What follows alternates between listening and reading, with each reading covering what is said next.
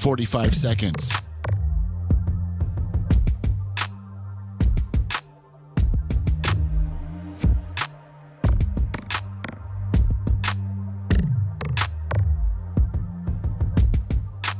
Seconds.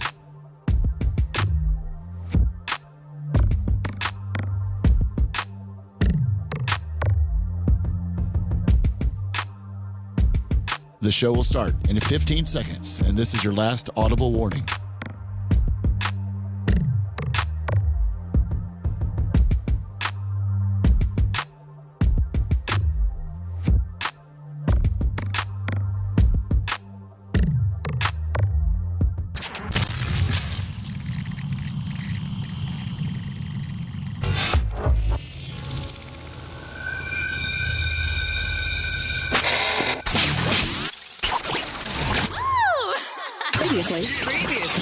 Previously on the Bubba the Love Sponge Show. You probably could. Wow. Coben's going to have a turban on his head and be... No turban. Coben's not going to have a turban on his head. I was trying to get him out of class for a few minutes. Call him Mohammed. Oh, there you Mohammed Lasker. You're listening to the Bubba the Love Sponge Show. Broadcast rights for the Bubba the Love Sponge Show have been granted to this station by the Bubba Radio Network and is intended solely for the enjoyment of our listening audience. Any rebroadcast, retransmission, or other use of this production without the express written consent of the Bubba Radio Network is prohibited.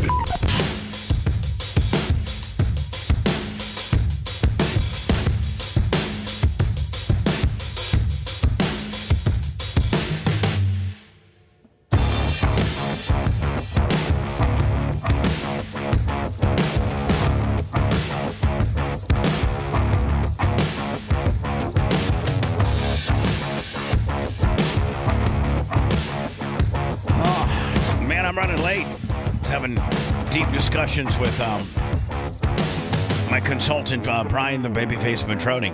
It wasn't super deep, man. It's all good in the hood, baby Bubba. Are you going through some mental health issues, Bubba? We need to talk about? Yeah, I need to turn this music down so I can hear what you said. That's the only mental health issues. No, no, Lummy, I'm not. Well, yes, my whole life is a mental health issue. And so, hi, by the way, it's the Bubba the Love Sponge Show, Thursday, May 7th, 2026. Brian, the Babyface Matroni, in on the third seat today. My whole life, that's why when I see, and we're going to jump right into the Victor Hedman stuff, and I'm not asking anybody to choose sides. I am probably the only person in Tampa Bay media that is taking this position nationally. I think you're the only one. No, there's one or two other people. Oh, really? Yeah, there's been. I mean, but I'm 100% the asshole here. I'm the bad guy here. Everybody that covers the Lightning from a global level on the NHL global level, or on the local, level here. In Tampa, Florida, nobody is asking the tough questions.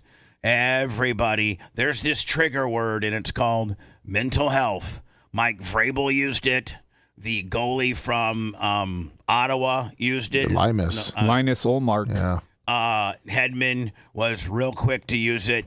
And at that point, man, it seems like journalists can no longer ask the tough questions or start piecing together your story, or trying to blow holes in your story to get to the truth.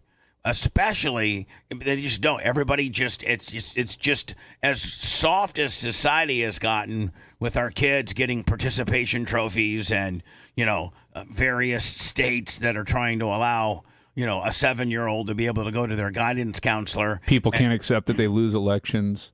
Yeah. I mean, that's all. That's part of it.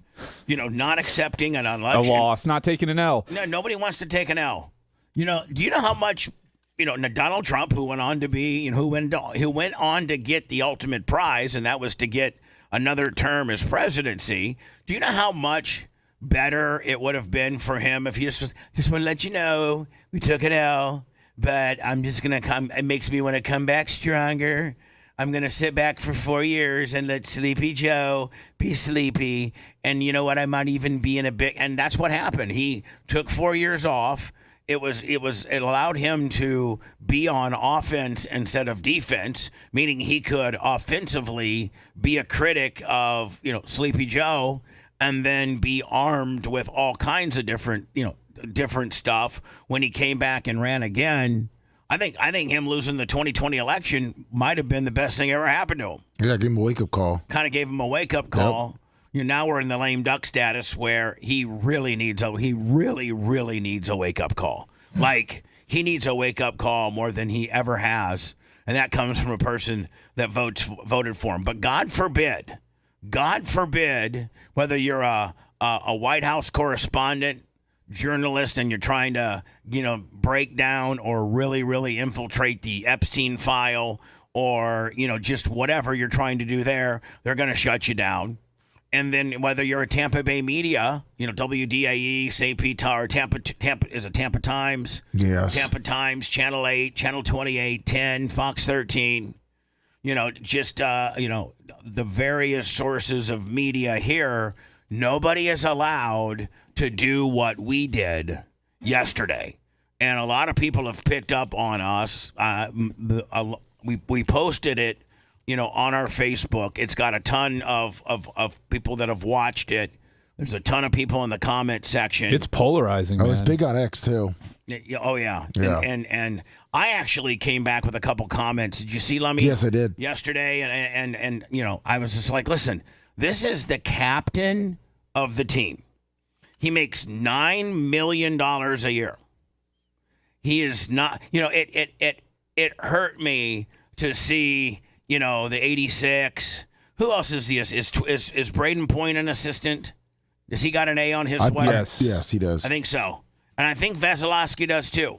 I think Vazzy, Point, and Cooch all have A's, which denotes in hockey as an assistant captain. But there's only one C. And There's Kucherov and Hedman. Kucherov and McDonough, rather. As the A's. Yeah. Yeah. So there's only one C. And for years, the captain of this organization was Steven Stamkos, number 91. And, I think he held himself to very high standards. He kept the locker room motivated. He, was our overall first-round pick back whenever, had been with the Lightning for 16, 17, 18 years. We felt as if he timed out. It was people could not wrap their head around the fact that we could be, not have Steven Stamkos, the face of the franchise, on our team. And quite frankly, it was one of the best business decisions they'd ever made.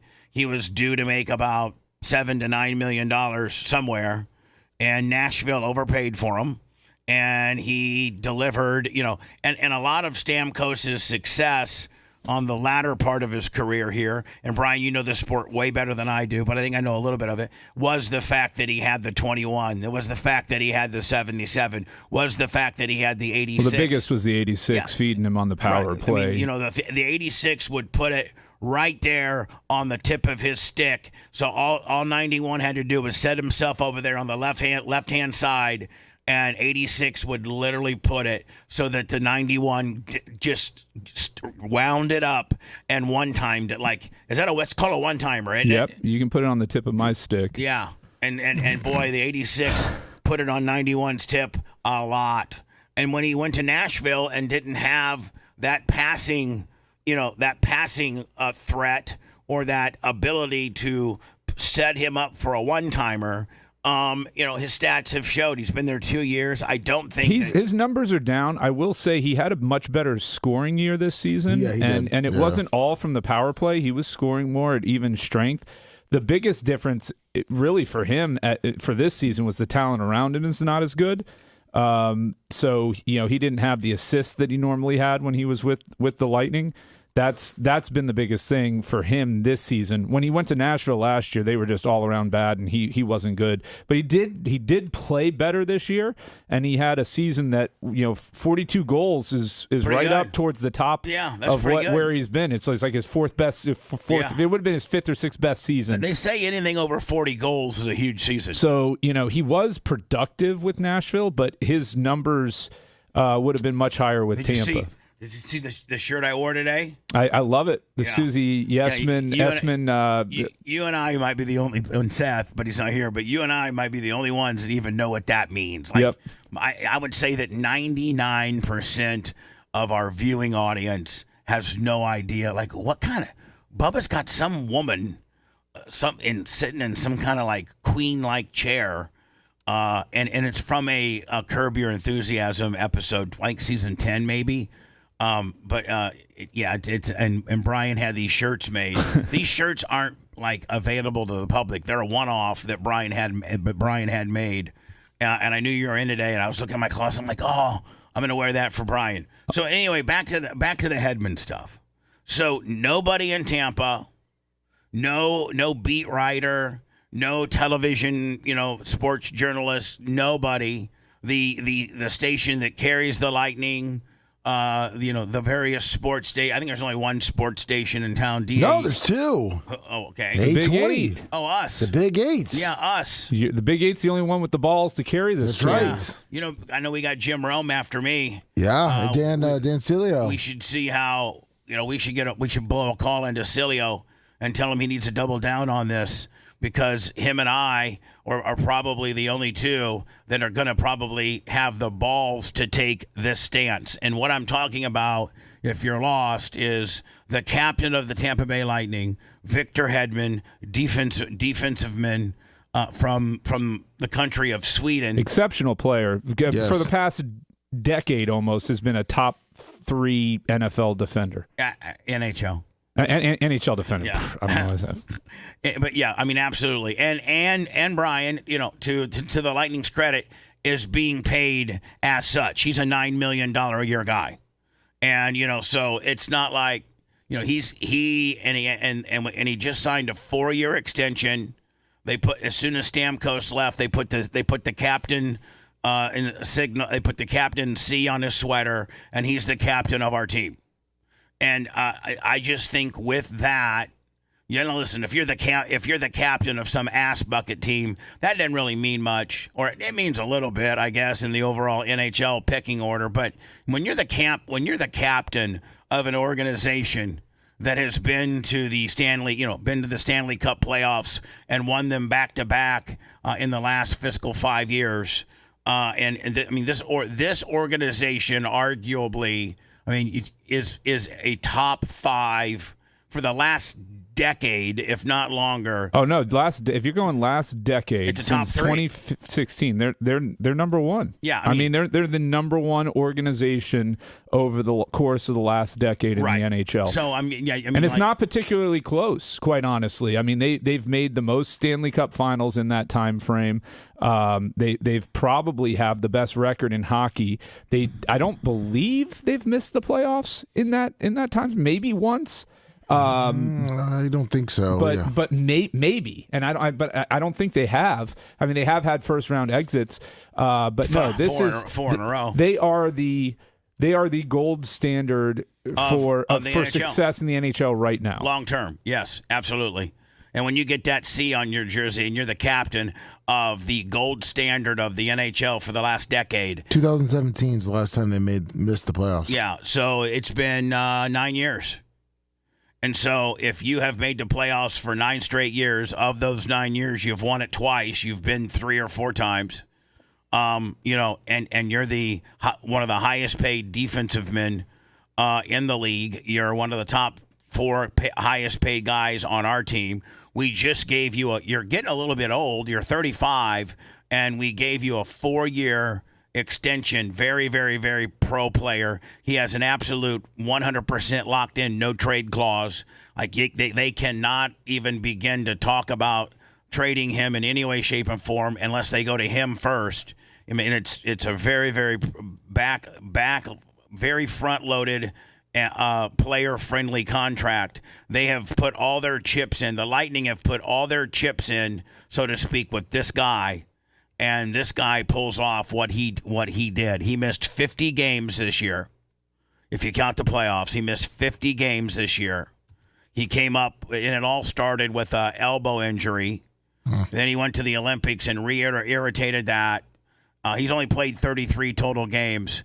And I'm just telling you right now, had he been available for the Montreal game, I think we would have won the series. I really do. I think we've positioned ourselves where we can't trade him and we can't get rid of him, and we're going to lose that one guy, Radish. It looks like we're going to probably lose Radish, and all the comments that I saw, Brian, was like, this guy's a stud. This guy is somebody that we need to get locked up, and it looks like he's already in his post-exit interview 2 days ago. I think Radish told the Tampa Bay press that he's exploring other options. Well, of course he is. I mean, he's going to be one of the biggest defensive unrestricted free agents on the market. So I don't blame him. Now, the Lightning do have the money to re-sign him if they want to. The biggest problem and impediment to that is the Eric Chernak contract is kind of an albatross for them. $5.2 million for who essentially amounts to a very gritty, tough defenseman that they probably could get similar play out of for $2 to $3 million on a $2 to $3 million deal. That's hurting them. But the Hedman deals is the biggest. The Hedman deal only became bad this season. It was getting Victor Hedman from last year and the year before at $8 million a year is a bargain. With the production that he had, this is the first time that Hedman's deal has been a bad deal.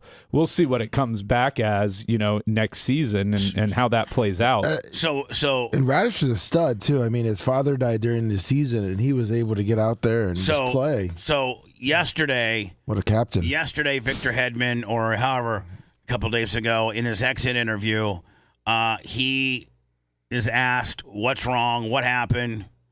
And he really does not lean into the fact that it was really his elbow and the surgery that he had in December and the setback that he had at the Olympics. No, he more leans into the all-encompassing. I had to take a leave of absence for personal reasons because of quote unquote mental health. Now, I have researched it quite extensively. Lummy and I were on the phone yesterday to clear up until about 7:30, and I'm researching his mom and dad who live in still live in Sweden. I'm researching his two older brothers, one of which used to be, I think, played in the league for a few years. I'm researching his two children. He has two sons, ages, I think, 6 and 3 or 5 and 3. I'm researching the health of his wife. And so I'm thinking, man, the only reason you have to step away for personal health reasons, mental health reasons, under normal conditions is that one of the people that I just mentioned, earlier has an issue. Your parents are, maybe your dad's gravely sick, maybe your mom, maybe you've lost your mom. Again, the guy, the one dude that plays for the Lightning lost his father. Radish lost his father this year, and I think missed one game. And so, again, I'm not trying to underscore or to diminish how important mental health is. But what I hate more than anything, and we are speculating because Lummy has some inside sources. And so yesterday we got on the air and we suspected, okay, in your press conference, you didn't mention your elbow. You didn't mention anybody in your family that had health issues, from your children to your older brothers to your mom and dad. Yes, he did lose his dog 7 months ago. He lost his dog. Now, if you're such a paper tiger, listen, I lost my father, my stepfather. I lost my stepfather on a Wednesday night, and I came to work that next morning. Now, I was a basket case, and I was crying, but I came to work because I'm the guy here on this team that wears the C. I'm the captain. I'm the owner, I'm the general manager, and I'm one of the star players too. And you know what? I can't let my audience, my fans, the viewers, the listeners, and more importantly, the people that work for this show, I can't let you down. So, and I've also had to put, my dog Pookie down and come to work the next day. There's just, some things that you just got to sled through. So as we were investigating yesterday, Lummy, that the wellness of his children, that would be your first and foremost, priority. Yeah. If something had happened to his children, I get it, man. I understand the mental health issue at that aspect. I understand the being a better father and husband aspect of that. Yes, nobody's going to ever question you walking away from the game for an extended amount of time if you have a sick child. Your mom and dad, same thing. Your 2 older brothers that you grew up in Sweden, same thing. No, we're not having this conversation that I'm having right now if that was the case. But we have researched it, and then Lummy stumbled upon a couple of his inside sources, real human beings that are close to this situation. And Lummy was told in no certain terms, that's what the Vrabels, the goalie for Ottawa, that's what these people do when there's infidelity or when you've been caught cheating, is that you stand behind or you wrap yourself in the cloak of mental health, because nobody in the media is allowed for the most part. And if Lummy, you and I were at the Lightning press conference when Hedman was saying these things about mental health and what have you, and we started grilling him with questions, we would be asked to leave. Oh, your credentials would be pulled. Yeah. It would be our last Lightning press conference, and we wouldn't even make it through the entirety of that. Like, this was a 9-minute press conference. The minute, Lummy, that you're like, Mr. Hedman, I've researched your parents. They're healthy and fine, still living in Sweden. Your 2 sons, ages 5 and 3. On the research that I've done, they're doing good, and that's great. Your 2 older brothers that I've researched, there's no reports of them having any type of health issues. I'm sorry about your pup. I'm sorry about your pup, but don't you think that when you wear the insignia, the C, when you wear the C sweater for the Tampa Bay Lightning, arguably the gold standard of the NHL for the last decade, that brings with it some responsibility, and that is to show up and play your hardest every night that you possibly can, and for you to just shuffle this off and whatever issues you're going through as a mental health deal, I think, quite frankly, is not transparent. And I think that you owe your teammates, the owners of the organization, and more importantly, the 19,500 people that pack the arena every night to see arguably one of our best players. I think you owe us more of an explanation than just, I need to be a better husband, and I need to be a better dad, and I need to work on myself. I think that you standing, underneath or wrapping yourself in the mental health overcoat, if you will, is quite frankly chicken shiz. And so what was really going on? And, I'll chime in here. It's people like Vrabel that use it to shield themselves from any sort of scrutiny or questions, and use it as a cop-out for their personal bad behavior that make this an issue. We support mental health. Yeah. We aren't saying that if Victor Hedman was deeply, madly depressed, that he shouldn't should have to go out on the ice and perform in a sport that you have to, you could get seriously injured if you're not there. The issue that we are taking as a group in here is that it may have just been a screw up in his own personal life that he's trying to use as an excuse now to as to why he abandoned his team to try and avoid the scrutiny and the heat for his own actions and behavior. And if that is in fact the case, which we have multiple sources that have confirmed that is the case, then that deserves discussion. When Tiger Woods was caught cheating and had his situation flare up, I didn't hear anybody in the media saying, "Oh, we need to respect his mental health." When Tiger Woods has gotten he's going to rehab. He's going to rehab, right? And he's saying he has got physical and mental health issues. And Brian, nobody gave him a pass. Nobody's given him a pass. Nobody just said he wasn't allowed just to say, "Okay, I'm having some mental health issues. I need to go and get some help." The press. What do you think addiction is? The press held his feet to the fire, and now he did engage in risky behavior and endanger others. So I will say there is a difference there, but at the same time, nobody's given him a pass. That addiction is a mental health issue. More so than cheating, I would say. The playbook came, and people can say what they want. We're the biggest assholes.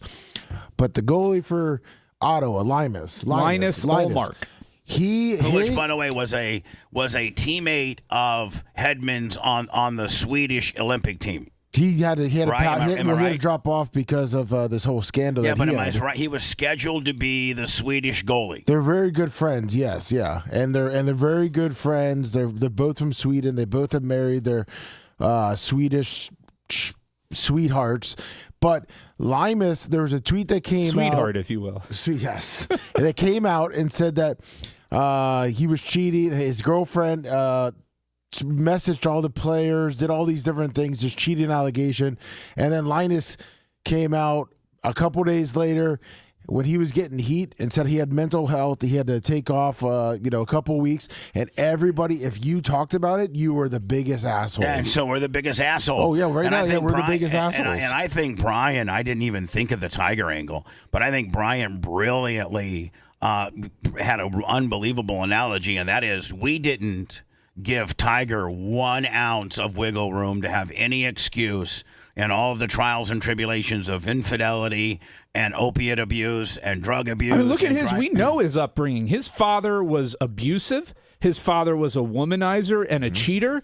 I mean, we know what Tiger has dealt with.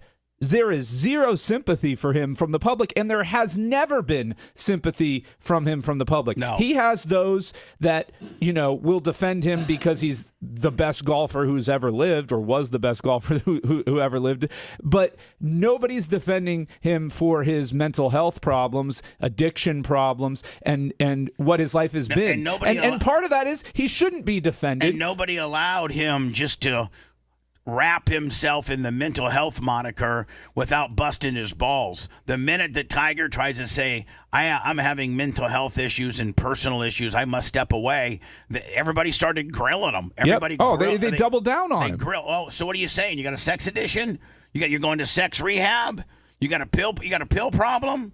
No, nobody had to bite their tongue for Tiger Woods. Why should we have to, as journalists, not be able to ask every possible combination as to why one of the captain of our hockey team taking himself out of the availability to play a game to the tune of 50 games? If you count the playoffs. Well, yeah, he did have legitimate injuries in there, but still, I mean, let's just say during the most important stretch of the season, when his team would have needed him the most. In the last 2 weeks of the season, it was like the last month. Well, it was really after the they got back from the Olympics all the way through to the playoffs. And I mean, not only do I think we would have been a higher seed going into the playoffs, maybe even competing for that first seed, but I think that we would have beat the Montreal Canadiens had we had the 77 on ice. And when he decides to, for whatever reason, not give us now listen,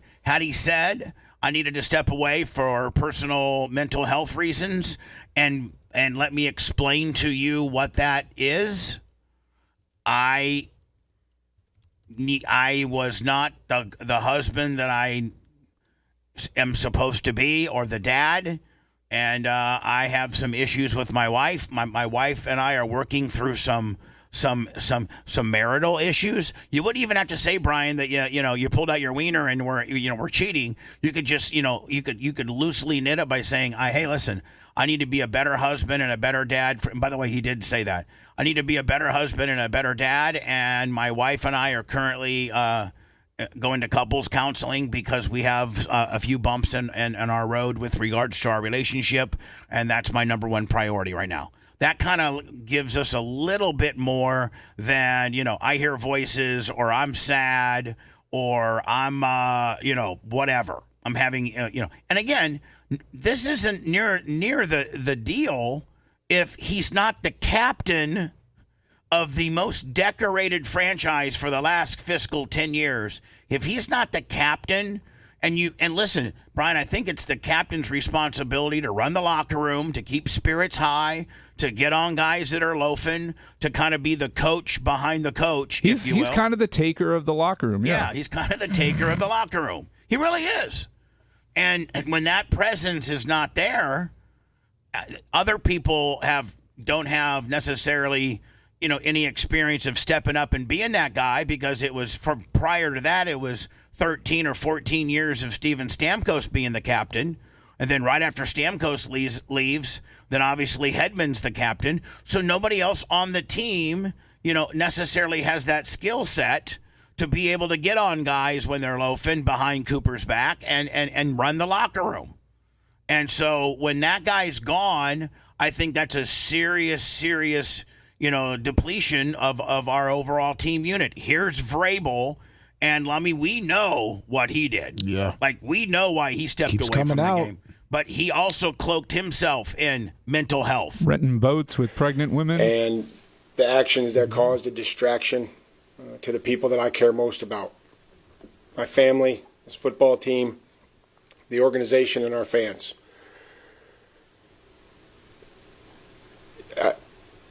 My previous actions don't meet the standard that I hold myself to. They don't. And what I believe is best for the two most important things in my life, my family and this football team, is for us to take the necessary steps to work together and to I think Vrabel comes across way more palatable, if you will, and takes way more onus in what he really did. Well, I know he was caught red-handed. He was caught red-handed. He lied at first. He coordinated with her PR team, with Rossini's PR team, to kind of try and sweep it under the rug. Still is denying it. From my actions and the actions, and to give them what I told them I'd give them, which is the best version of me. And that's what we're going to do. Like I told you before, my priorities are my family and this football team. And in that order. And there's a balance there that I am going to create. And my family needs me this weekend, and that's where I'll be. I worry about the 3 F's in life: family, football, and effing. And unfortunately, I put effing at the head of that list for far too long. And, Hedman could have said, listen, you know what? For this entire summer, my family needs me the most. And I'm going to absolutely jump through every hoop needed to make my family unit stronger. But I'm not going to abandon my team when we're getting ready to go into the first round of the playoffs. And, oh, by the way, I'm the captain of this team. And I'm gonna play the remainder of the Vrabel deal. I'm gonna go to words, and then we're gonna come back with the Hedman deal. I watched his press conference, and he sat up there with a little crap-eaten grin, like he was getting over on everybody. Listen, because the Tampa media, and he knows this. I mean, look, there's other hockey players that I know, and we've heard many things firsthand account from different wives or different. Well, Marty St. Louis had a big cheating scandal. Well, yeah, there's someone else. And then who's the dude that was the guy that had cocaine in his pocket and was partying real hard, and he was a your boy. Oh my God, who was he? It was back in the he was a defenseman. Yeah, and he was unbelievable. Remember? Yeah, back in the late 90s. And we all know the exploits of Jeter and A-Rod and all of them, and during spring training here. Malone. It was Malone. Remember, Malone got pulled over in an Ybor City parking lot, and when they frisked him, he had cocaine. and what have you, and they shipped him out of here so fast. And so, man, I mean, but I'm confident in the people that we have. I'm confident in the preparation. I'm thankful for Elliot and his staff that have prepared us for this night, for this weekend. I ask that somehow you can allow those players that we bring on to the... All right, so enough of that. Hedman said, obviously, after the first period in Vancouver was kind of my final straw. Now, Lummy and I, before Brian got here today, we got here a little bit early, and we watched the entire first period of the Vancouver game. And it was end up being Lightning 1-0 after the period. Hedman only seemed to be on the ice about 3 or 4 times. He touched the puck twice, once in a defensive play and once in, I think, an offensive pass. It was pretty much non-eventful. Wasn't like he got in a fight or wasn't like, unless the only thing I can think of is that, players out there, Brian. I was going to say, another player on Vancouver chirped him. Yes. Chirped him, and he freaked out because he's like, oh, it's public. It's getting out. Yeah. What's going on in my life is out there. Like the guy I forget, who was Lummy, who was the defensive, either linebacker or defensive end for the Minnesota Vikings that was was it Chris Dolman? I don't know, he was an absolute, he was a black guy, absolute wild man. He was like and he would learn every offensive linemen and the quarterback's complete family, their kids' names, the wife's name, your mom's name, and he would just chirp the entire time. Yes. Like he would be like, hey, left guard, how's your little 4-year-old Jimmy doing? Huh? What's he going to feel like when you come back with a broken nose later today, buddy? Oh, how about your wife? She don't want to blast a guy with a broken nose. She wants some smooth chocolate brother like me. So I'm thinking, Brian, there was nothing on the ice it was very non-eventful. So if Victor Hedman is going to say it was the final straw after the Vancouver game, we're sitting here scratching our heads. And, of course, the pussy-ass Tampa media, he's given you, Lummy. What was it in that Vancouver game that was the final straw? It's such an easy follow-up question. Yeah, he's giving you a softball, Brian. Because you're not insinuating anything there. You're just asking the question. Yeah, what happened? Because I watched that game. My elbow really just flared up, and I just need some more time to rest. There you go. Maybe after my one shot or my second shot that I took. But that's not what the team said. The problem is that the team didn't report he was, and this is a real issue for the team because you can't lie about why he's out. Well, this whole thing's a lie. Well, I know that, but what I'm saying is if they had said if it was related to the elbow, they would have said put it on the injury report. Right, and they never did. It would have been upper body injury. Upper body injury. Victor Hedman after the first period is a scratch for the rest of the game, or is at least a scratch, unhealthy scratch for the next game. Upper body injury sustained on the last game. They in full transparency, Brian, they would have put him on the injured list with an upper body tweak. They would have done that. They didn't do that.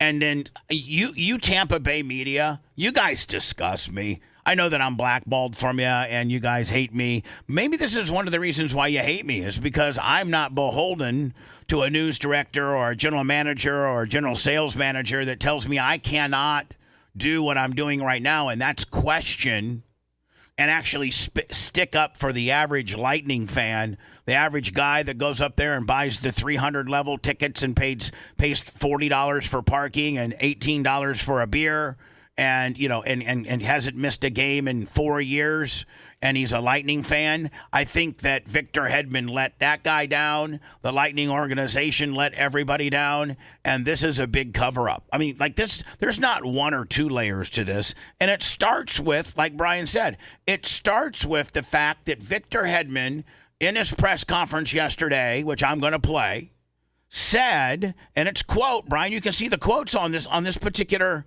story. See the quotes? The little they have the quotes yes. around. Obviously, after the first period in Vancouver was kind of the final straw. Victor Hedman on the first period exit against the Canucks on March 19th. Now, if you're going to throw that out there, and you're worth your salt as a reporter or anybody for that matter, you say Victor, can you get into a little bit more detail? Did you tweak your elbow? Did you hit it on the? Did somebody board you or side check you? Or like what was it that really flipped you out and to the point where you were done and you needed to walk away? And in your own words, it was the final straw. What was the final straw? So I would be interested too to see. Did the Lightning take any runs at a specific player on the Canucks after that first period? Were they like roughing up one of the guys on the Canucks to see if that was maybe the guy that was chirping him, or was there a fight or something like that? Because that may add credence to the theory that he was getting chirped at, because I would imagine that there might be some retribution by the Lightning players if somebody on the Canucks was getting that personal with Hetty. Unless he kept it to himself. Yeah, that's possible. And went to the Coop and said, "Coop, I'm really having I'm really freaked out right now. I'm having an anxiety attack. I'm having a mental health issue," and keep it really vague like that, and not even kick the can down the road with regards to letting your teammates know what's really bugging you. Because they announced it said he was forced out of the game with 4:44 left in the first. They made this announcement due to illness. Okay, due to illness, yes. Brian. Mental health illness. That's the angle they were going with. Well, he said just illness, not mental health. Well, don't bring that in. Okay. All right. So don't have Victor Hedman go to first line either. The mental health thing that the NHL gives you, don't get yeah. that By the way, involved. the NHL has a program, and it's called what? First line. First line. The NHL has a league-wide program that if you're on any NHL roster, and even in their farm league, whether you're on the main roster or you're on one of their affiliates, AHL. If you are in their organization, whether it's big time, whether you're you're on the was it like a 30-man squad? I forget, 40-man squad. 24. Yeah, I don't know. Whether you're on the whether you're on the Orlando Solar Bears or you're on the Tampa Bay Lightning. Syracuse Crunch. Yeah. If you're in an NHL's system, so to speak, as an up-and-coming player that's playing in the minors, or as a guy like Victor Hedman that's a full-blown superstar, and it's called what's again first line. First line. They have a mental health program called First Line, and if you are suffering from any type of mental health issues, you enter yourself into the NHL league-sponsored First Line program, and that they help you get through this mental health issue. Now, Victor Hedman never entered into the First Line program.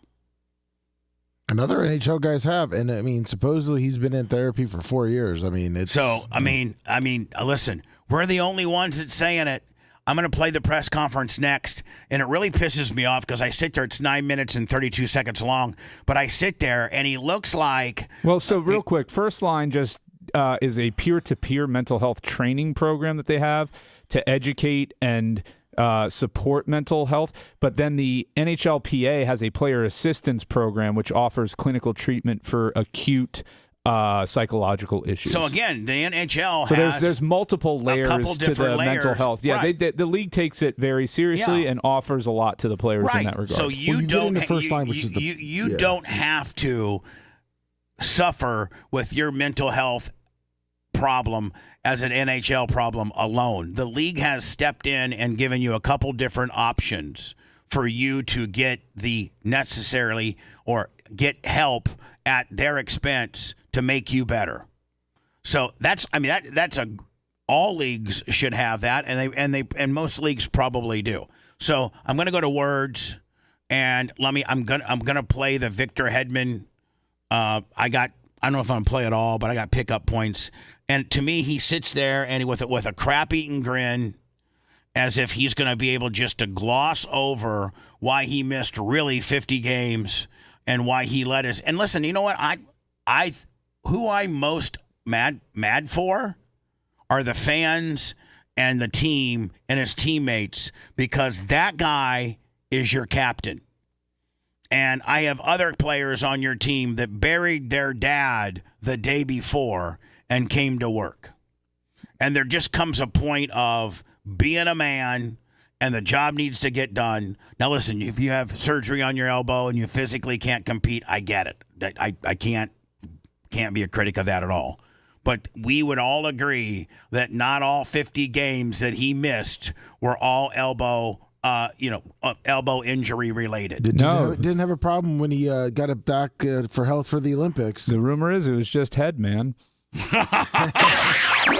Yep, he insulted everyone during that last break. The Bubba the Love Sponge Show returns after these words.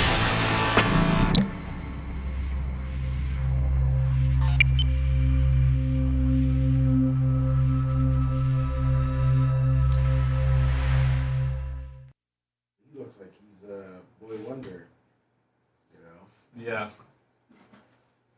So, Lummy, should I play our thing from yesterday first, Yeah, you can do that. and then go into him, or should I vice versa? No, I think you should play ours first. Okay.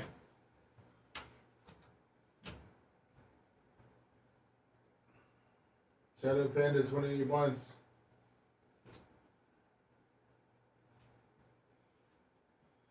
Says if you are, buddy.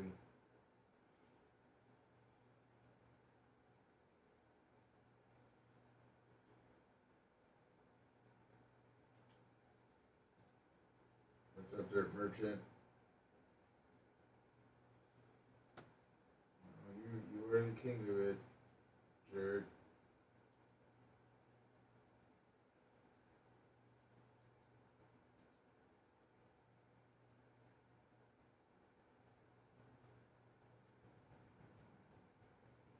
What's up, Cooper Lips?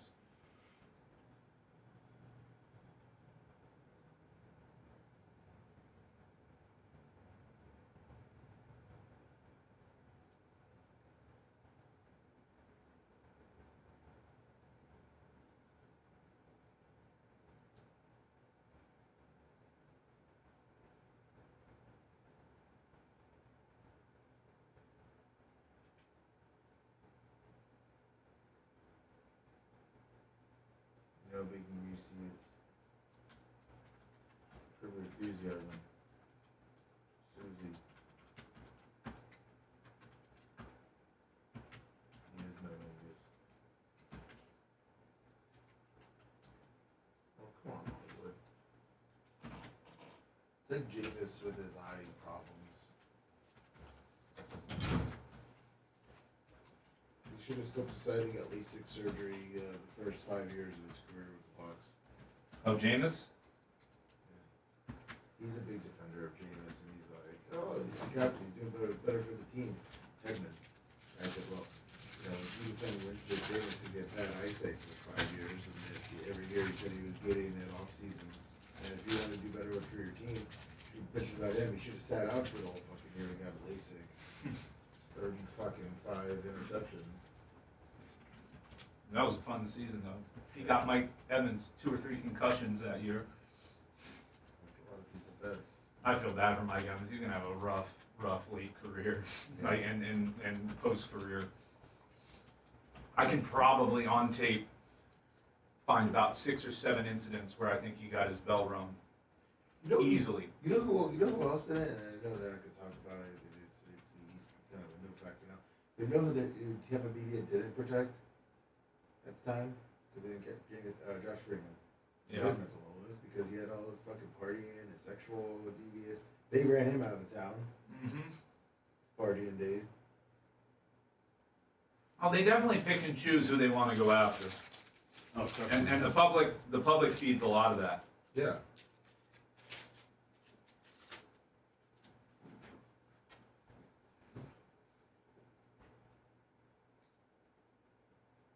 New York, right?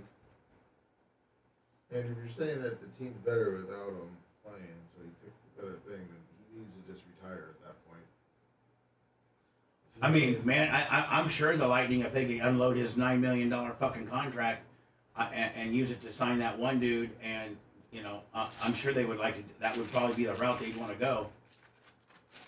God, if the Lightning could find a way to get McDavid. Oh, that would be. How good is he? This is a game changer. Best offensive play, best scorer in the league. Yeah. If you were to put him and Cooch on a line together, Be lights out.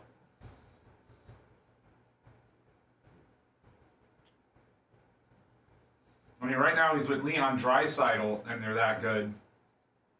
But if he was a Cooch,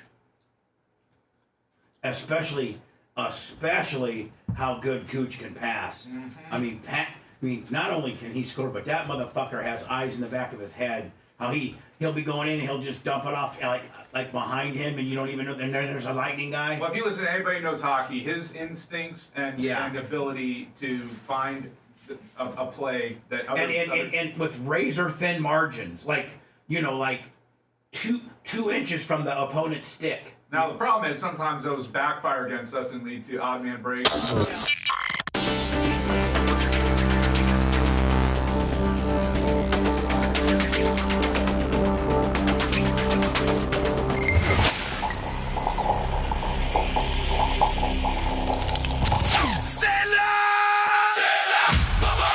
From your friends at GetAbox.com, introducing the all-new Mini Box. Oh my gosh, Rob, have you seen my new mini box? It's so small it fits right in my pocket or tucks away discreetly behind the TV. You'd never even know it was there. No way, Gabby. That thing is tiny. Does it still get all the programming GetAbox is famous for? All of it. And the mini box records straight to a USB drive, so you can save anything and watch it whenever you want. And the price? Mini 2. Right now, use promo code BUBBA at checkout and get $25 off your mini box at GetAbox.com. That's promo code BUBBA. Nowhere near the rare air at the top of the heap. I mean, we know what's important. More like the bottom feeders existing on the scraps of society. You just babbling about Bubba the Love Sponge.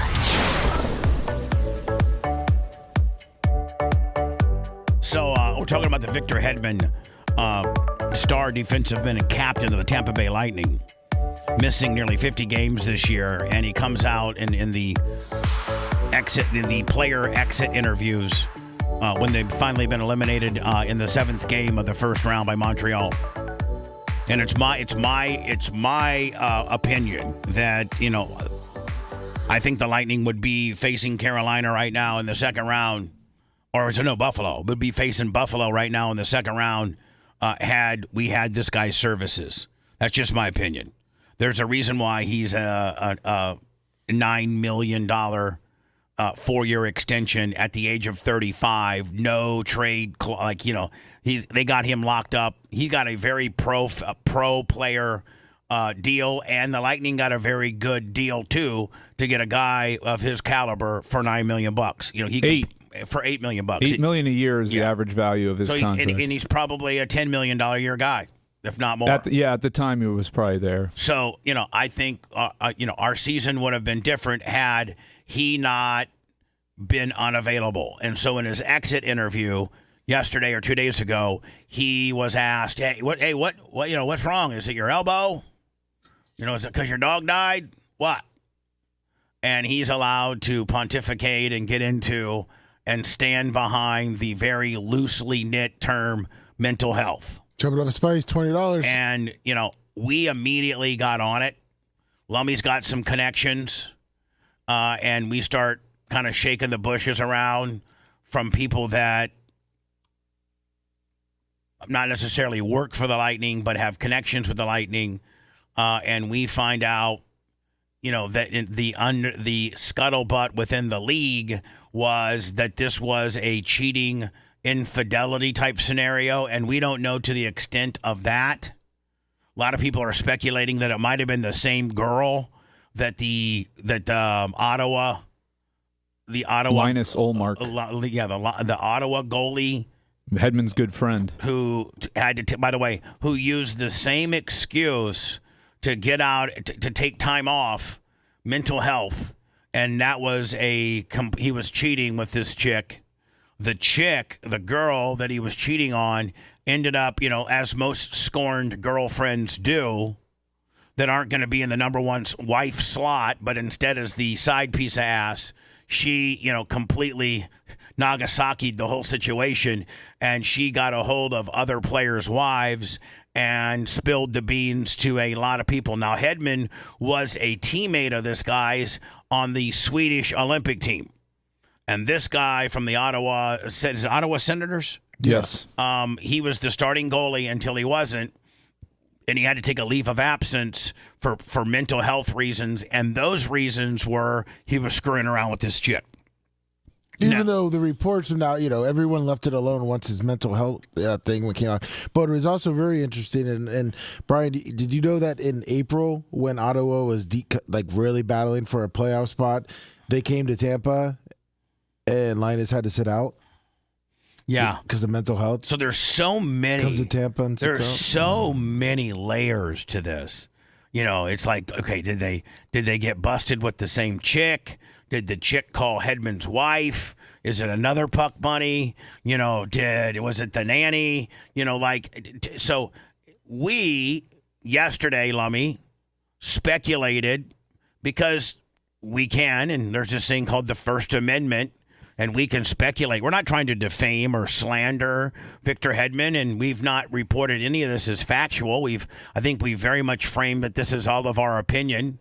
I don't know it to be true, but we put it in our post too. To be clear, this is a rumor, not confirmed fact. Yeah. To be clear, this is a rumor, not a confirmed fact. But if Tampa has been whispering about this behind the scenes while the public only gets a mental health explanation, that's exactly why people are going to ask what really happened. But here's the sad thing: nobody asked Victor Hedman to be truthful. Everybody is the word mental health is almost like a triggering word to anybody in the media or any talk show host or television host or content personality, that the minute that somebody plays the mental health card, that you immediately retreat and you don't start pressing them for the truth. Now, Brian brilliantly, and I'm going to use it a lot because Brian brilliantly brings up none of you, sportscasters and broadcasters and people that cover sports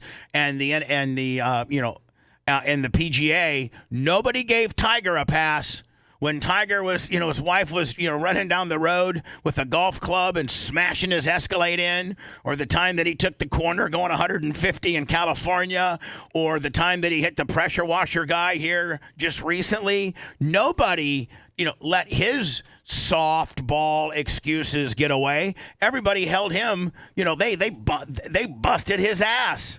And he legitimately, like Brian brought up, has, some plausible excuses as to why he might be messed up. Well, we know why he's messed up, and he is messed up, but nobody seems to care about that. Yeah. Now, again, he did get behind the wheel of a car and endanger people's lives. I get that. But thankfully, nobody was hurt by him. But Brian, you never see a sportscaster or a journalist that's trying to do a salacious story on Tiger say, hey, listen, Tiger willfully got behind a car. Tiger willfully took opioids. Tiger willfully drove impaired. I mean, there's a question on whether or not you willfully take opioids at some point if you're an addict. And if we're going to get into the mental health aspect of it, that's where the defense of Tiger, these internet defenders out here that jumped all over you for reporting it, which you've gotten from multiple sources. It's not like you are just pulling this out of thin air. Right. There is, and there's a lot of things that don't add up that kind of start making sense on the backside. Well, and what's also interesting is, so Jeff O'Neill is a former NFL player. He ripped into Linus Ullmark when he sat out the game in Tampa on Saturday. Not this Saturday, but it was a Saturday in April. He said what Linus Ullmark did on Saturday night was completely unacceptable. I know he's had his difficulties this year. His team stood by him. This is about the team chasing the playoffs and everybody contributing. And he said he needed a day off in the biggest game of the year. Not buying it. Not part of the league. You don't get to pick and choose when you want to feel good and when you don't. So he owes this team a performance. Now, interestingly, like most teams do, it was a road trip where they also ended up playing the Florida Panthers, still in Florida. Right. Linus Ullmark played in that game down in Miami. You know what he did? 5 goals on 16 shots. Pulled from the game and didn't care. Just completely unaffected by his terrible performance. Most goalies smash their sticks, and you can see it in their eyes. He just went back to the bench and was like, meh, Florida ain't for me, man. Mental health. So, but what I'm saying, Brian, is like, back to your original Tiger deal. No journalist ever starts out their article by saying, all right, Tiger did X, Y, and Z wrong. He's a mess up. He took pills. He's not supposed to be doing that. He needs help. But listen, Tiger had a really bad childhood. His dad beat him.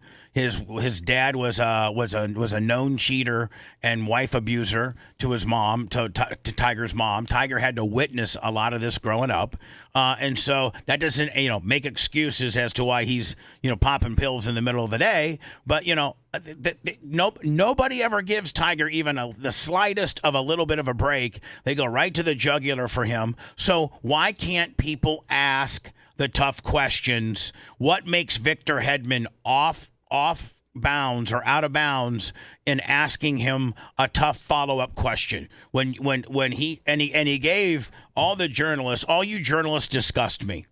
You disgust me. Because when and it's in quotations, I know he said it, he said, listen, after the first period of the Vancouver game, I knew that was the straw that broke the camel's back, or the final straw, something to that matter. Final straw where I needed to pull myself out of the game and start working on my mental health issues. Well, okay, so as a journalist, he's given you that information. You're not worth your salt as a broadcaster if you don't say, hey, Victor, with respect, can you elaborate on what triggered you in the after the first period of versus the Canucks? Is there any way you can, expand on that a little bit? That's not being disrespectful. Nope. And if he says, no, I can't. Okay.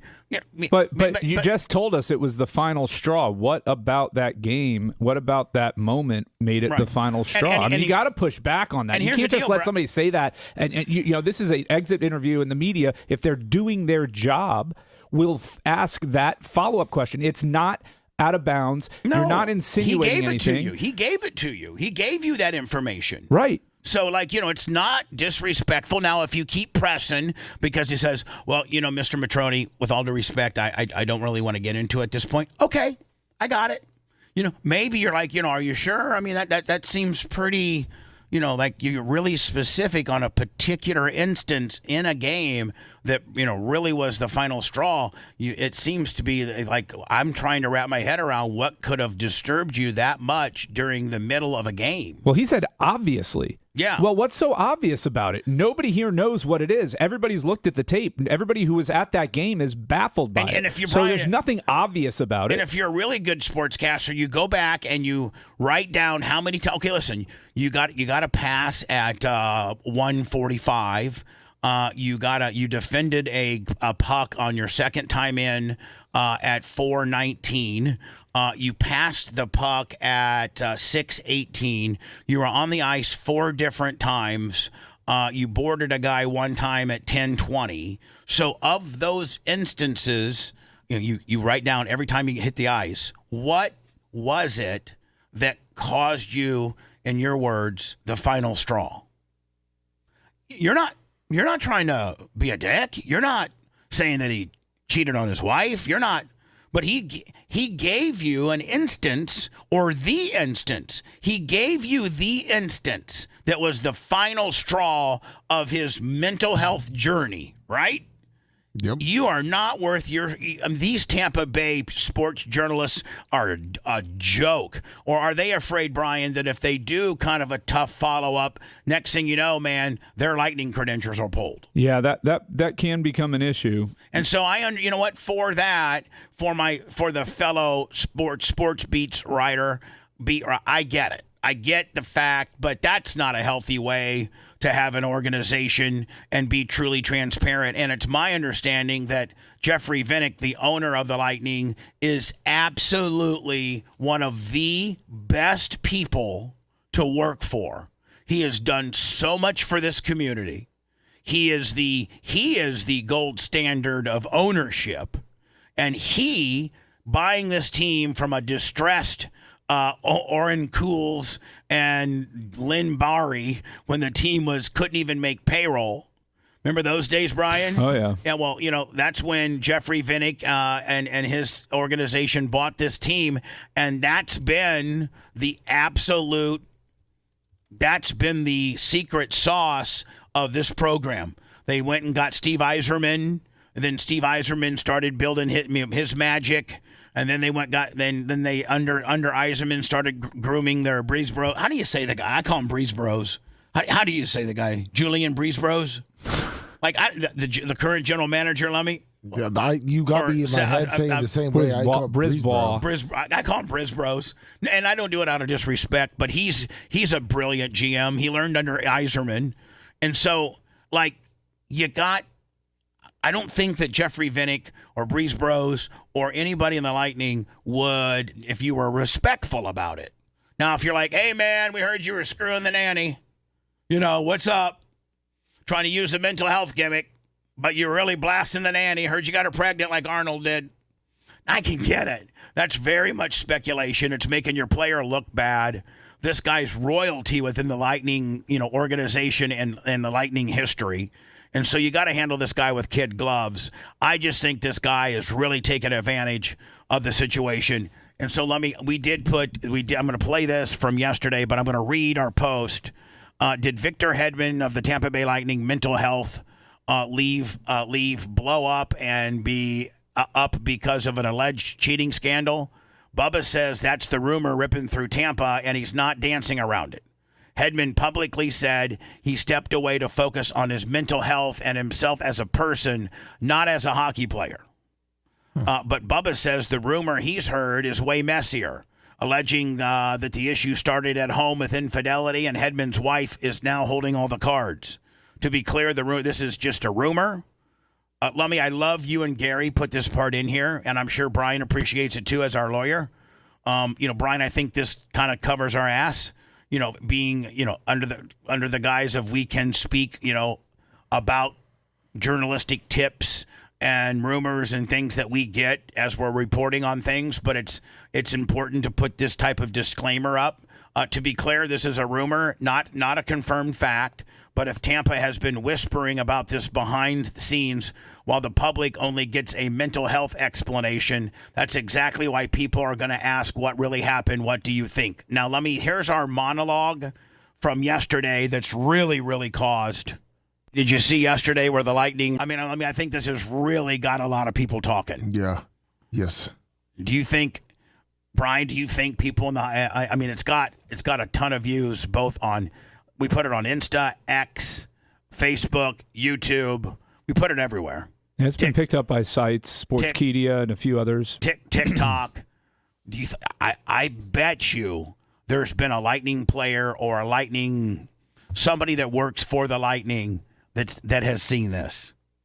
I guarantee you. Yeah, I'm sure. Did you see yesterday where the Lightning released that Hedman, a lot of the time that he took off was for mental health issues? No, there's rumor on the street that... And I threw it out there. Yeah. I didn't know I had you as a backfiller, but I even texted you yesterday and said thank you for jumping in. You double dutched yourself because you had heard some of the same rumors that I had heard. Yeah. And I thought usually I get hung out as just the only guy that's going on a limb, but man, you doubled down for me here. Can't have you being the only dick here. Thank you so much. Let me double dutches in big time and kind of helps me out a little bit. Thanks, Lum. Yeah. For mental health issues. No, there's rumor on the street that he cheated on his wife and he's been in therapy. And that's what messed it up. There you go. That'll mess your head up every time. That's exactly what I heard. Rumor on the street. Allegedly. Don't know it to be true, but this all stems from him potentially cheating on his wife and his wife holding all the cards at that point. What they're looking at is his quote that he emphasized that his therapist focused on him as a person and not just a hockey player. Yeah. So he was focused on something outside of hockey. Yeah, so it was not hockey related. And again, I heard from a person that hangs out with a handful of the players that's the ongoing Iggy that probably nobody in this Tampa Bay media circle has the balls to report. I'm going to nobody. Are we still the only people in the world that report or like Sportskeeda have other people now? Well, they've picked up your story on it. They haven't done any additional digging. Well, okay. There's like really some small guys that have said like they 100% have heard the same kind of things, but no one that's. I've gone, Lummy, and kind of I've interacted with some of the comments. Yeah, and which I think it keeps people going too. But It does. I'll read a few of my comments. Report it. We don't know it to be true. Rumor has it, strictly our opinion, is that the Victor Hedman mental health issue was infidelity. Did you see yesterday where the Lightning released that Hedman? So that's what we released yesterday. I don't have a chat. You can go to our Facebook page if you like and get into the comment section. I start kind of arguing, going back and forth with people that say, leave the guy alone, give him his space. It's mental health, for God's sake. Yeah, it is. It is mental health, but I don't think it's mental health. I think it's like a cop-out. I don't think that it's really mental health where you're sitting there and you're contemplating bad things and you're depressed and you can't even, listen, people that really have mental health issues, it ranges from I can't get out of bed because I'm depressed. I don't want to live. I don't want to go to work. I just want to sit here and feel sorry for myself, or my life, I don't have any, I'm financial, I don't have $1 to my name. I don't have a place to lay my head at night. My wife left me. I lost my job. I'm addicted to various, things, whether it be drugs or, in my case, food. I'm just saying, mental health comes it rears its ugly head with a lot of different scenarios. And if you're Victor Hedman and you're making $8 million a year, you're the captain of the Tampa Bay Lightning. Both of your parents are healthy. You're both of your older brothers, one of which used to play in the league. He's healthy. They're healthy. Your 2 sons are healthy. Your wife is healthy. You had a little bit of an injury, but you're healthy now. And I can't. You did have the dog that you had for 14 years. You had to put down recently. But Brian, if I got the captain that I'm paying $8 million a year, that's arguably, when he has his head straight, one of the best defensemen in the league, that's absolutely a guy that can change the game in itself, and he's taken an extended amount of time over his puppy dying, I'm having a talk with that guy.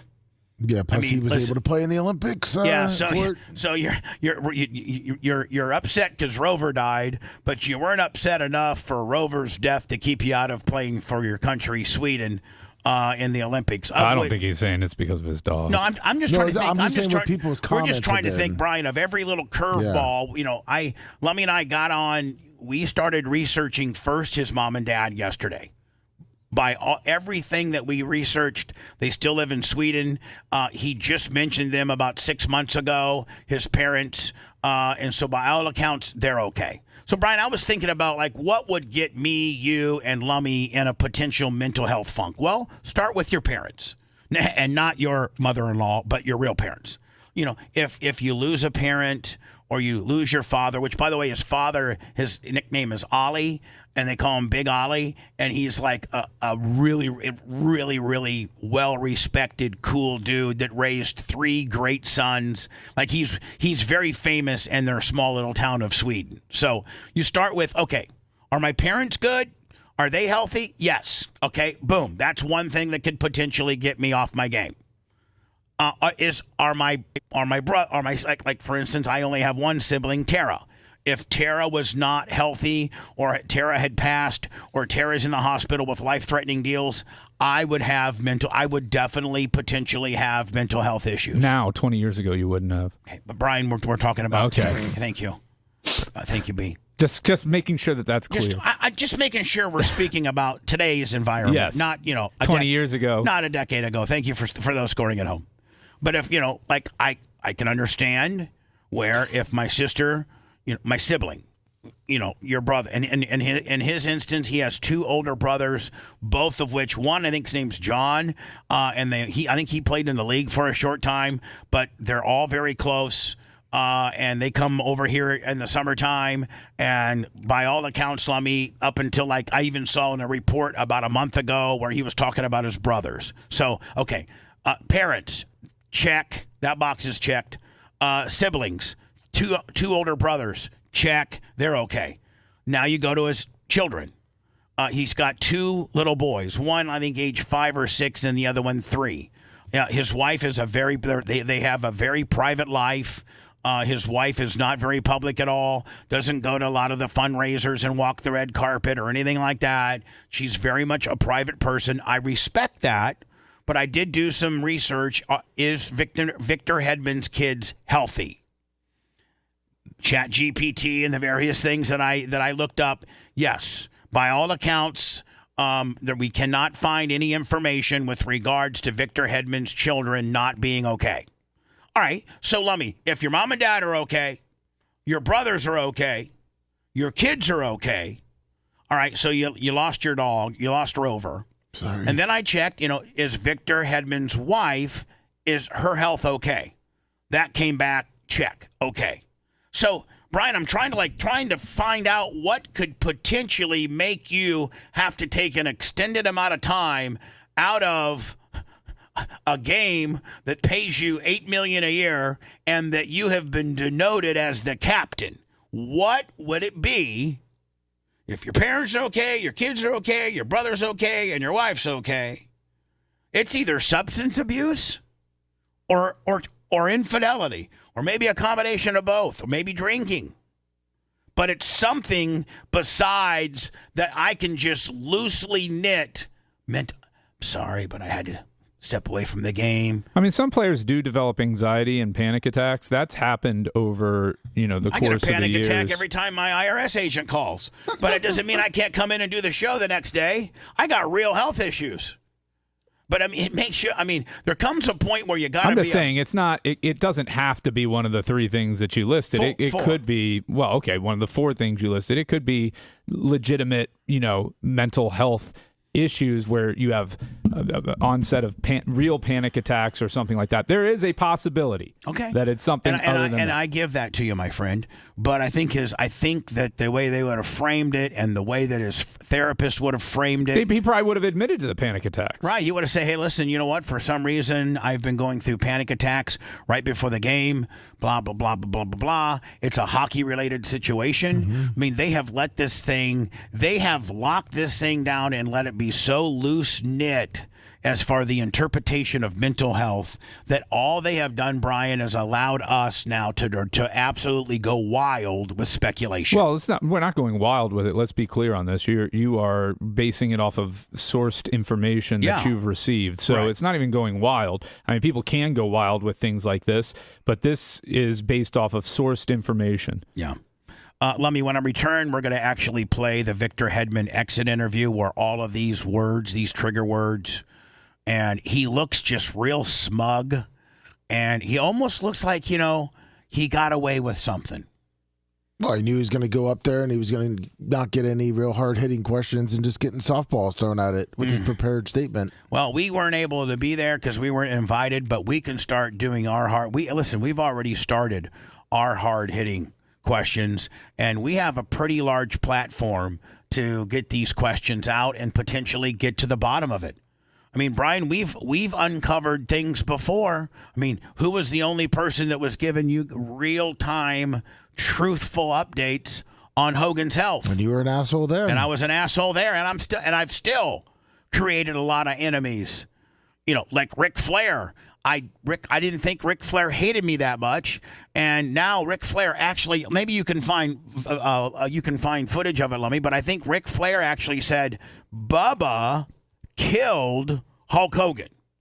With Bubba's speculating what happened to Hulk Hogan, he's the one that killed. What do you think? I was the one that was in there that night in his recliner and put, some fentanyl down his port? Which, by the way, Lummy, he had a port. Oh. He had a port. He suddenly died in the middle of the night and stopped breathing, and none of the cameras were working, and they didn't do an autopsy. Interesting. Yeah, but I'm the bad guy. Anyway, we'll be back with the Hedman exit interview, and you people can. I'm going to play the majority of it. I can fast forward through a couple of it, but I think I almost probably play the majority of it because it addresses everything that we've spoke about. And then you people can come up with your own opinion. I'll be monitoring chat on YouTube, and you people, after you watch it, can let me know, what do you think? Is this guy really got mental health issues and he needed to step away because he was having panic attacks caused by the game? If you listen to his therapist, she never mentions the game of hockey. No. The game of hockey and or his elbow injury is never mentioned as to why he had to step away from the game for mental health issues. Nowhere in this 9 minutes and 36 seconds are you going to hear the game of hockey or my elbow caused me these mental health issues, which just kind of somewhat validates where we're going with it and what we've been told. Back with that next. Don't be mad at him, dude. Be happy for him. He would be happy for you. Yep, they got it all figured out. Oh, no, I'm happy for him. I'm so happy for him that I would like to beat him with my happiness. Bubba the Love Sponge returns after this.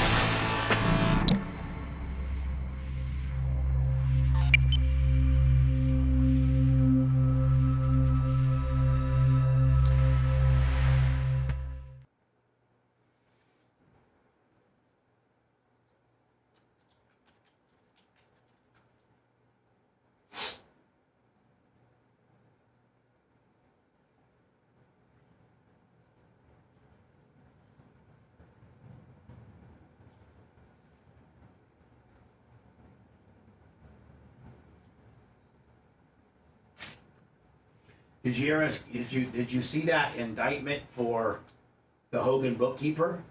No. Yeah, the feds came in and indicted this girl from Palm Harbor. She owned her own accounting firm, and the feds came in and arrested her on 6 counts of stealing almost $900,000 from a public figure, and I via PayPal. No, just like his books. Like, she would take out $25,000 out of an account ending in like 0207, and let me see here. Says here she bought Wrangler jeans, gun parts, and ATV accessories. Come on, buddy. No, I'm reading the story. Crazy. Now, when you're indicted, does that mean you're arrested? Yeah. Well, the indictment comes from a grand jury. It said a grand jury. Yeah. That here's only one side of the evidence. So it's not difficult. The saying is you can indict a ham sandwich because it's not difficult to get an indictment because there's no defense being put up. It's just the prosecution giving their side of the story to the grand jurors.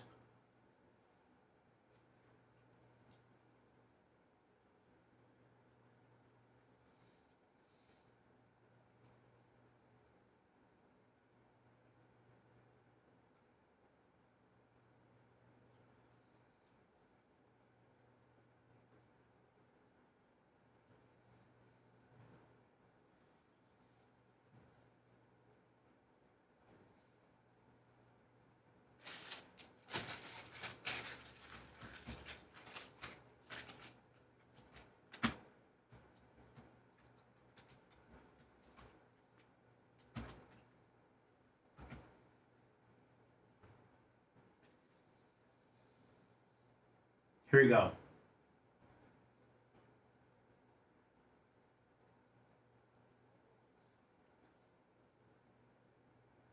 This is from the DOJ. So, that's about as credible as it gets, I think, isn't it? Right here.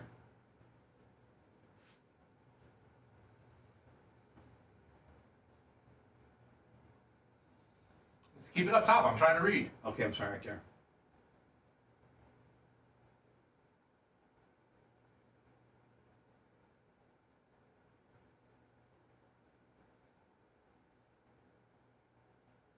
Now, here's the indictment. Hold on.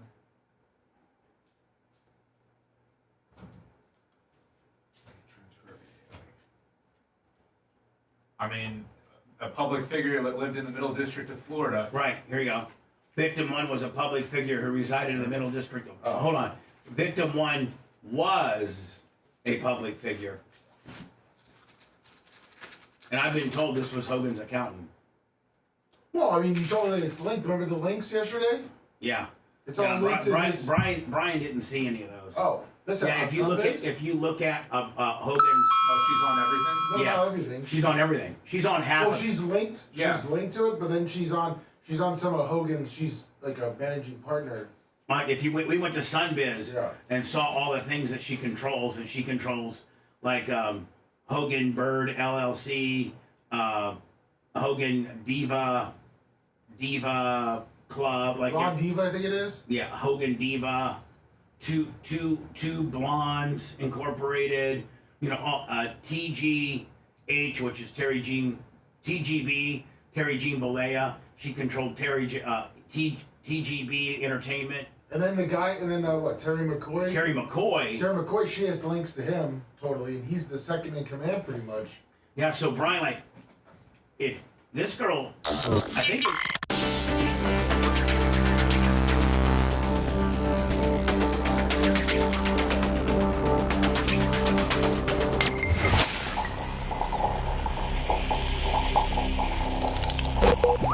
It's quite painful to listen. Children love Bubba the Love Sponge. the perfect combination of entertainment and education. Yes, it's quite painful to listen until the medication kicks in. Back to the Bubba the Love Sponge Show. Brian didn't listen or watch or get a opportunity to hear the show yesterday when we were talking about Hulk Hogan's personal accountant bookkeeper getting arrested, federally indicted on 6 charges. Indicted by a federal grand jury. Now, Brian, when that happens, when you get one of these against you right here, the United States District Court, Middle District of Florida, Tampa Division, the United States of America versus Melissa, what's it called? Growth? I think it was Growth You or something. I forget how you say her name. Gothro? Gothro. Yeah. Growthro. No, it would be go throw. Like go throw the ball. Melissa Catherine Gothro indicted the grand jury charges, and then they go through 6 different charges of her nearly stealing to the tune of about between 2017 and 21. Guthro perpetrated a fraud scheme for her personal enrichment, specifically through ARMS. ARMS, Brian, was the abbreviation for her accounting firm. She embezzled at least $883,774.26 from financial institutions. Accounts, from Victim 1 held. That Victim 1 held. The scheme and from at least in or around April 17th through December 21, the Middle District of Florida and elsewhere, the defendant did knowingly and intentionally devise a scheme to, what is it? Is that? Let's go for it. I want to hear you say it. Artifice? Yeah. Is that really how you say it? Yes. Artifice? Look at that. To defraud. What does artifice mean? I'm going to start using it. I think it means like to put forth something to begin it. To defraud and obtain... no, it's clever, cunning, trick, or skillful deception, often used to mislead. Oh, that's nice. Mm-hmm. Obtaining money and property by means of materially false and fraudulent pretenses, representations, or promises. And this manner means by which Growthro, whatever, sought to accomplish the scheme, and artifice included, among others, the following. But so anyway, Brian, it goes through all different things, and then it gives you the six different instances of her, wiring $25,000.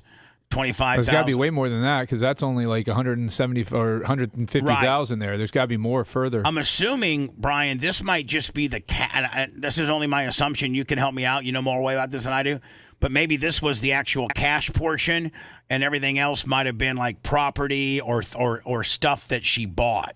You know what's weird is, because I just looked at this again, and I was looking at it last night. So Terry McCoy, who might have technically... Supposedly Terry McCoy... hired her, right? Supposedly Terry McCoy, who runs Hogan's estate, And I don't know, he could be the guy. If you give Terry McCoy his flowers, he could be the one that sniffed this out. But you know why he got busted? But hold on, he is the one that I was told hired this woman. Oh yeah, okay, but he got busted and was permanently barred from acting in the securities industry. Yeah, if you Google him, he's like. Is he the former Morgan Stanley manager? Yeah, he got barred by FINRA. Yes, he was failing to properly supervise two brokers who abused the account of 79-year-old disabled customer. So kind of like this lady that abused Hogan's here's the deal: account. why would Hogan stick with that guy? Yeah. And Hogan swore by that dude to the point where it's my understanding that him and Nick, they run the estate. Terry McCoy and Nick run the estate. Those are the two principal. Sky got her property and got whatever she was supposed to get. But with regards to trademarks, service marks, things like this, bank accounts, various businesses that Hogan had, the beer company, the wrestling company, all of that. It's my understanding that Terry McCoy is like the Tom Bean, like he runs it all. Man, and that guy. I mean, I'm not going to say anything bad about the guy, but if you just Google Terry McCoy, you can find out for yourself, the ins and outs of this guy. Man, he's based in Palm Harbor. She's based in Palm Harbor. Palm Harbor has something in that water that here's the deal, up thieves. Brian. Listen, the feds. The feds don't leave any stone unturned. So if he is behind any of this, one or two things are going to happen. Either he's behind this, and that's the next wave that's going to come. They're going to put her on the hot seat. And then, Brian, as you know, Brian, you've been on the hot seat. And then they're going to see if she caves and implicates anybody else. Or Terry McCoy was the guy that sniffed out her shadiness and the fact that she's been stealing, and he's the good guy because he's the one that, found this. Yeah, we have no idea. So I have Or it could be neither of those options. Right, it could be neither of those options. Terry McCoy might not have anything. It's definitely one of those three. Or the third one being, Brian, Terry McCoy has nothing to do with any of this. Yeah. So it's going to be interesting to see where this progresses. But, Brian, these are pretty serious charges when you're getting to the tune of nearly $900,000, and you now have the attention of the feds via a federal grand jury. I mean, this isn't a misdemeanor in Clearwater Circuit Court, right? Right. This is a big deal.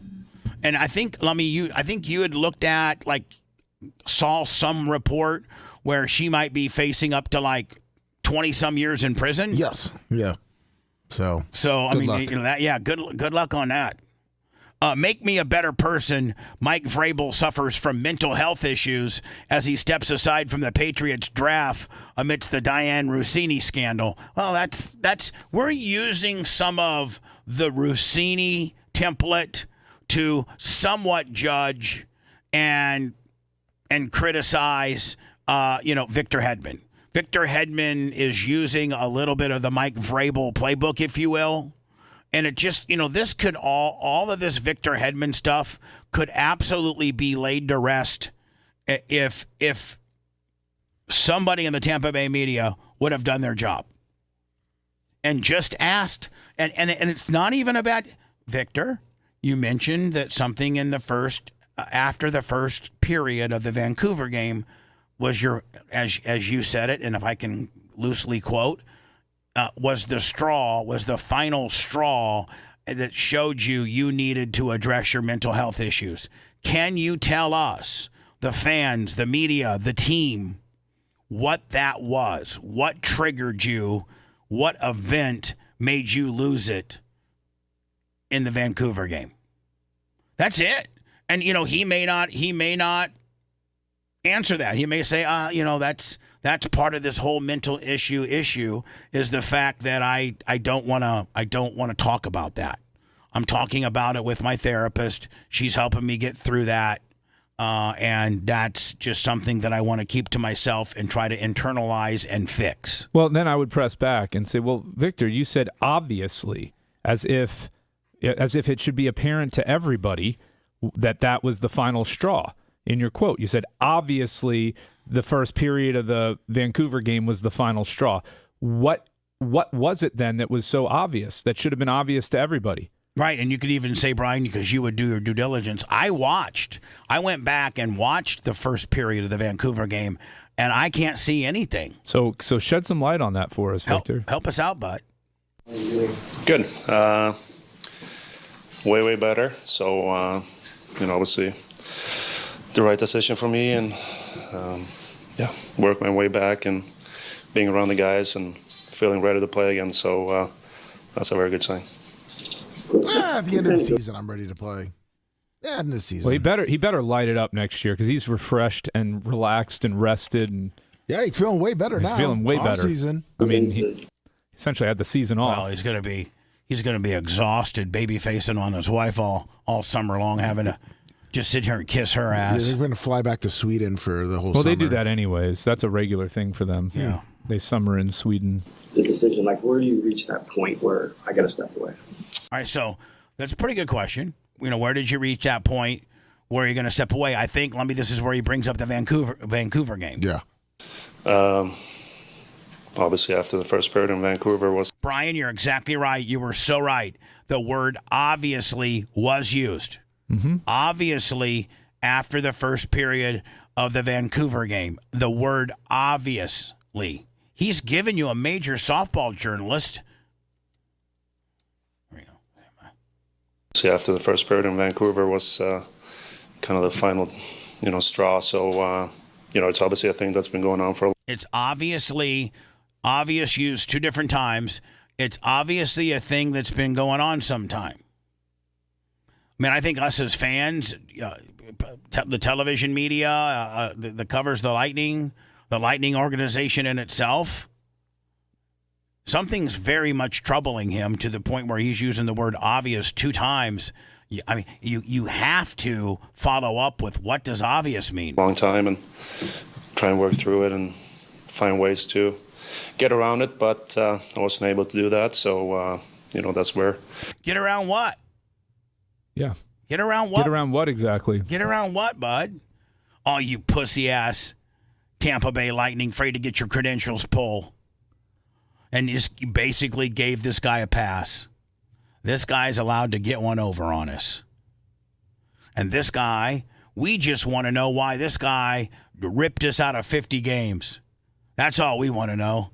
And you know what? There might be a legitimate reason, and we'll take that reason. If the reason was legitimately a mental health issue, I think every one of us would be the first one to say, okay, I get it. Okay, all right. Okay, bud, I got you. The decision came that, I needed to take some time and, find myself again. Victor, was there, we saw you practice during the series pretty much every game. How close were you in your mind to potentially rejoining the team, getting back on the ice? No, I was there, and obviously tough timing. Only had one full practice with the team, so. But yeah, I was there mentally and physically, so like I said, that's a really good sign. So you were able to flip the switch, 1 or 2 games left in the series, and you just said obviously you were there mentally and physically. So what was it? What switch needed to be flipped in order for you to be one day not available, but in the next day available? Asking for a friend. And I'm super excited about next year. And yeah, next year. We're not real excited about next year because we should be in the second round of the playoffs right now playing the Sabres. You know what's weird is the Lightning have a mental health coach on their team, or he does mental performance, and is he not using them? Is he not using their mental? Because he's been with the team for 10 years now. Well, when you're blasting some cricket, you can't really go to a professional mental health expert that's on your team and talk about that. But he's on your team. Hold on. That's one of our reasonings as to why potentially our opinion as to what happened went down is because none of the mental health experts that he talks to. You would speak. Well, you may be able to speak to them about infidelity, but you're certainly not going to talk to the press about it. Yeah, but Coach Ryan Hamilton, who travels with the Lightning, is their mental performance coach since they've won multiple hockeys. That's gotten through all these players through all their mental health. Is he the one that told Hedman that he should step away, or is Hedman listening to his therapist that doesn't know anything about hockey? I don't know. Get back at it. Obviously, don't share if you're not comfortable. But was there anything in Vancouver that, in particular, that happened, or was it just kind of a build-up? Right? Yeah. Let me. That chick had some a good follow up. Leave it for the chick to have the only balls in the room. Look at that! Look at her. And he got uncomfortable. He's scratching himself. What's his bitch asking? Yeah, me? Brian, you're good at body language. Yep. You're really good at body language. Watch. Next year and get back at it.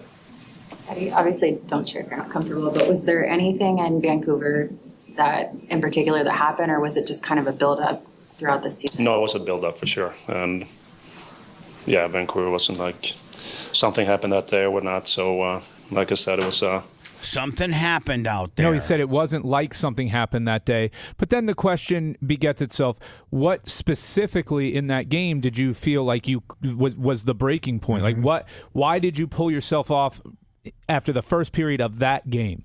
Like something happened that day or whatnot. So, like I said, it was a combination of a lot of things. And yeah, like I said, that was. Yes, where I said, That's what I said. Combination of a lot of things. And that's what I said. And the itching of his chest again. Itching of his chest 2 different times, and then he says, that's what I said. Yeah, like I said, that was, yes, where I said, for my sake and the team's sake, it's better for me now to, step away and focus on myself and, Let's see. Let me, if he says my family and my wife. Let's see. Focus on myself. Like I said, too, like what the team did and, the whole season. Super proud of. And Brian, look at the... a lot of twitching. A lot of excessive scratching. Scratching of the chest 2 times. Scratching now to the chin, beard area now on its second scratch. What they accomplished, and obviously still sucks what happened 2 days ago, but... the way they played and fought and guys that have stepped up. Completely kind of getting away from what the initial question was and now putting the onus on how well the team did without you. Getting away from the issue at hand. Super proud. Victor, obviously you're a captain of an NHL team, and it takes a very bold person to be able to come out and be very open and honest with what was going on with you. What is your message too, right after it? You know what lying does? It's called the Pinocchio effect, and it makes the blood in your body flow faster, causing itching in the nose as he scratches his nose there. Mm-hmm. Which is now, Brian, I think if you're scoring at home, is 4th or 5th scratch within like a 30-second period. From that question, as he seemed pretty composed before that. From the time the woman asked about the first period in Vancouver, he's now been physically scratching himself 3 or 4 times. And he's afraid they're drilling down and trying to hone in what's wrong, but the press completely pusses out. Professional athletes, or are there people that are dealing with something that maybe they can't always put words to? Yeah, it's reach out for help, and it's important, Another scratch? Yeah. Another scratch. 2 scratches. Obviously, this game has given me, a lot in life. But at the end of the day, there's going to be a life after hockey, too. And, just don't sit with your thoughts. And, there's a lot of people out there that, can help you. And that's what I, found out. Like I said, it's never too late either. It's, the mental and part is, yes, it's important, if not more important than the physical part. And all right, so he's much more physically comfortable there in talking and answering that question. At the beginning of the question, he was a little nervous. It did have the double scratch there, probably carry over from before. But then no twitching, no movements to the face, the nose, the body there. Much more comfortable just talking in generalities about his mental health. Nothing specific. Nobody's drilling down on any specifics. Correct. So he can just hide behind the mental aspect of this. And let me rewind about 5 seconds because that's what he says. Mental and part is, yes, it's important, if not more important than the physical part. And so you're saying It wasn't the elbow. It had nothing to do with the physical portion of you being gone. This was all mental.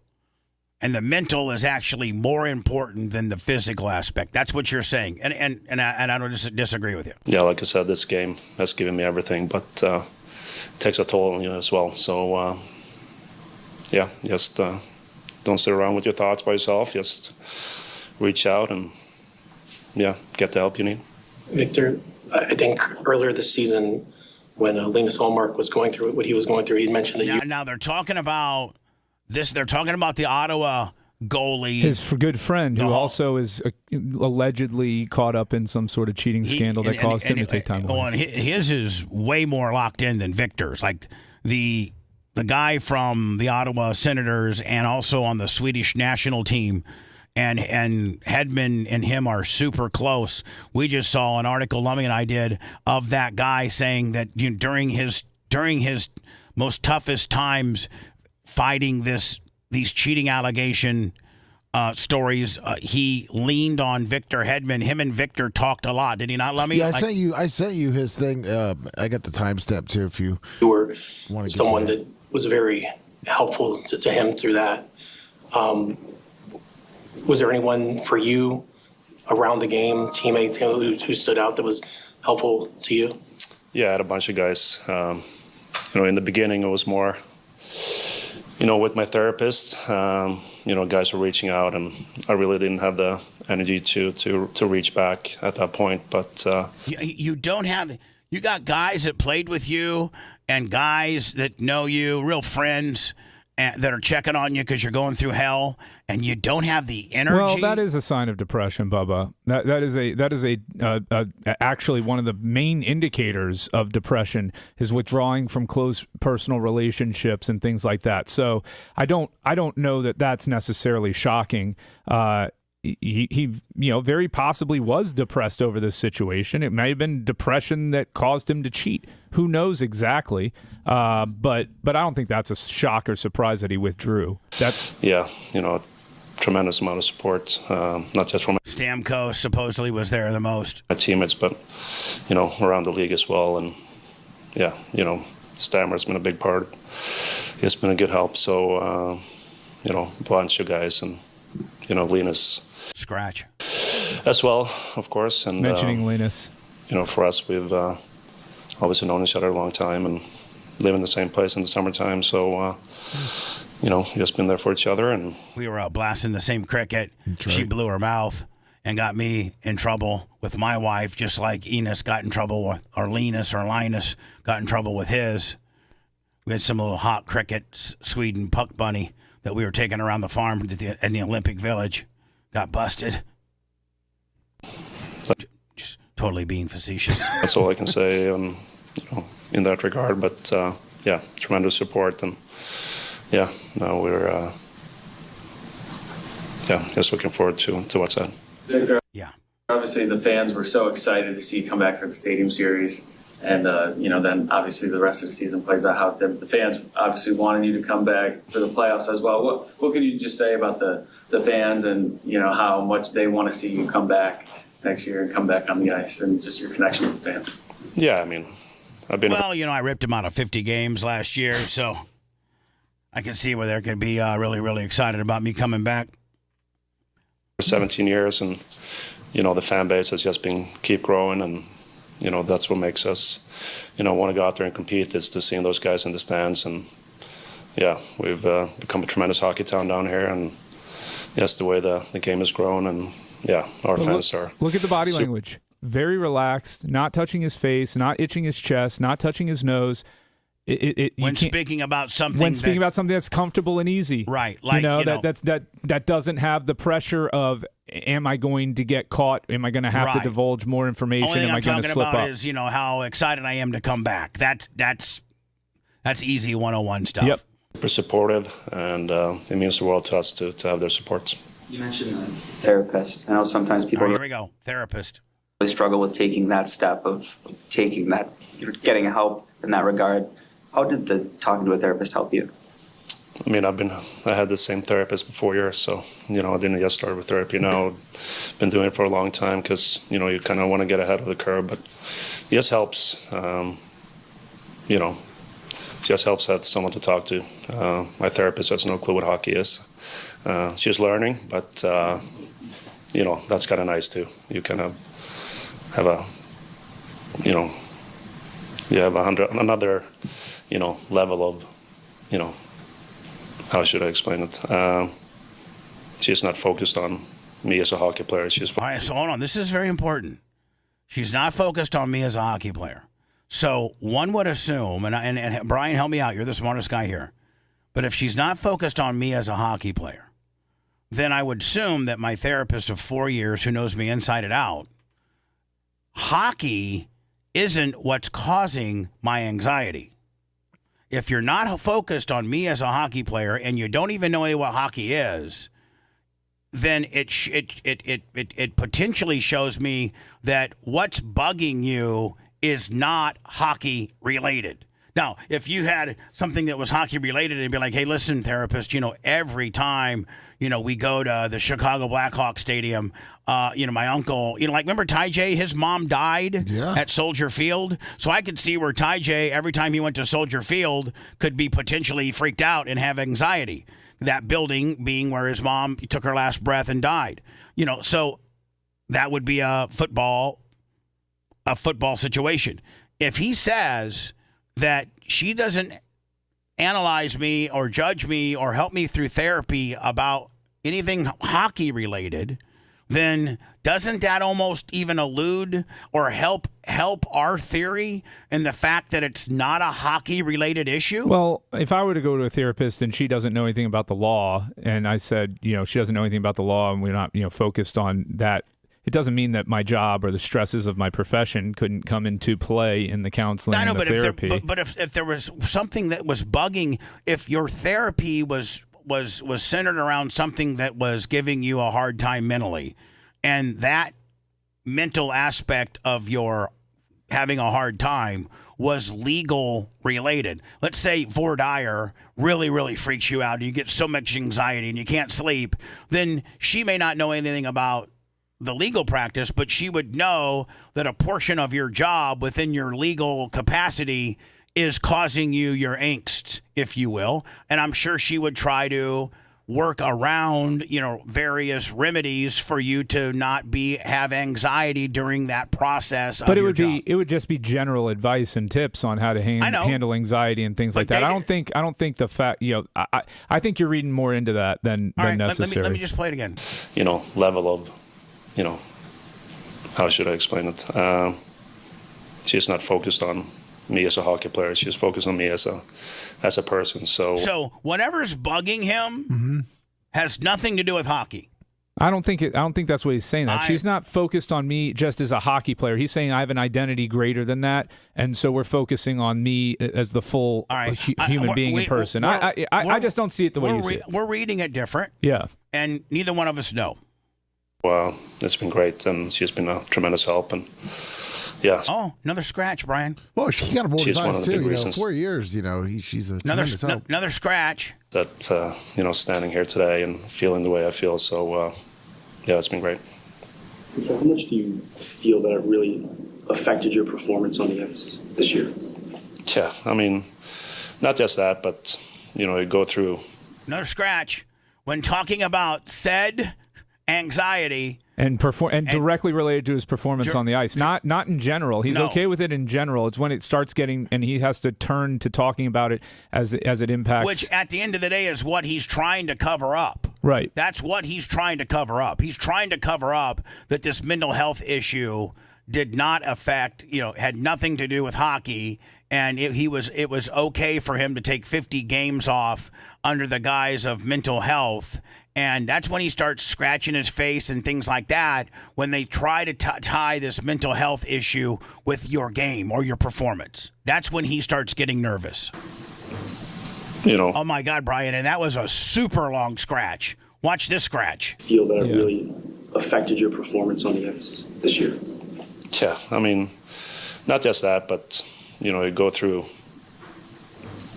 you know, I broke my foot in the playoffs last year. Kind of hindered a lot of stuff I do in the summer. I came back, played one period of preseason before I hurt my hip, and that was it. And then, the season starts, trying to find your game. Then it feels like I'm starting to find my game, and then, the elbow happens after 14 games. Try to work through that, come back, doesn't work. You have surgery. You come back a week before the Olympics, get 3 games in, and then, it was just a year or two, learn from, and like I said, a year or two look back at, and only playing 33 games it's not ideal, obviously, but at the end of the day, the way just physically and mentally draining. So, but like I said, now I feel fresh, body feels great, so ready to get back to work throughout the summer and be even more prepared next year. Other guys have talked about how it's hard to replace your presence and what you bring on the ice. What did you see from the group while you were away?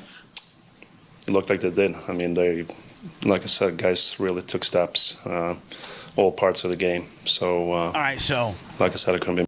I think we've seen enough. I double down on what I think. After watching that, I double down on it. I mean, I think it validates exactly what the hell me and Lummy are slinging. Bright on the surface before we go to words. Well, I mean, what's your overall thoughts? Yeah, I mean, if you guys trust your sources, I would say that that's probably a very large factor in what he was dealing with. I had a source tell me about Vrabel, and that seemed to be true. So, and at the time, everyone was defending Vrabel, saying it was fake. So. And I think that's the same source that broke this down too. One of them. Trump. He's got all the available resources in the world.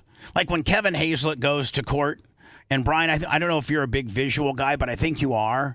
And anytime that you can have a visual that the jury can see, that you got to make sure it's tight and perfect and hold on, and big. I mean, like big, like over, like not that you can see it from, you sitting down on a desk, but that the guy from halfway across the room can see it. And so remember, Lummy, when he came up with the tariff gimmick, and he had this little sign, and it went through all the countries, and like what Vietnam was going to pay and China was going to pay, and it was like literally the size of like a poster board. Yep. If you got the White House, they must not have a very good audio visual department, because he's trying to. When I come back, he's going to give you a rendering of what they are projecting the UFC fight that's happening on our 250th anniversary on the White House lawn. He has kind of a rendering of what it's going to look like, and it literally is like a little bit larger than a notebook. Now, wouldn't you, Brian, if you're the president, a big blow up? Wouldn't you have something like the size of that Bubba Army sign up there and saying, listen, and have it like draped in a big black cloth, and then when it's time to unveil it, you hit the cloth and go, ladies and gentlemen, that's what our White House is going to look like when we host the UFC fight. Yeah, the big unveiling. Yeah. Wait till you see. I don't know what he's thinking. He's saving money. He didn't want to pay. If you love that segment, then check out BubbaArmyHQ.com and do a deep dive on past shows. Wow. The Bubba the Love Sponge Show will be right back.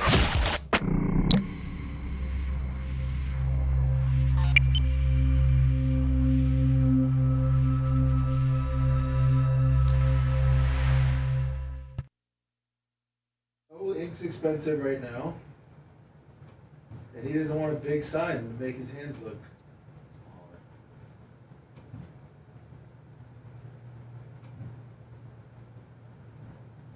Poor Trump. Small hands.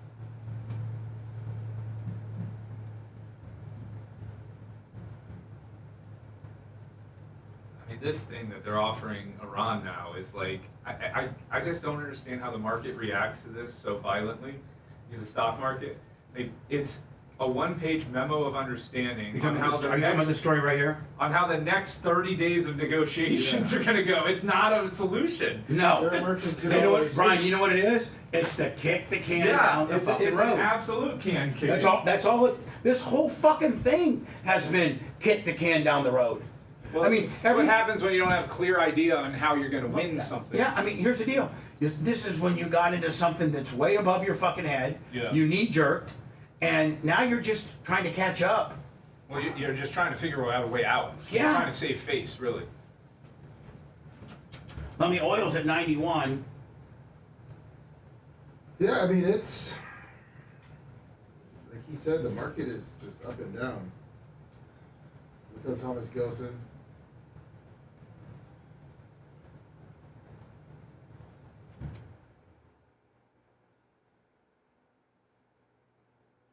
Yeah, Rob has the. You need to look at replacing their guy that they have in there. Because obviously he's not doing the job. What's up, Xerxes?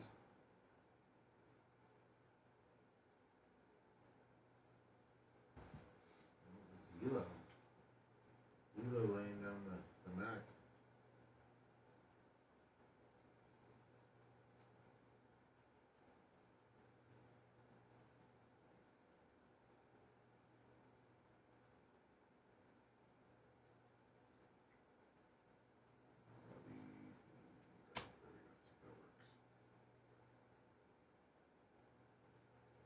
What's up, Mike from Mass?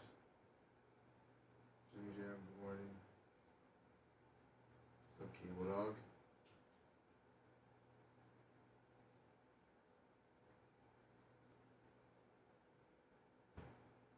Rick Dietro, $20. Thank you, Rick.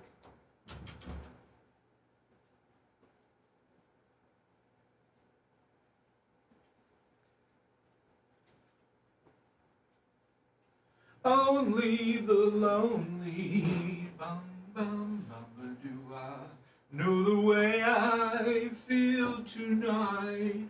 Yeah, yeah, yeah, yeah, yeah, yeah. Only the lonely. You going to the Busch Gardens concert on Saturday? Who's playing? Pop 2000? Who's Pop 2000? O-Town.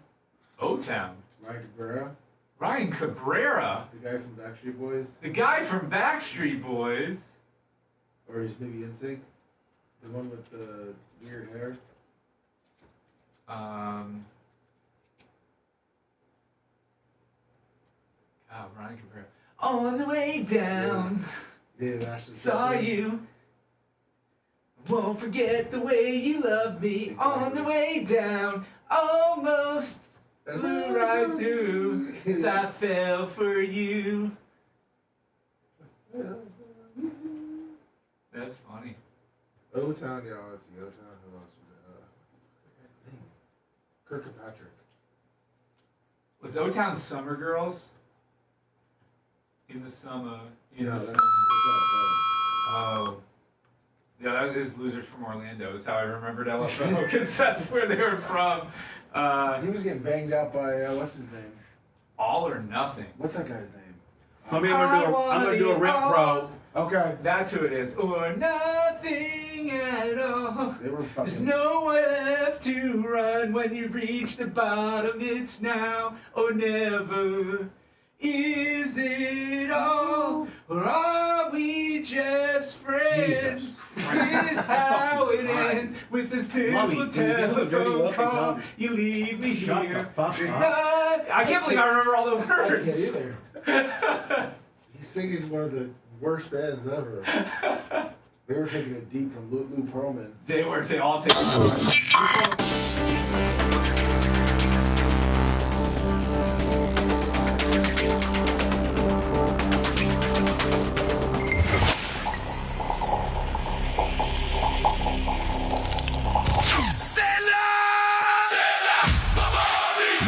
is Military Appreciation Month at Crystal Harley. They're going to be honoring the military all month long with Hero Cash, $500, plus $1,000 trade assistance towards the purchase of any new Harley. It's the Boats to Goats trade-in event. Trade in an old toy for a new toy, no matter what you owe. Swap that payment for a new Harley now. Trade in that old RV, boat, car, motorcycle, four-wheeler, even a goat. We don't care. More information, crystalharley.com, or check out their Facebook page.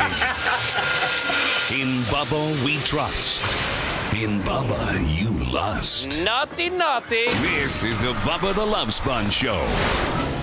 I missed George Erdman yesterday. $50 in the PayPal. George Erdman says congratulations to Tyler.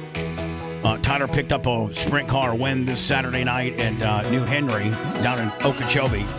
It's like 4 hours to get down there. And I think the last 5 times he's been in a race car, 3 of which have been sprints and 2 have been late models. One a 602 late, the other one a 604. Driving for his stepdad, Augie, and Big Frog Motorsports. He's won the last 5 races he's participated in. So I think he has another race between now and the time that he returns back to my track, which is going to be Saturday, May 30th. He'll be driving 2 different late models, a 602 and a 604. Lummy, I got to get up to the track, because we got moving that's happening here in the next couple weekends. So I may have to run up to the track on Saturday. I may have to get a hold of my guy over there at Rent Pro, because I might need some equipment, maybe a little excavator or something. But if you're looking for equipment, and listen, some of the hardest things to find in your local rental world, if you will. Yes, we're big with Sunbelt, but Sunbelt, they don't really have a lot of tractors. Not a lot of places rent tractors. And Rent Pro has you covered on that, whether it's an excavator, whether it's a tractor. They got, again, earth-moving equipment, material handling, agriculture and landscaping, aerial work platforms. Do they have the John Deere Kenny Chesney line? I don't know, but they got... Oh, they're sexy. I know that they got this particular John Deere, the 590 horsepower 9 series scraper. Look at this thing. This is, I think that's too much power for you, Bubba. You can't handle that. I can handle that all day. Don't even think about disrespecting. Everything from compact tractors, utility tractors, row crop tractors, 4-wheel drive, gators, loaders, landscaping, and anything that you would need there. And of course, excavator. This is what I might need right here, Lummy. Hold on. I might need where's that 53 horsepower? I might need like a 60P. Wow. I got to get into this one little small area behind turn 1, and a big excavator is probably too big for it. But I think I'm up to get a hold of my guys at Rent Pro and ask what the width of a 60P is, and then I'm going to have to measure, because there's like a little cliff, and if you would get too far to the left while you're digging out that material, you literally would fall off the cliff. So I got to make sure the tracks, are 6 feet 7 inches. Is that what? For real? Yeah. Look at Brian. Doesn't even work. The measurement includes the standard rubber tracks and the dozer blade width. 6 foot 7 inches. Yep. Write that down. Is that gonna be 60P is 6 foot 7 inches. All right. Can you look up the 50P? That is 6 feet 7 inches. Oh, you know what? I bet you all these smaller excavators are on the same frame. It's just 30, the engine. I think that. Look up just. Well, the 35P says compact, so maybe that one's a little smaller. No, I bet you the 35P. Well, you'd be wrong, buddy, because it's 5'9". Oh, okay. So that's the 35P is 5'9". Okay. Why aren't those green though? I don't know. Why are they black and yellow? It's John Deere's green. John Deere goes. They can go several. I know different they got ways. some yellow in there, but you got to throw some green on that bad boy. How do I know that's a Deere? I was thinking it was another company. Can you look up the 26P for me? Because I just want to have, because I'm going to get a hold of Dave today. It's probably on the same chassis. I'm going to have Dave. Oh, 411. Oh, 411. Getting smaller. All right, so I can have little spinner tractor there, 411. Take that one down around the town, I don't down know the if that's farm. even powerful enough to propel my fat ass. Now, that's just too small, I think. But would you look at the 17P for me? The 17P, oh, man, now you're getting into tiny land. I mean, Walker could probably run that deal. Exactly. Well, that has a retractable undercarriage, and the width on that ranges from 3 foot 3 inches to 4 foot 2. The backfill blade wings also fold in to match that narrow width, allowing the machine to maneuver through tight, restricted spaces. When I call my buddy Jared and I call my guys up from Rent Pro, at least I know what I need now. So I'll call Dave up and say, Dave, go back into turn one and measure what the width of that shelf is. And tell me. And if he comes back, well, it's 6 foot 1 inch. Well, I know I need to get the 35P then. Well, no bigger than the 35P. No, if my shelf is only 6 foot. No, I said no bigger than that one. No bigger. You could use the 17P. Babyface, just so you know, too, the reason why the John Deere is yellow and black is because yellow is higher visibility in a construction area. Okay. Now, at the end of the day, when I start fluorescent green, when I start trying to harvest material for next February, I'm going to be up to at least like 300P. So when I get a hold of my Rent Pro guys, I'm ready to do that, which will probably be like October. There's nothing more exciting than material season. Oh, you want to talk about a sexy You get machine. your license to remove a certain amount of material. You get a 300P or a 350P. 300P is 11 feet 1 inches. What's a 350P? Wow. I mean, that's as a 36-ton class excavator. Same, 11.1. 271 horsepower. And if you need them, my boys at Rent Pro have got them. And there's a bunch of Rent Pros from all around the state. You got Quitman, Georgia, Tallahassee, Florida, Ocala, Florida, and Gainesville. So if you're in the Ocala, Gainesville area, you got two different locations. Quitman is the new captain for the Lightning. Quitman. Go to www.rentpro.com. They got everything, and they got the tractors. Maybe you need a dump truck. They got it all. Rentpro.com. And if you're talking to the Ocala guys, they're my boys. Tell them that you heard it on my show. Tell Skeeter Bubba sent you. Tell Skeeter and Billy Joe Bob down there in Ocala that Bubba said hi, and he might need him a 35P this weekend. Rentpro.com, man. Thank you guys for all that you do for me. They really saved our ass this year. Mention Bubba and pay 10% more. So here at rentpro.com. Thank you guys. Love you a lot. And let me now, I know I just got to have Dave measure that area for me, and I know exactly what I need. Perfect. Thanks to the babyface. Thanks to the babyface. Babyface, he's got Googling skills next to none. So here's Trump. Just want to let you know, this is what UFC, 460 is going to be like. Brian, what 250? Is it? Are they calling they're it? calling it 250 because of the bison. The 250th. But they're past that. They're in the 300s, aren't they? Oh yeah. UFC's deep into the 300s. Yeah. I went to UFC 300, and that was like 2 years ago now. That was with your buddies, and you guys had that little VIP table. Yeah, it was awesome, and you had a great time. Oh, it was phenomenal. 328's actually coming up this weekend. It's a hell of a fight. Chimaev versus Strickland. So Trump's got UFC 250. They're going to retro it to a 250 because it's celebrating, our 250th anniversary as being an independent country. And so they're having the UFC 250 on the grounds of the White House. And so he has the media here, and he's trying to show them renderings as to what it's going to look like. And all they have is this flim-flammy little book. And I was like, back to my original, monologue earlier before we went into words. Man, I'd be like Brian Matroni or Kevin Hazlett or any of these big-time lawyers that know that, visuals can really help your case with regards to the jury. But it has to be big, and it has to be like that person in the top row of the jury has to be able to see it from halfway across the courtroom. Even though you're going to probably prop it up as close as you can to the jury, you still, Brian, you want that thing as big. You want that as big as it can be without the judge thinking it's too big, right? Yeah. Because, you don't want it to be obnoxiously distracting, but you want to get away across the point. Now, can I ask you a question? When you're going to bring a visual like that into court, do you have to let the court know that, one, you're bringing it, and two, the size of it? So the court has an audio-video department that you coordinate with before any trial to make sure everything is in place and usable. The judge will want to see the exhibits and what you plan on presenting as well. So, yes, there is collaboration between everybody.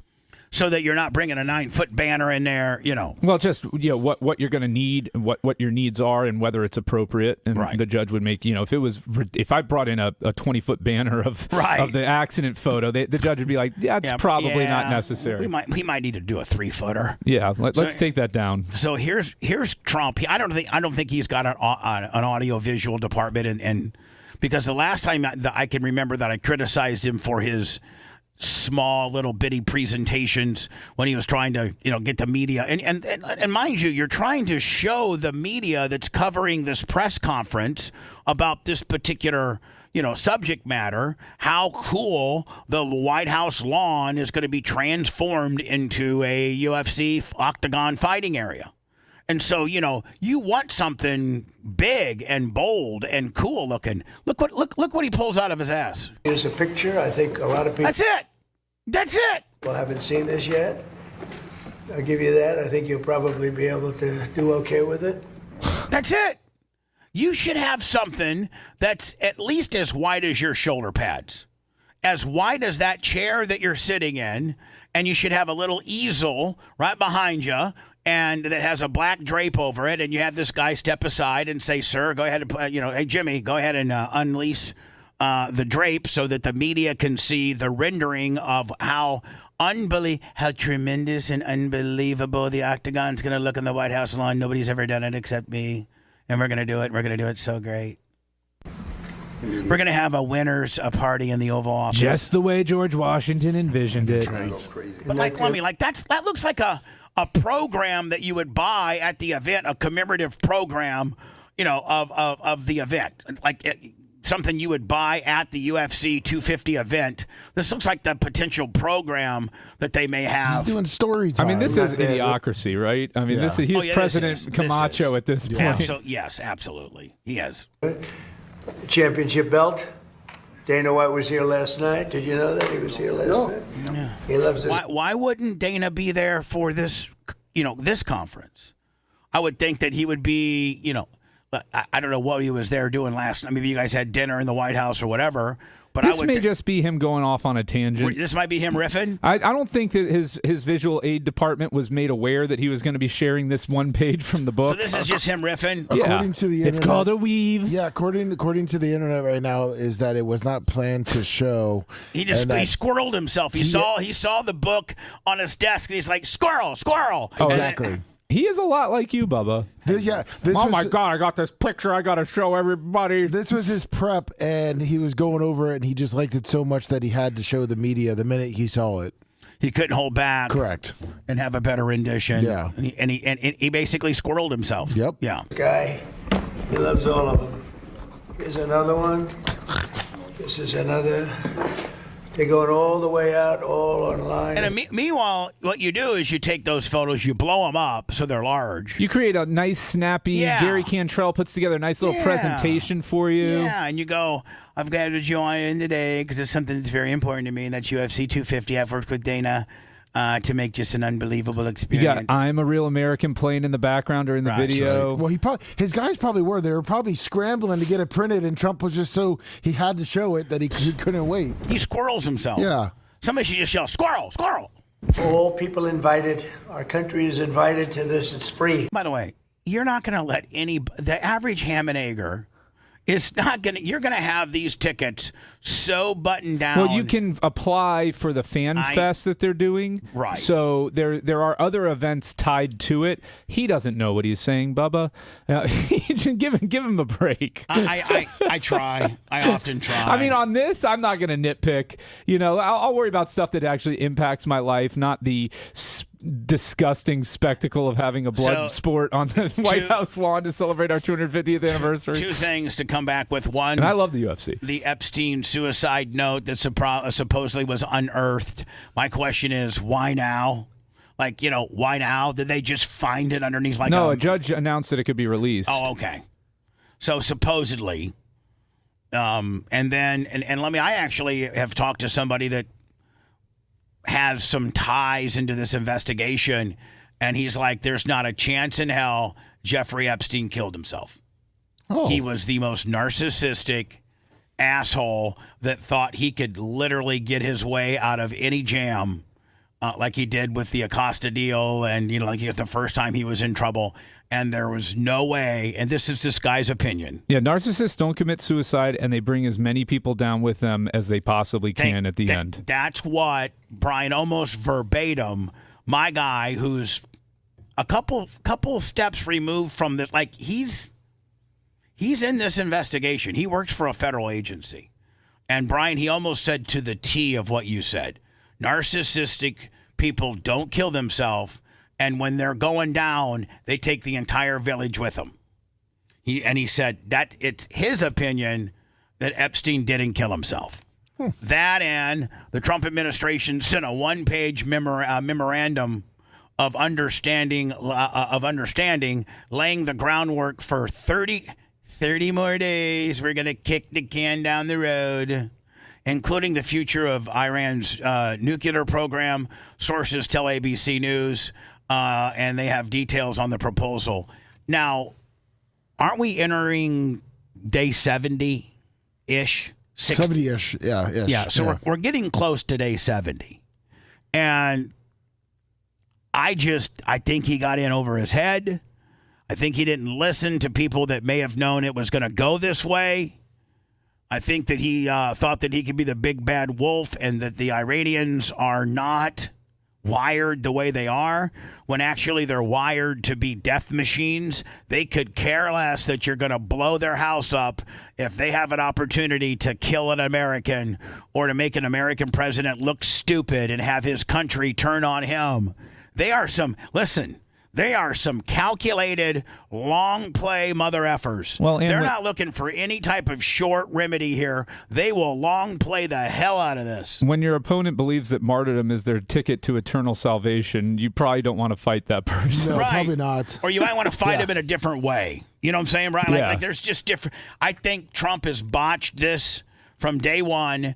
And so if you go back to like 3 extensions ago, remember the one that was given on a Tuesday at 8 o'clock? He's like, I'm just going to tell you right now, next Tuesday at 8 o'clock, the bombs start flying. And then like at 6:30, we had our first kick the can down the road, which was at that point, Brian, a 1 or 2 week reprieve? I think it was a 2. 2 weeks it started out as. Listen, the bottom line is we're so close on everything. We're going to bring excavators in order to get the uranium cake. They're all going for it, but we've just got to dot the I's and cross the T's. We're so close. We're so close. That was 3 extensions ago, and now they're proposing. This story came down on ABC last night. They're proposing another month of extensions. It comes a point where you're going to have to do the unpopular thing, and that's war. Where not just we're bombing here and we're bombing there. We've got to hurt them. Because if you don't kill a cockroach, the cockroach will multiply. Even on his last breath, that cockroach, if you don't squish a cockroach, Lummy, to where you hear their cartilage, they're cracking, they're cracking, and you don't it's an exoskeleton, and you don't see the little like pus, like guts ooze out the side of their abdomen. That cockroach has a chance to hobble back to his nest and raise the price of your oil and raise the price of cockroaches and breed a few more times to send some more cockroaches. We have to squish these people until they're what kind of, it's called external skeleton. What's it called? Exoskeleton? Until their exoskeleton squeezes the pus out of their body and they can't make it back to their ragtag blown up apartment for them to tell their uncles and their children and what have you, take those AK-47s out and start blowing up everybody. Get that stupid-ass 12-foot John boat that Peepaw has and put a 85 Mercury on the back and start shooting up oil tankers. We're not going easily. We are not going to go, especially by the way the way the Americans want us to do. That's what we're not doing. So guess what? Another 30 days kicking the can down the road. Eventually, we're either going to lose and Donald Trump's going to look stupid, or we're going to win and Donald Trump's going to look stupid because he miscalculated this. It didn't go 14 days, 21 days. It went 90 days. It's over already. It's been over. And Trump, all you've done is you have completely killed all of your Republican constituents and their ability to win in the midterms. And then the House and Senate will flip, and they will impeach you.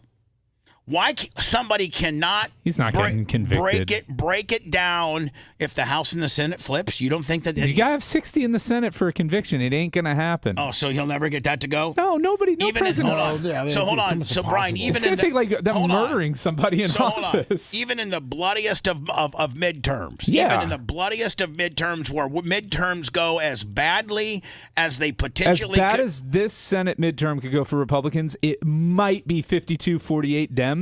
Maybe. But in order to get an impeach, you need 60? Yeah. All right, he's good. Or 66. Or 67. He's good. I think it's 67. He's still going to look stupid, though. He's still going to be lame. He's not going to have any. He's not going to be able to get anything through the House or Senate. No. Yes. And so, 67. 6'7". 6'7". Hey, now, Don, it's a good time to know that, you potentially... You're never getting it. You're never getting the numbers. You don't have it. You might get a 6'6", but you won't get the... 6'7". 6'7", 6'7". He's not part of the solution. He's part of the problem. It's Bubba the Love Sponge.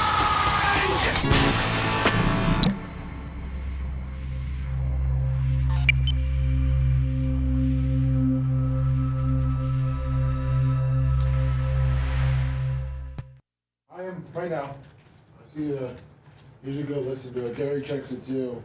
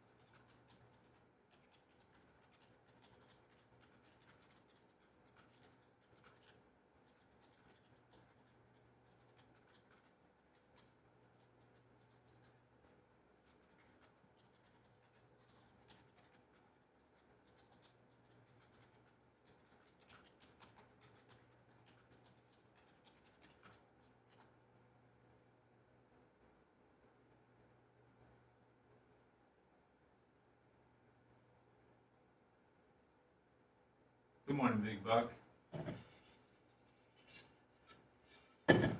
Listen tomorrow, Rob. Go ahead and leave. We don't need you here. Yeah, what's Rob saying? Oh, bring back Lasker. Where's he at? He'll be in tomorrow. He'll be in tomorrow, buddy. Where's he at? He's good.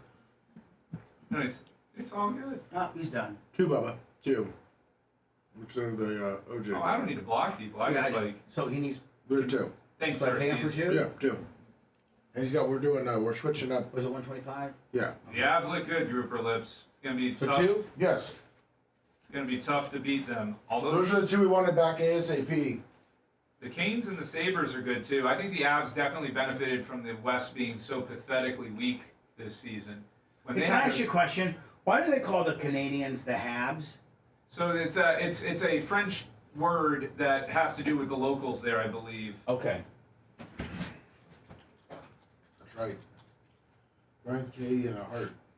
The Habs is short for Les Habitants because of a nickname representing early French settlers in Quebec. So there you go. That's why they call the Habs. Is most of Montreal French? Yes. That's the official language of Montreal. Right. They are French Canadians.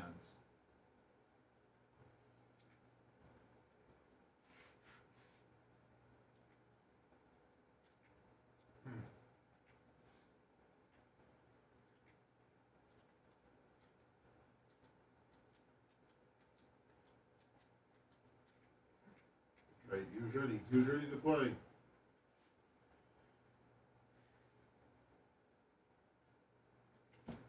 Thank you, Richard. I appreciate the kind words. I like to have that. I don't have a party, by the way. I'm registered Democrat because of our primary system in Florida. If we had open primaries, I would not be registered to a party. I can tell you that right now. You just lose political capital as a voter if you don't have a party registration. Although the last few Democratic primaries have shown me that it really doesn't matter. They're going to do what they want anyways.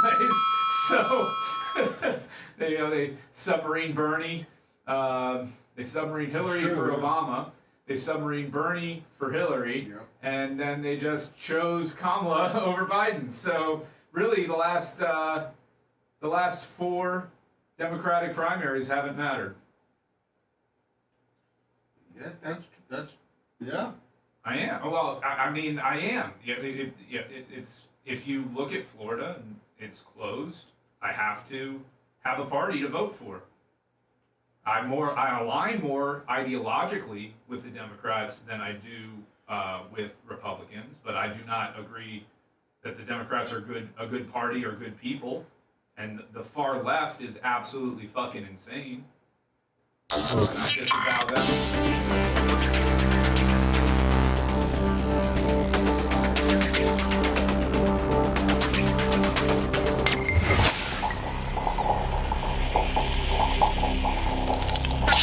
The Bubba the Love Sponge Show. Listener supported via PayPal, Venmo, Cash App, all of the Bubba Army. Now returns.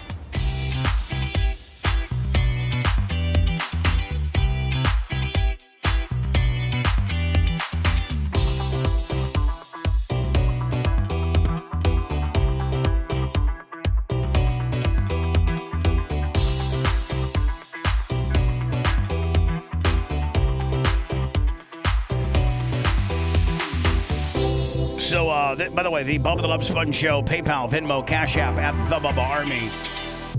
Give us a thumb and or liking if you're watching us on YouTube. Lasker, for the first time ever. Maybe that's an indication as to how much the show sucks. Maybe people aren't happy with the show. I saw a bunch of smart-ass comments from people, and I blocked them. I don't care.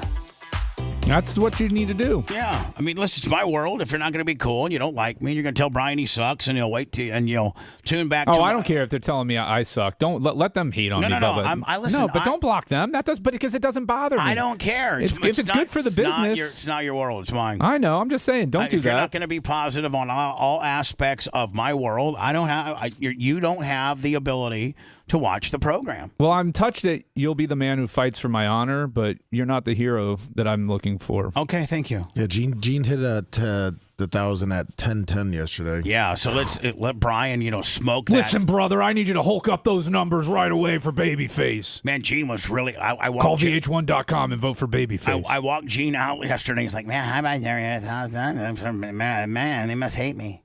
I'm like, no, I don't have any idea what it is. It's because I called in. I derailed the show. That's right. Yeah, probably 20 me. minutes.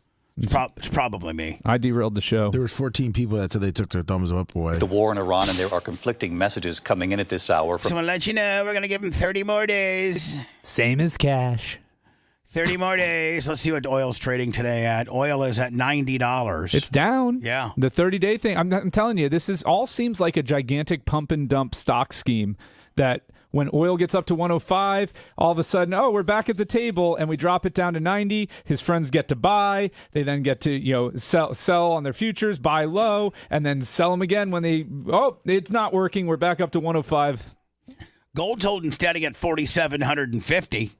Yeah, gold's pretty consistent. It's been pretty consistent. Silver's at 81. Is silver down overall, or is silver up? It's overall.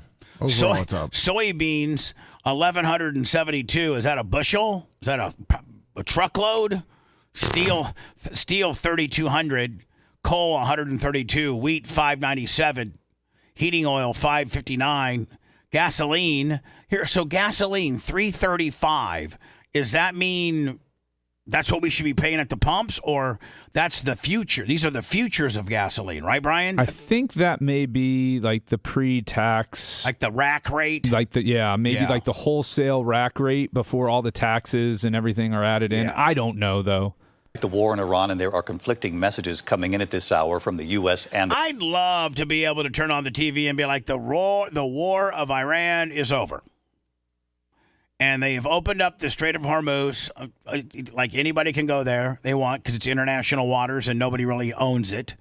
And the United States government's going to have some ships just for a while. We're going to have like a 60 or 90-day mini blockade out there just in case Iran gets a little cute. We got the ability to blow them out of the water, but they said they're not going to. They've agreed to that. We are going to start the process of excavating their uranium, and they've abandoned all long-range ballistic missiles. And so we're done. We're done. And they're going to figure out who the next leaders are and what have you, but our job is done. We got the strait open, we took their nukes, and they can't blow off long bombs. That's all we need. Just 3 things. Iran. Is there a one-page memo being studied by the U.S. and Iran that could kickstart some sort of peace deal moving forward? And what about Iran's nuclear material? Yeah, I just talked about that. They're hiding it in cakes. Just want to let you know. Uranium cakes. We're not letting any cakes across the border. I thought that our B-1 bombers pretty much had it handled. When I addressed the American public, I told them they won't have any bombs for a long, long time, for a very long time. And they got them back. And we got to dig out the uranium. That's the furthest thing from what we were told when the B-2 bombers or the B-1 bombers went over there in a 30-hour session and had to refuel in midair and have like little peanut butter and sandwiches and stuff. And they were 30-some hours in the air to go over there and do some bunker busting. And I think the president, maybe you can find the press conference when Trump, the day after we went and supposedly did their bunker busters and took away all of their nuclear capabilities. I think that he literally said, we've blinded them to oblivion. They will not have nuclear weapons for a very long time. And here we are, Thursday, May 2nd, probably 60 to 80 days away from that last press conference, that we're worried about their uranium and nuclear capabilities. So is that to tell me that the first one didn't work as effectively as we thought? I thought he came out yesterday or the day before, saying that it looks like they didn't bomb everything like they thought they did. Is that what I'm looking for here? I'm going to try to find it right now. Oh, okay. So just want to let you know, we kind of miscalculated on the B-2 bombers. They were a couple miles away from the actual site, so they bombed like some farmland and everything. But we got some tremendous technology that's going to get us on the right spot. Meantime, gas prices up in the U.S. again today, now at $4.56 a gallon. Rachel Scott with late reporting now from the White House. Tonight, 10 weeks into this war, Iran says it's considering 10 weeks. 10 weeks. Which, Brian, I think is close to 70 days, right? Ish? Yes. 10 weeks. You'd be, your math would be spot on there, Thank Bubba. you, buddy. I'm,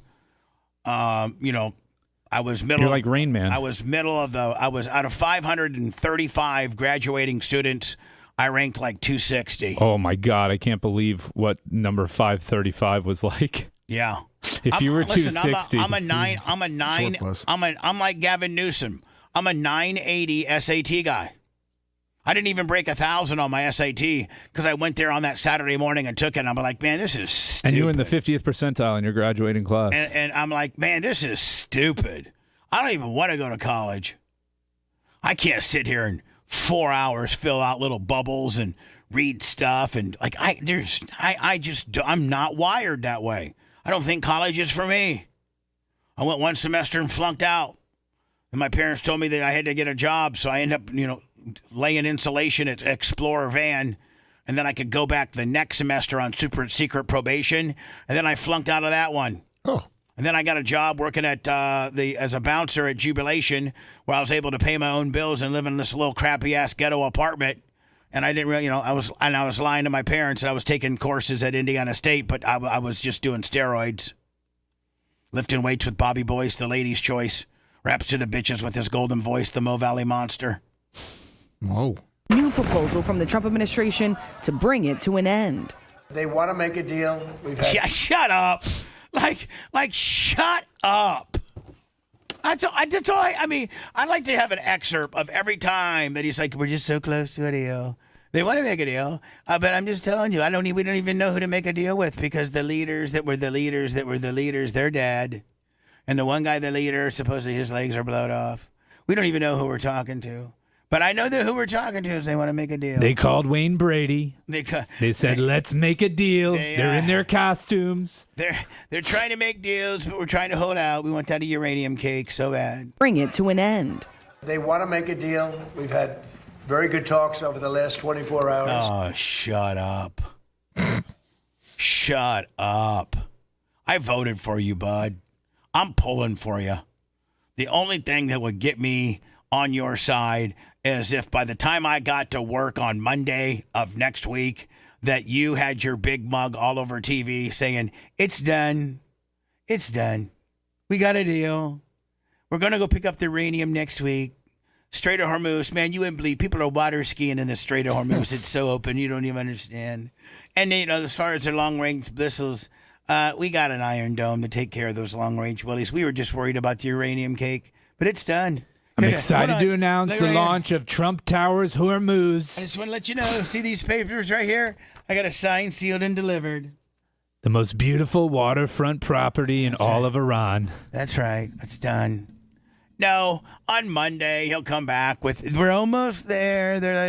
He's gonna let this. He's gonna let this simmer for a while. This buys him 30 days. He's gonna. I don't think it does. I don't think it buys him 30 days, Brian, because there's one thing you're not considering.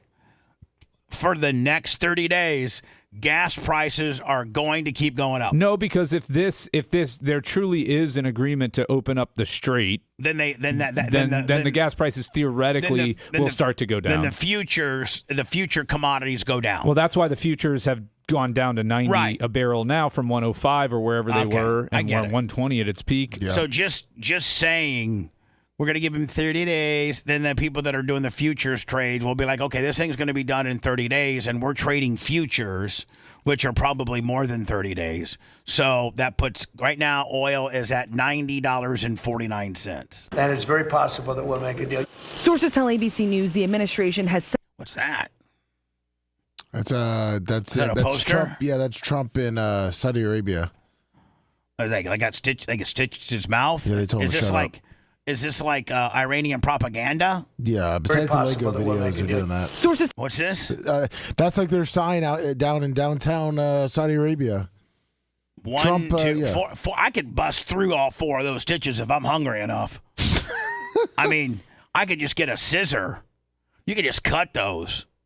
Like if you're such a paper tiger that those 4 stitches are keeping your mouth from moving, then you're a pussy. Just whip out one of my Bubba Army pocket knives. And man, just shoom. Big sellers in Iran.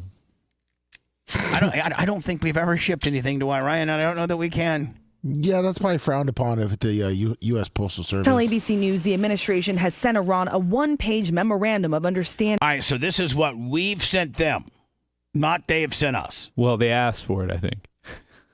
Yes, can you send us a 1-pager? Yeah. laying the groundwork for 30 days of negotiations on major issues. 30 days? Including the future of Iran's nuclear program. The proposal calls for Iran to... You ever notice they use the same file footage? Every time they show the Strait of Hormuz, they always show this. Like, don't they have any other file footage besides this, which looks like kind of Florida? The proposal calls for Iran to lift restrictions on ships crossing the Strait of Hormuz. In return, the U.S. would ease its blockade of Iranian ports. Ease. Well, yeah, they're saying we're not going to leave the area completely without a deal, so I get that. Get what we have to get. If we don't do that, we'll have to go a big step further. On social media... And how many times have we heard that?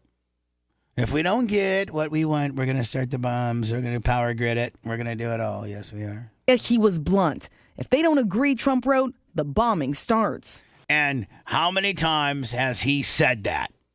Probably 5.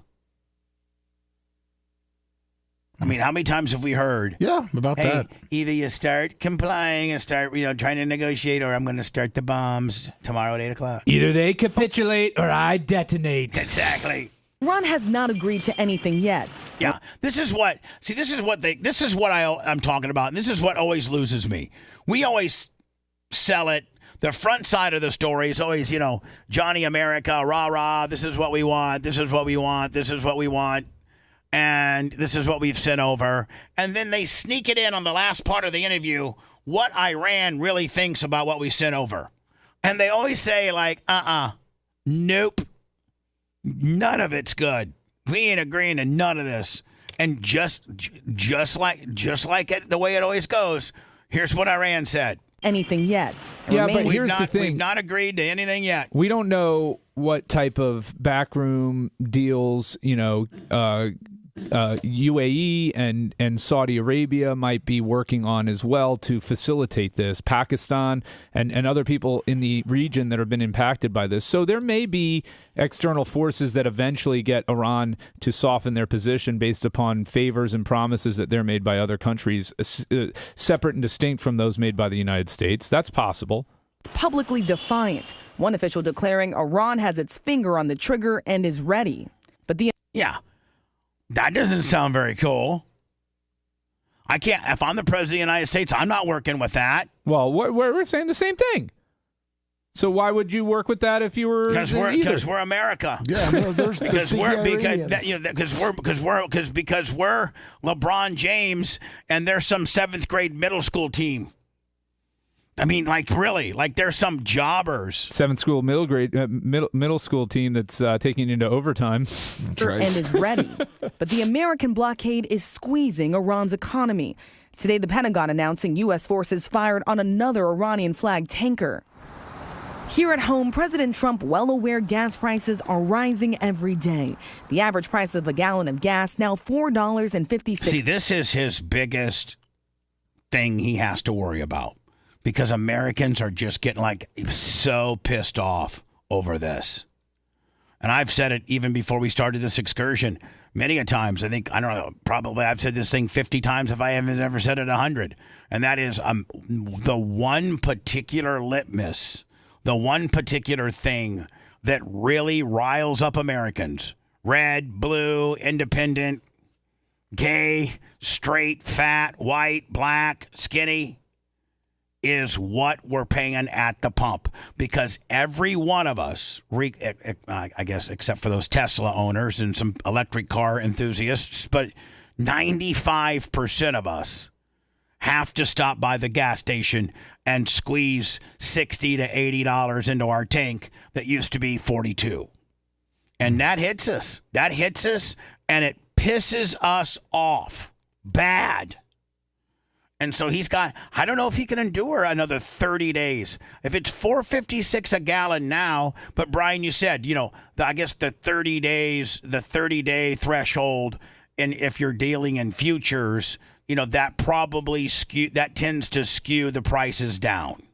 He probably will get a reverse effect on what I'm thinking here, and that if you have a 30-day, we're going to open up a 30-day, a window to get this done, maybe that starts inching the prices, to, a little more respectable 70s and 80s. I don't know. It's at $90 right now. Yeah. Cents. That's the highest in 4 years, up 162 since the war began and 25 cents since just last week. But today the president said there was no deadline for Iran to make a deal. Never a deadline. It'll happen. It'll happen, but never a deadline. And David, we know that one of the biggest sticking points in any talks will be Iran's nuclear program. The president has insisted that Iran needs to give up its nuclear material, but so far Iran has still flat out refused to do so, David. Okay, Rachel. I mean, now, they flat out, they say no. That's going to be the... Yeah, bridging that gap's going to be difficult. That's going to be, Brian, in my opinion, that's going to be the straw that breaks the headman's back, so to speak. I don't think that they can ever do that and feel good about themselves as a country that they've been completely neutered. They like to have that ability or that threat. The world has to live with their bully like a threat that they potentially could have the capabilities to launch. I think they said right now they have the capability to have between 8 and 10 nuclear warheads just based on what they got. And I think that really, really is important to them. I think that's a non-starter. Hey, listen, we can open up the Strait of Hormuz. We can do that, but we can't. We will not sign off our rights for the ability for us to create a nuclear warhead. Well, they want reparations. They want, they have a lot of requests that I don't see us agreeing to, but we'll see.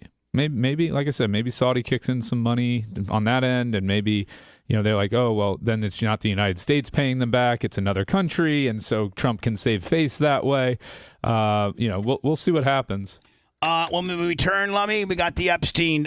He's got horrible writing. Yes, yeah, he does. It's almost like, as he was choking himself out, he was writing this because, my God. I don't probably have the best of writing, but if I was writing my suicide letter, knowing that this is the last thing that I'm going to potentially write in my life, and that my, people that love me and what have you are going to read this, I think I'm going to make it a little bit more legible. I can't even understand half of it. I have to go by what the transcription of it. It's a doctor's writing. It is a doctor's writing. Anyway, the potential suicide letter found that was penned supposedly by Jeffrey Epstein. And Brian, you're saying this has been part of a file that's been sealed, and the reason why we're getting it now is because somebody finally unsealed this file? Yes. A judge in the United States here unsealed it, ordered the release of it. It was in his cellmate's file, right? Do they, I think Brian? so, Do you think, Brian, that we'll ever get it all, or do you think? No, we've said since the beginning we're never getting it all. I don't think we're getting much more than we've already gotten. Nothing that matters. Come on, man. Our government's the most crooked, giant mafia type organization ever. We're never getting the answers that we want and deserve. We'll do that next. It's the Bubba Love Sponge Show. The Bubba the Love Sponge Show. Hey, we'll be right back.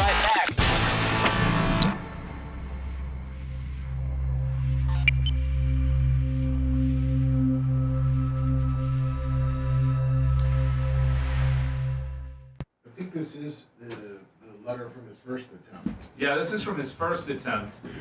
Oh, Where he's unresponsive with a strip of cloth wrapped but around they saved him after this, didn't they? Yeah. So this is probably a shoot. I don't know. Strip of cloth. He realized that Strip he of needed, cloth. He said he realized he needed a little bit more material. Yeah. Speaking of material, I can't wait to get that excavator. Oh yeah. Oh, yeah. Renfro. From RentPro. RP, baby. So what time you want to meet up on Saturday? Do you want me to grab the front row for you? At the concert? Yeah, because I can't believe you belted out that whole song without lyrics. The other Ryan Cabrera song was True. Let's see if I can remember that one. Isn't it Falling or something? Ashley Simpson duet. Or are you just gonna be there for the running, Kurt Kirkpatrick, whatever his name is? Nick Kirkpatrick. Whatever his name is. Yeah. It's Nick Kirkpatrick. Or maybe it's not Nick. Chris Kirkpatrick. Chris Kirkpatrick. Oh, he's the little dude. You didn't like my Palm Harbor joke, Brian? Oh no, it was funny.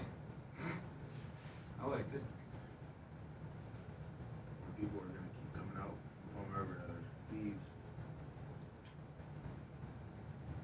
Him and Chris Kirkpatrick could get their asses kicked worse than Little Olympics, get bastards. That's right. You should make an appearance.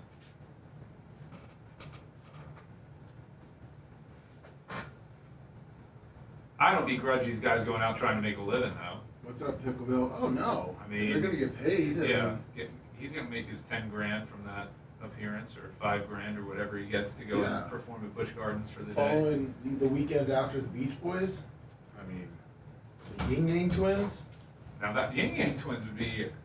No Rider was there a couple weeks ago. No, you didn't go to the Yin Yang Twins? No. That would have been a crowd at Busch Gardens. Yeah. Well, I thought you wouldn't have gone anyways. Huh? You wouldn't have gone anyways. Yeah, no. You're not taking Walker to the Yin Yang Twins at Busch Gardens. I took him a Flow Rider. That's a little different crowd. What? Than the Yin Yang Twins? That's a good point, true. There's going to be twerking.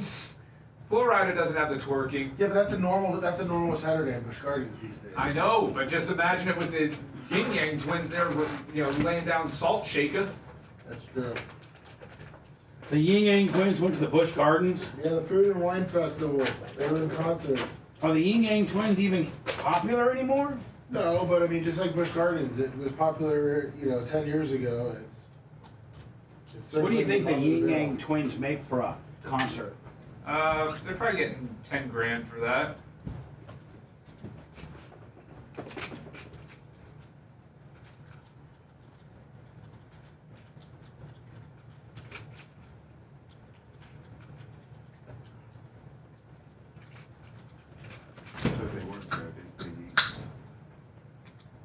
$15,000 to $40,000 booking fee, depending on the size of the venue and the. So 15,000 is what they. Probably $15,000, yeah. Those bleacher seats. Well, they charge you for those $10, right? To get the reserved seating. Oh, the ones up front, yeah. Yeah. They know how to make their. Oh no! Not all of them. All the bleacher seats are open. It's just the first couple rows now. You gotta pay for in the pit. Suck it to me one more time. Get low. Get low.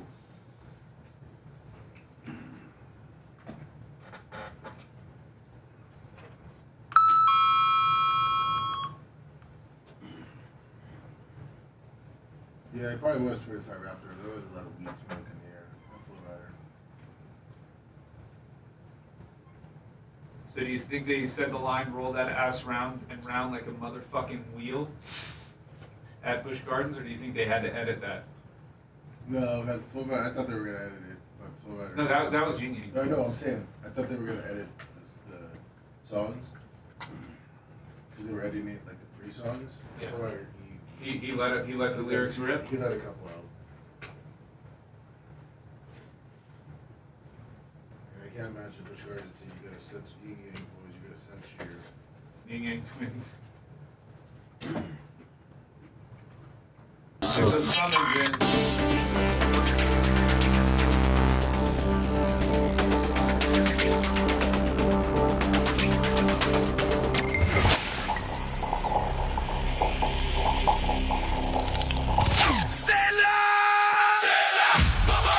Your big day shouldn't feel like a checklist. It should feel more like a dream you can actually get to enjoy. At Truly Yours Event Planning, we specialize in turning what-ifs into wow moments. From ultimate weddings to grand celebrations, we handle every detail so you don't have to. There's a reason we've been voted Best of the Bay for 2 years in a row. Our passion is creating events as unique as your story. Let's make it unforgettable. Visit TrulyYoursEventPlanning.net today to schedule your free consultation and make sure you tell them Bubba Army. Truly Yours Event Planning, where your vision becomes our mission. We like a bunch of sharks circling in the water, searching for blood or any sign of weakness, and are ready to strike.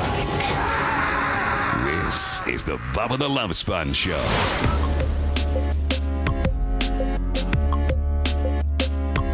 We got Alex today or tomorrow? Well, it was going to be up in the air. Just say tomorrow. Okay. No, I mean, I can just tell where you're going with it, so it's probably easier just to go tomorrow. Yeah, of course. You good with that? Yes, sir. Now, do you need me to lay down a couple today? If you feel up to it. After the show? If you feel up to it. I do. Okay.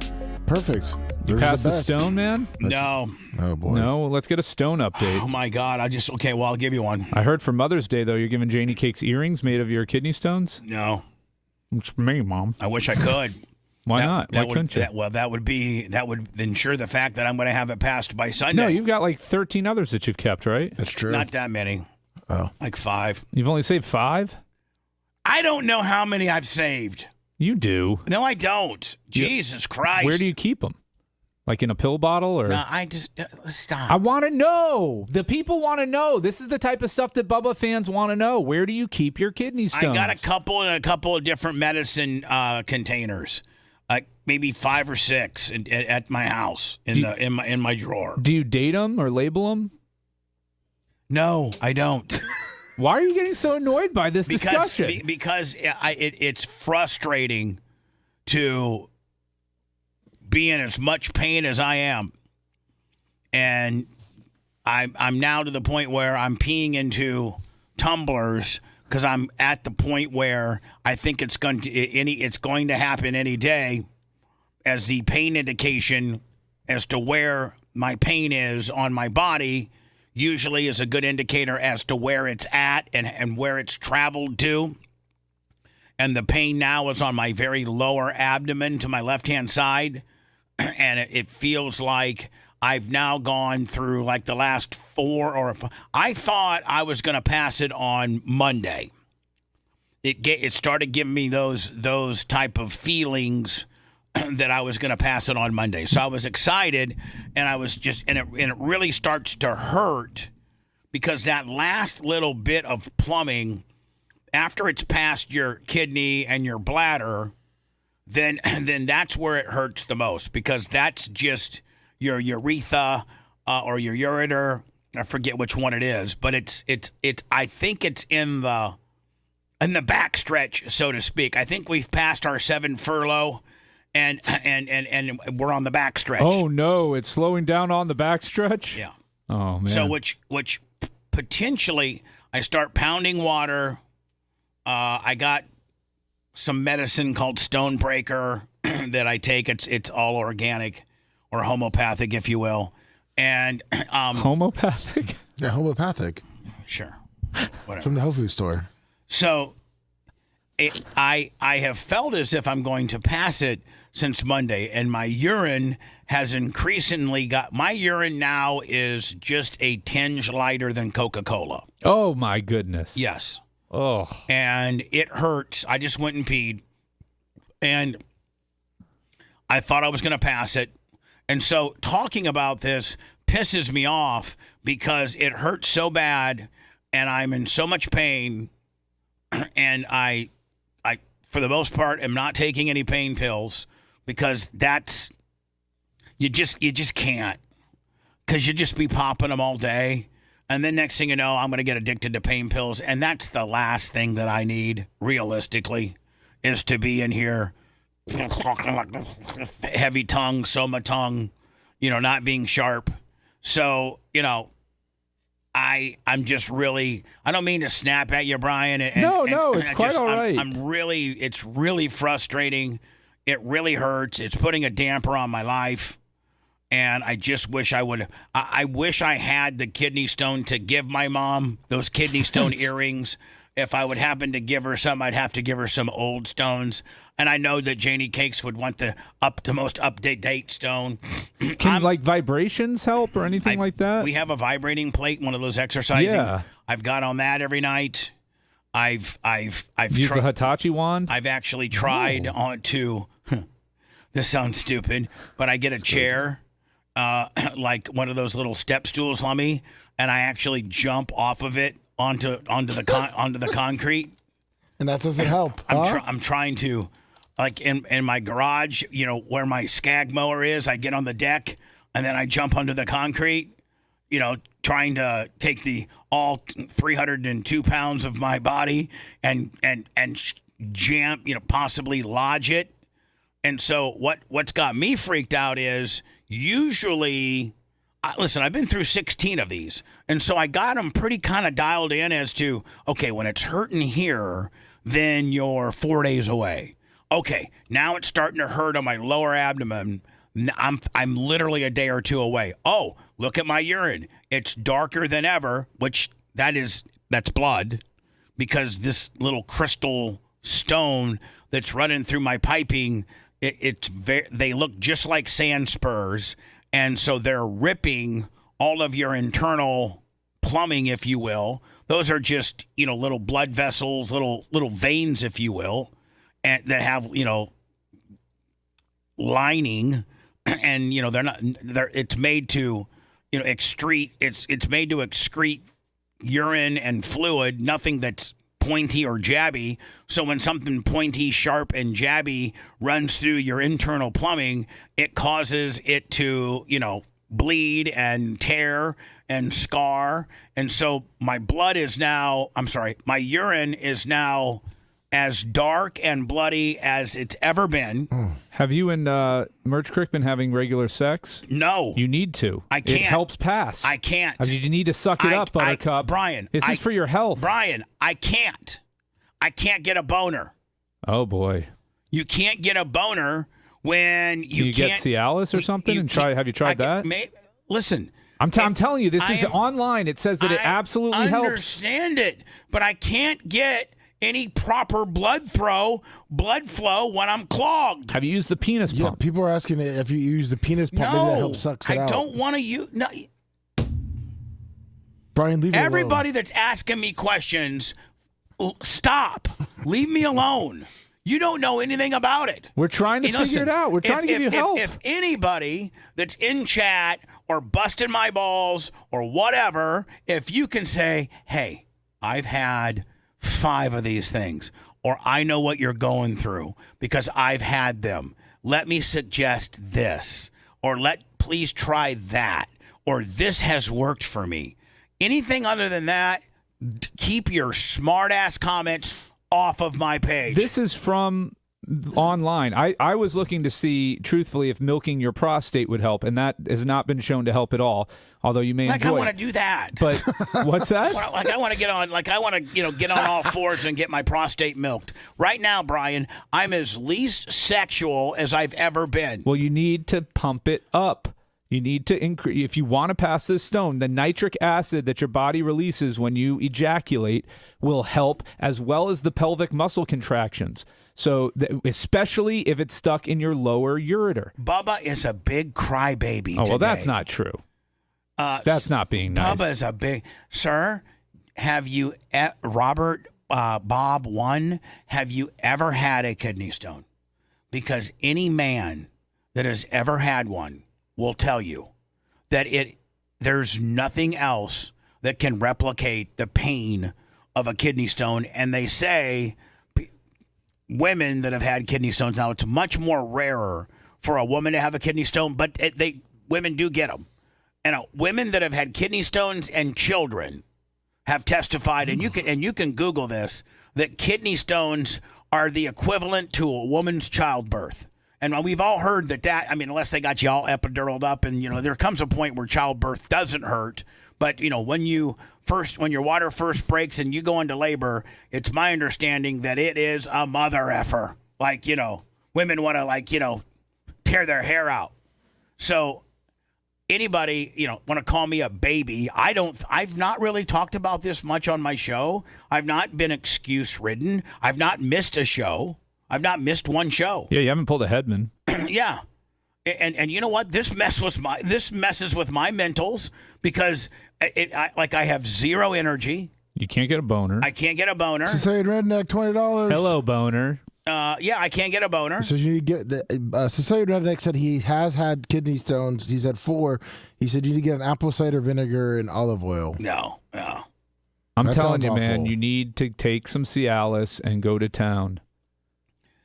I'm telling you, Brian, I don't even have the mindset of wanting to do that. You got to be a gamer, man. I don't want to. I don't want to. Babyface, you should have been the Lightning's coach or something. Had been pumped up. Man, I'm getting pumped up. Look, right man, now. when life gets tough, you got to get in that ring. You got to This guy's put a little lotion on your hand, and you got to. HS Bubba fan, I could not say it any better than what you're saying it because I find myself doing this a lot. HS Bubba fan, and he's dead on. About time we start getting some good feedback here, and not just a bunch of hating assholes. HS Bubba fan said, I've had kidney stones to the point of I've been laying on the bed crying and I can't move. That was me on Saturday. I was laying on the bed in a fetal position on my left-hand side. It only seems to be like if I lay on my left-hand side, that gives me a little bit of relief. And literally whimpering. Like whimpering.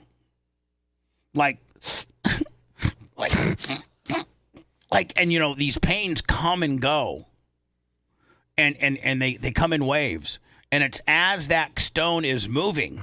So based on how much fluid you've drank, based on, you know, how your body's positioned, based on where the stone is, you know, as it moves is when it just tears you up and you're whimpering, and then you'll get a little reprieve. You know, like right now I'm in pain, but I'm not in like lay down on my left-hand side whimpering pain. But that will happen late. It seems like later in the afternoon is, I don't know what, and Brian, I have no idea why this happens, but late in, like around 4 or 5 o'clock is when the pain gets the worst. And I don't know if it's, you know, everything I drank during the day is finally kind of coming to the, you know, to be urine, or I don't know. It's happy hour in Stone Town. They start kicking back the drinks, acting wild down there. It makes you panic mentally when you can't get comfortable sitting, standing, or any position. The pain and the mental. Listen, and I never really was a big, you know, anxiety, stress kind of guy. I never was. I was like, you know what? Like this headband deal. I'd be like, man up. Now, if your mom dies or your dad dies or your wife dies or your kids are sick, yeah, absolutely. Be an absolute flake job and take as much time as you need off and get your chickens, you know, situated and your mentals situated at home. And that's a real life scenario that I understand, you know, you could, but other than that, I've never been, you know, well, you know, they say stress is a killer. So it says why your afternoon hurts probably the worst. It says because you're actually moving. Like in here you're sitting, and it says since, you know, it's triggered by when you start walking or bending or just walking from your house to your car multiple times can trigger it. Yeah. Especially if you're not sitting down for long periods of time. Well, you know, I sit for 4 hours a day. Yeah. Erica, get me a sandwich. So, Erica, I need more water. I got to tell you. Where's my piss jug? So I've never been like, you know, recently I've had a couple panic attacks, and recently I'm going through this move with this studio has got me really stressed out. And if I didn't have New York Greg and Bobby from Live Strong and Live Fast, hey, don't forget about Strong. me. I was gonna say Lance Armstrong's helping you out. Don't forget about Gene. And what about Lummy and Mach? No, all of them. And you know, New York Greg and Bob Cook, Bob the Builder, and Tease, and Big Red, and Creatine Travis, and Snook Slayer, Erica, and Bobby, and Not So Bobby, and Merch Crick. Oh my God, with New York Greg, I've had so many people step up and help me try to vacate this building. But let me, the most stressful and the one thing that I'm most freaked out about is that the cabinetry and the actual equipment moving and subsequently wiring. I'm freaked out about that. And so I never was big on stress causes you A, B, C, or D, but I genuinely think that this particular kidney stone is stress related, and that's why it's given me the hardest time. Out of all the kidney stones I've ever had, I've had 15, 16. This is the most problematic one I've ever had. Meaning this is either the sharpest one and it won't go through, or it's the biggest one. And I'm having a tough time. I've passed, and I know I've kept the majority of my stones, and I look at them, and I take a little tape measure and measure them, and I look at the crystallizations of them, and I've had most of them sent off so they can diagnose what causes it, and they determine that I have pH levels in my body that I can't necessarily control with diet, and or supplements, and my body is just chemically prone to develop kidney stones. It's not energy drinks. I don't drink sodas. It's not anything. I drink plenty enough water. Well, the energy drinks don't actually cause it. The energy drinks cause you to be dehydrated. So for every 70 milligrams of caffeine you intake, you have to drink full glasses of water to offset the diuretic effect of the caffeine. I think I absolutely do that. So a can of a can of energy drink, like a 200 milligram standard energy drink, you would have to drink 6 additional glasses of water just to get to base level. So here, Brian, you can help me do some math here. So I drink one. I'm down to one Monster a day. Okay. Okay, and the one Monster is 16 fluid ounces. Okay, it's a 200 milligrammer. Okay, now hold on. Now I drink 2 of these a day, and these are 34 ounces of. I drink 2 of these a day. Okay. So that's 34 times 2. What's that? 68. So I drink at least 68, and I usually have a couple more during my. So I probably drink about 90 fluid ounces of water. Okay. And I drink 16 ounces of energy drinks. So 48 ounces of that are being negated out of the gate by the energy drink caffeine. Okay. So the 48 ounces, so if you're drinking 90, you're actually getting the equivalent of 42 net. All right, that's not bad. I think it's probably a little bit low. Okay. But it's not like alarmingly, like I'm alarmingly going way over on the energy side, and I'm dehydrating myself with water. Like I'm right there on the good, not good level. Like I drink 2 more bottles of water and I'm good. Like what is your typical standard pee color? Oh, like a light, like one of these Post-it colors. Okay. One of those. That's not that bad, no. Yeah, like one of those. And right now it looks like Coca-Cola. Well, it's blood now. Yeah. I mean, that's just blood. And I've been through this enough to know where I'm at and what's happening.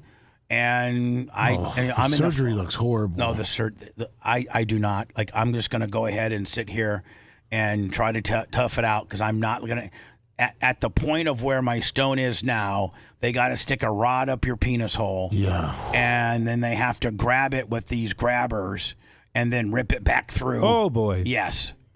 Now they numb you up, but you can see you can feel the pressure of that rod up your penis. And then them ripping it back through causes it to, you're tearing up that inner tubing, so to speak. And yes, I sent it to you. They don't have the technology to crush it in there? Well, no, they do crush it in there. They can crush it sometimes in there. No, they crush it, and it looks like it has like a little net that comes out. If you go to 121, it looks like it crushes it, and then it has a net that comes out and grabs it. All right, here we go. This looks horrible. I'm not doing this. Like, I'm not. I'm just. I'll try to man up and try to keep. Listen, and I don't think, other than this discussion that we're having now, that I've been a pussy about it. You haven't, even this discussion, you haven't been a pussy about it. Yeah, but I haven't missed a day of work.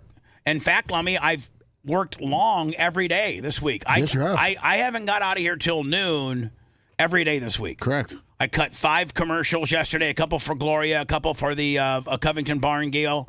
I cut 2 Bubba Break It Downs on Monday. I cut 2 on Tuesday. I didn't cut any yesterday. I'm going to cut 2 on today. So I don't. I mean, I feel as if I'm doing my host duties. Depending on the location of the stone, a rigid or flexible ureteroscope is passed through the urethra into the bladder, following the same. So it's my understanding that my stone is out of there and it's in here. This is where it's clogged up. The lower ureter. Yes. Safety wire into the ureter, the small tube that drains urine from the kidney to the bladder. Once the stone is located, it may be pulled out directly with a so-called stone basket, or a laser is used to break the stone into smaller pieces before extraction using the basket. Yeah. Now, mind you, we're looking at this right now, but mind you, they had to fish this whole apparatus up your pee hole. Okay? Yeah. So we're looking at it now, willy-nilly. They didn't show that. Maybe did they? Did they show? I don't want to see it. Do they show? Do they show you them warming it up? I sent you more of a PG version of it. Oh, so I should go get a different one. Oh well, you can't show it on the air. Oh, this is a medical. Yeah, this is. I mean, I think I can. Okay. It's a medical. We're not showing an actual penis or anything like that. We're just showing a medical. Should I fast forward to? We were at the net where they caught it. Yeah. There we go.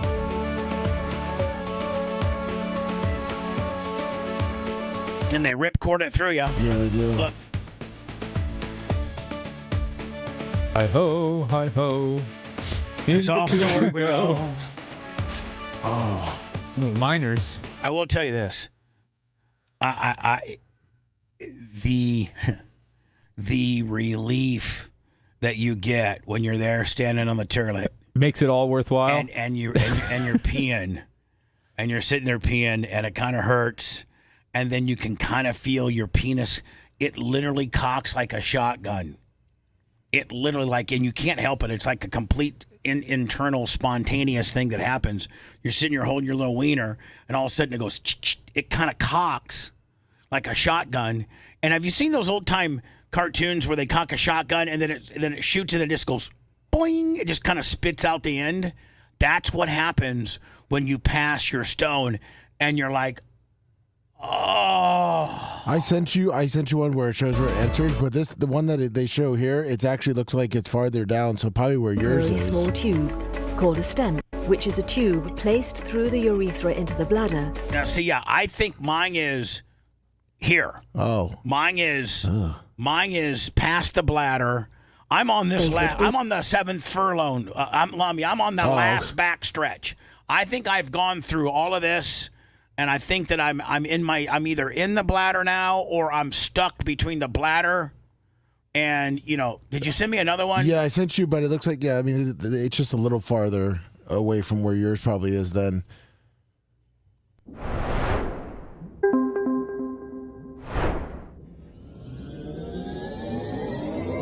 Yeah, this is the tube they run up your gimmick.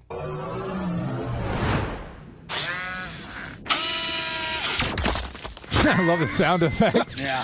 Yeah. Makes it kind of fun, like a video game. Bubba, when do you think, and I'm not trying to be negative, that it's going to be too big for you to pass naturally? I'm hoping that I don't know. Okay. Here's the deal. If I don't pass by this time next week? Yes, if by this time next week I've not passed it, then I think that it's hung up and it's not going anywhere. And at that point, I'm going to have to go to the hospital, and they're going to have to either grab it like that or do something, or shoot me in the head. Something. Because something's got to give. I can't take it much longer. I've been real short and not necessarily the easiest person to deal with regards to the poor Merch Crick. She's absolutely busting her ass on this move. Well, it's so tougher because you're normally so nice and kind and gentle. So having to deal with you being short and angry is probably a real juxtaposition. Right, she's used to me being absolutely Prince Charming, very helpful, just kissing her ass. Oh, thank you so much. You're the best in the world. She's used to all that rhetoric and then some. Why are you carrying it that way? 1, 2, 3. The audio torture never stops. The Bubba the Love Sponge Show.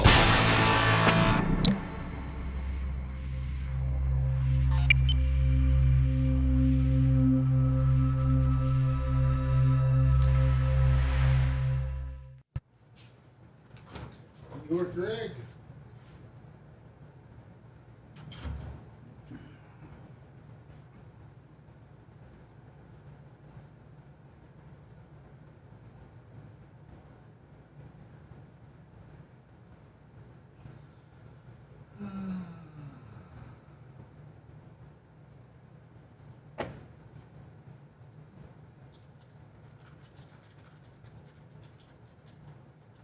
Is it cold in here?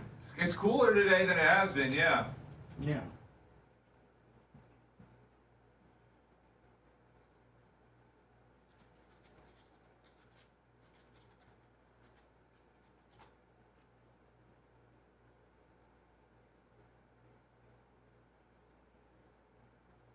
In your house, I long to be, room by room, patiently. I'll wait for you there, like a stone. I'll wait for you there, alone, alone. And Chris Cornell is amazing. Chris Cornell is probably one of the greatest vocalists of all time. So, Lummy, I do got a merchandise suggestion. Oh, great. But I'm thinking that Babyface is going to take a shit on it. Oh, mystery boxes, mystery boxes, mystery boxes. Yeah, I'm just going Because do you want to get your ass kicked today? to. No, he doesn't. I'm excited to hear about Bubba's merch idea. I'm looking forward to it. No, I'm not even going to bring it up because he's going to have some kind of bullshit. No, I will be straight down the middle. No bullshit from me.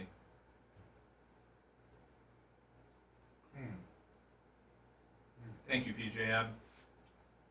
Yeah, I agree, Cornell. You know, it's cowardly to commit suicide for sure. But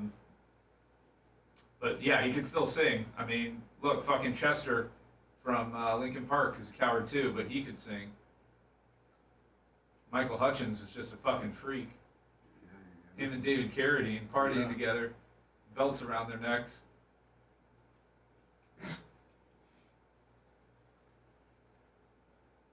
Today, Radio 1. That's all I need to hear, Johnny K. What, Kurt Cobain?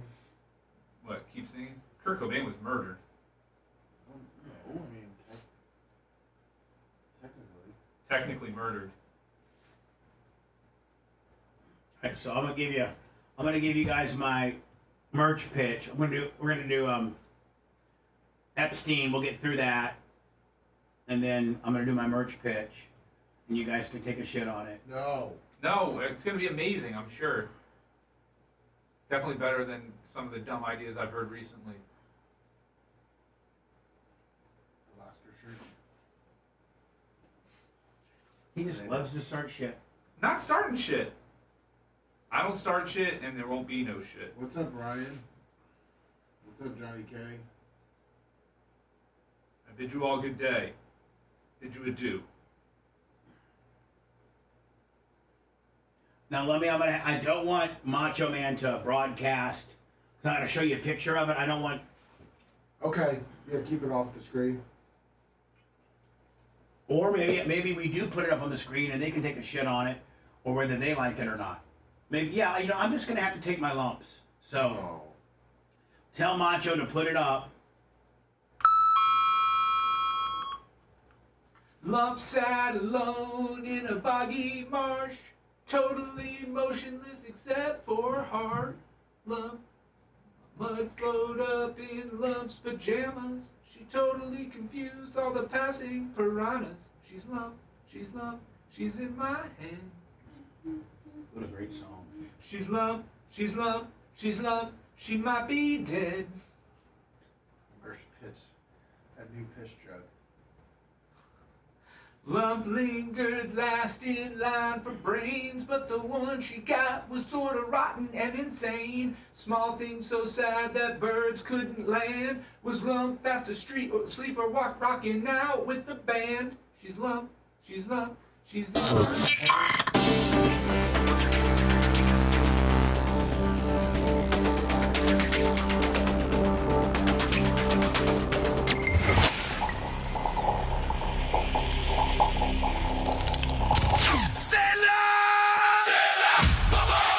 Looking for a venue that's as authentic as your love story? The Barn at Covington Farm, where the charm of a working farm meets the elegance of your dreams. Picture your I-dos set against breathtaking lakeside views and rolling hillsides that stretch for miles. From charming weddings to unforgettable corporate retreats, our animals and emerald pastures provide a backdrop no ballroom can match. It's more than a venue, it's a breath of fresh air. The Barn at Covington Farm, natural beauty refined. Book your tour today at covingtonfarmbarn.com. Make sure you tell them Bubba. Bubba, the Love Sponge. Oh, come on! Come on, you stupid-ass piece of... Bubba the Love Sponge lives, because a dirty mind is a terrible thing to waste. The Bubba the Love Sponge Show. Man, I'm excited about BARP this year. We actually got a real venue, a real wedding and event planner. Man, I feel like it's the Beverly Hillbillies going to, like, you know, a real big, like the Academy Awards. Jed Clampett and Jeff Rowe and the boys are coming, driving their old jalopy truck into the Academy Awards or the Golden Globes or something like that. Are we going to have a BARP red carpet this year? I think we should. Yeah, I mean, you might as well. Absolutely. People should be encouraged to dress up a little. Absolutely. I'm going to have Gloria, make that. We have step and repeats, so we could use our step and repeat, get a red carpet. I think we even have some of that. The dress code is redneck formal. Yeah, there you go. Could be a button-up with no sleeves. Let's not tell anybody what it can be. I'm just giving them an idea of what redneck formal means. Okay. Let's get through this Jeffrey Epstein deal. Supposedly, this is his first. Brian had told me before the last break, I didn't know that he had attempted this twice. And on the second time, he prevailed. But I didn't know that I didn't know supposedly. This. Well, yeah. He died. And anyway, whoever did it. So, is this the first time that he was going to off himself? Yes. And so it says, Jeffrey Epstein alleged suicide note released. I'm not even going to read. Here's what the actual writing looks like. I can get through it, but it's easier just to read the transcripts of what they provide. It looks like Jeffrey Epstein may have left a suicide note inside of his New York jail where he died. A federal judge released a alleged suicide note Wednesday. It was part of it has been sealed as part of a criminal case involving Epstein's former cellmate. Now, what's he suing for? I don't know what the deal was with that. I'm not familiar with his case. A federal judge released it. Anyway, the note says, and I'm going to read what this says. They've transcribed it out. He's got horrible penmanship. They investigated me for months and found nothing. It mentions 15 or 16-year-old charges and says it's a treat to be able to choose one time to say goodbye. What you want me to do? Bust out crying? No fun, not worth it. Epstein's cellmate, Nicholas Tartaglione. You almost nailed that. I almost Tartaglione? did. Yeah. Claimed that he had found the note in July of 19 and that Epstein was found unresponsive in his cell of an apparent suicide attempt. Epstein did not die then, but was found weeks later at the Metropolitan Correction Center in Manhattan. The note has not been authenticated. Authenticated. Nailed it. Yeah, yep, authenticated. Yeah, authenticated. Absolutely. Authenticated? So, I don't know. That seems like a big nothing burger to me, right? That's not the one that supposedly was the one that he died from. And did he leave one on the one that that supposedly he successfully killed himself, or whoever killed him? We don't know. I don't know that. Here's my question though: is How was he not on 24-hour suicide watch if he had an attempt? Well, he was. He was supposed to be. Yeah, that's what I'm saying. You know, it's just. And then they get into like the one of the people that are supposed to be monitoring the monitor called out sick, and then the other one was taking a nap or had left their station for a few minutes, and so there was and then Brian, I think it further intensifies the effery where he was 24-hour being surveilled. So no matter even if there was a guard watching the surveillance or not, the cameras were rolling. And during that time period when he supposedly offed himself, or Bill Clinton went in there and did it, or whoever did it, whether it was the hands of himself or a bad guy that didn't want him to talk, he got killed. He died. And for that time period that event happened, whoever did it, that's inconsequential at this point because he's not here. And either he killed himself or somebody did it, but we don't know either. And so for the time that he got killed or killed himself, that part of the tape is missing. Yeah. That's a bigger conspiracy than video killed the radio star.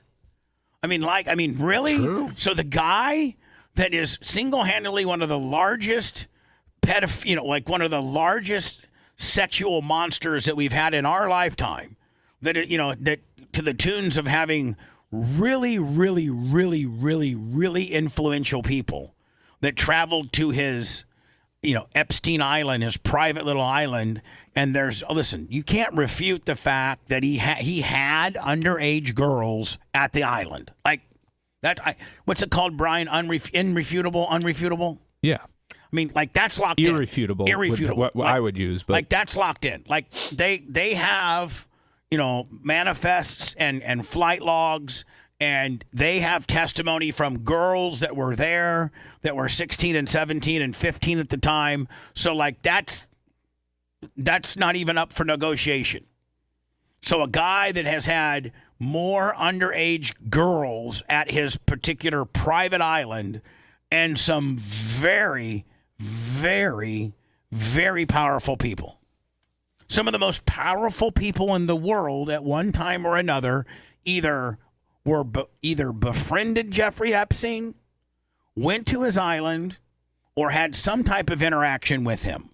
I think we'd all agree to that, right? Yeah. Regardless of what your political affiliation is and who did it and how this went down, I think that everybody could say, listen, he had a lot of influential friends and a lot of influential people traveled to his island, and it's a fact that on his island he had underage kids. So he, at this point has to be killed. That guy can't be wrong. And Brian said it, I think, better than anybody maybe a half hour or so ago, and that is a narcissist does not kill themselves. And he, by all reports, one of the largest narcissists ever. And by a narcissistic person does not kill themselves. And when a narcissist goes down and finally takes the fall and they can finally pin something on the narcissist flips when he knows that there's no chance to save his ass, and he burns the entire village down. He brings everybody. So Bill Clinton's going down. Donald Trump's going down. They're saying that one of the reasons why we'll never really get the Epstein file in it and complete is because the one particular or the group of people that Trump, Clinton, Biden, that they're all trying to hide is somebody part of the Saudi royal family. That the royal family had a large amount of money invested in with Epstein. And that's who they literally are trying to cover at this point. And Trump's in on it. Clinton's in on it. Obama's in on it. Biden's in on it. Like, you can't get those four guys to agree to nothing. I don't think Obama's ever been implicated in the Epstein files. I've never seen anything. But if it went across his desk, while I think they've all covered it up because it's a joint intelligence operation with the Mossad. I wasn't implying that Obama had anything to do with perusing around and doing it, but I think that he was there to take care of Bill. I think Obama took care of Bill. I think Obama didn't press on this particular issue because he was taking care of Bill. I actually think Trump's taking care of Bill. I actually think Bill took care of Trump on his testimony. I think Biden, he towed the corporate taking care of everybody's line because you cannot take those three people down. Bill Clinton, Joe Biden, Donald Trump, and the royal family. Those, you just can't. You can't take them down. So you got to let them go. I mean, right? It would be, Brian, it would be absolute pandemonium if Bill Clinton got locked up, Donald Trump got locked up, and a member of the royal family got locked up, and they were all at the forefront of the major investigation as to some of the things that they did on Epstein Island. I'm here for it. No, I'm all for grabbing a bag of popcorn and watching that all go down. But I think that our country couldn't survive it. It'd be rough. Bill Clinton, Donald Trump, maybe Biden, and the highest ranking Saudi princes and royalty there is. We're done. No, and Bill Gates, those guys. Bill Gates. There's so many of them. So I actually think they're all working in concert together. I think Bill did the biggest job ever for Clinton. I'm sorry, for Trump when Bill testified and said, I don't have any reason to believe that Donald was a part of any of this. And I think, Donald is telling Bill, listen, I'm going to do everything. I'm going to do everything I can, Bill, to keep it out of the, that's why I got rid of Bondi. She was sniffing around too much. Todd Blanche is going to keep it off everybody's desk. And then I'm going to get, then I won't be the president anymore. And then, whatever, time heals all. Boy, here's the deal. When Trump's no longer the president, man, you know how the Republicans right now are ringing up all these Democrats post their serving time. They're going after the Omar chick. They're going after the Crockett chick. They're going after, the state of California for all that corruption. They're going after the state of Minnesota and Tim Walz for all that Somali, hungry kid deal. They're going after James Comey. They're going after everybody, right? Can you imagine when Trump finally is no longer the president and if the Democrats get in control, how much they're going to go after him, right? They've set precedent now that they'll go after anybody, right? There's no more. There used to be a certain amount of decorum. Remember back in the day, Brian, when we were growing up, they just didn't, the press wouldn't necessarily make the president look like an ass. There was a certain amount of decorum. Yes. Like when President Reagan and Clinton the first time, they kind of took care. Not anymore, man. The gloves are off. Whew. So anyway, I think that we're never going to find out the Epstein stuff. I think it's just going to go away, and we're going to sit here and try to demand it. I don't know, maybe. But I think, Brian, that this particular administration has redacted all. And I think, Brian, once you as an agency or an FBI agency or the DOJ, once you've redacted, and black markered out, a particular page, I don't think that another administration can come in and Oh, of course they could. Oh, and oh, they can? Absolutely. Oh, okay. Absolutely. But they may be like, hey, listen, we've already weathered this storm. Yeah, we don't want to. I don't. Listen, if it's not politically expedient, they're not going to do it. Understand that it's not about justice; it's about what is convenient and expedient for them politically. And let's not forget, both parties are in on it. So, if the Democrats finally get power, they're like, well, listen, at the end of the day, man, maybe we get Trump and we nail him here, but we got Bill on the backside. We can't do that to him. He's Democratic royalty. It's the big donors, too, and everything. Yep. You know what I want to know is going to be whether or not it's going to be released is your new merch idea. What was it? All right. So, listen. I did I did a hockey jersey years ago that did really well. And it was a customized Bubba Army hockey jersey. Oh, I remember that, yeah. And it was the sewn-on letters. It was not the cheap, Brian, it was like the thicker material. The thicker material with the sewn-on letters. And so I had somebody email me, and they're like, man, would you ever consider bringing back the hockey jerseys? And I'm like, yeah, maybe. So I got to looking at them, and I'm like, you know what? But I'm going to make them, and this is my narcissistic side of myself. But, I mean, we all would agree that the brand is Bubba Army, so you got to display that. Yeah. But the other aspect of it, the old ones were that the number was 101 because I was on Howard 101. And it didn't, on the name placard, it didn't say anything. So it had a Bubba Army and a logo in the front, and then it was number 101, and that was it. In fact, the ones that we made were kind of cheaper than the ones that I'm going to show you. So I got a hold of not the people that made my first hockey jerseys, but for the people that make, I think, the newest and nicest ones. And I was like, well, hold on now. This is all about me. Again, I'm putting my narcissistic hat on. But when you buy a piece of merchandise and it says Bubba Army, that's me. That's me. So when you go out and buy that Martin St. Louis jersey, or you buy that Steven Stamkos jersey, or you buy that 86 Kucherov jersey, or you buy that 21-point jersey, or you buy the 77 Hedman jersey, you're buying their number and their name placard in the back. Right? Because that's your favorite guy. That's right. Now some people sometimes will have it customized where they put their name on the back, but that's not being a true fan.